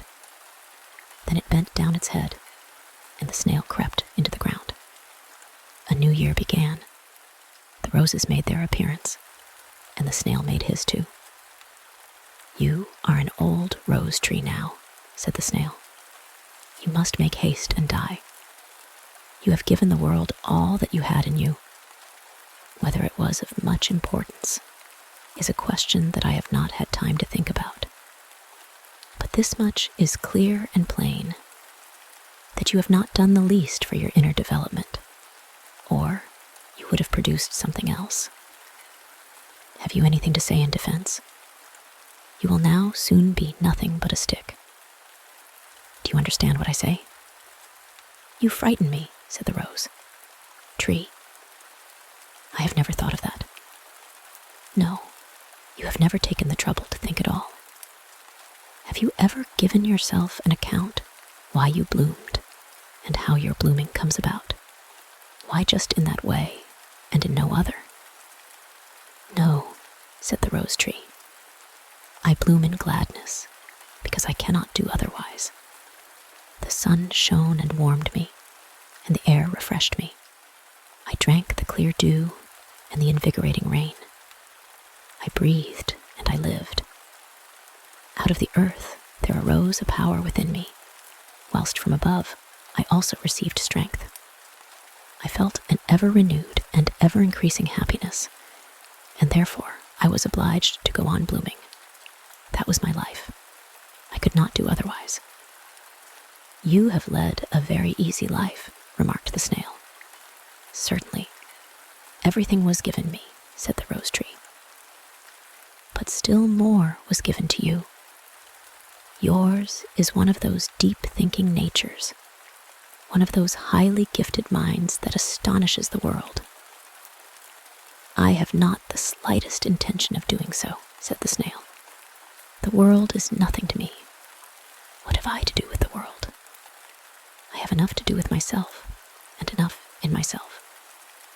But must we not all here on earth give up our best parts to others, and offer as much as lies in our power? It is true, I have only given roses. But you You who are so richly endowed, what have you given to the world? What will you give it? What have I given? What am I going to give? I spit at it. It's good for nothing and does not concern me. For my part, you may go on bearing roses. You cannot do anything else. Let the hazel bush bear nuts, and the cows and sheep give milk. They have each their public. I have mine in myself. I retire within myself, and there I stop. The world is nothing to me. With this, the snail withdrew into his house and blocked up the entrance. That's very sad, said the rose tree. I cannot creep into myself, however much I might wish to do so. I have to go on bearing roses. Then they drop their leaves, which are blown away by the wind.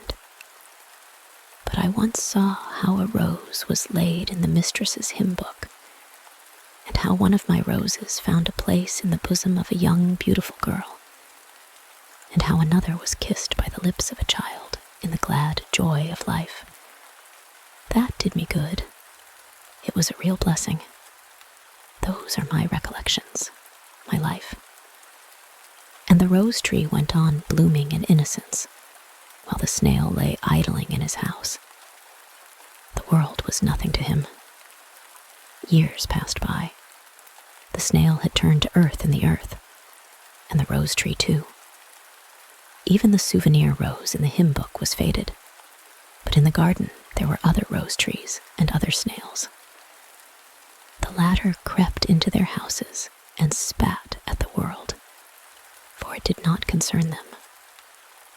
Shall we read the story all over again? It will be just the same. The end. Thank you for taking the time to listen along with me this evening. I hope this has helped to relax you and that you have enjoyed the story. If there are any stories you would like to hear in the future, please leave a comment in the section below. And please consider subscribing so that you won't miss out on all the stories coming to the channel very soon. And until next time, goodbye for now.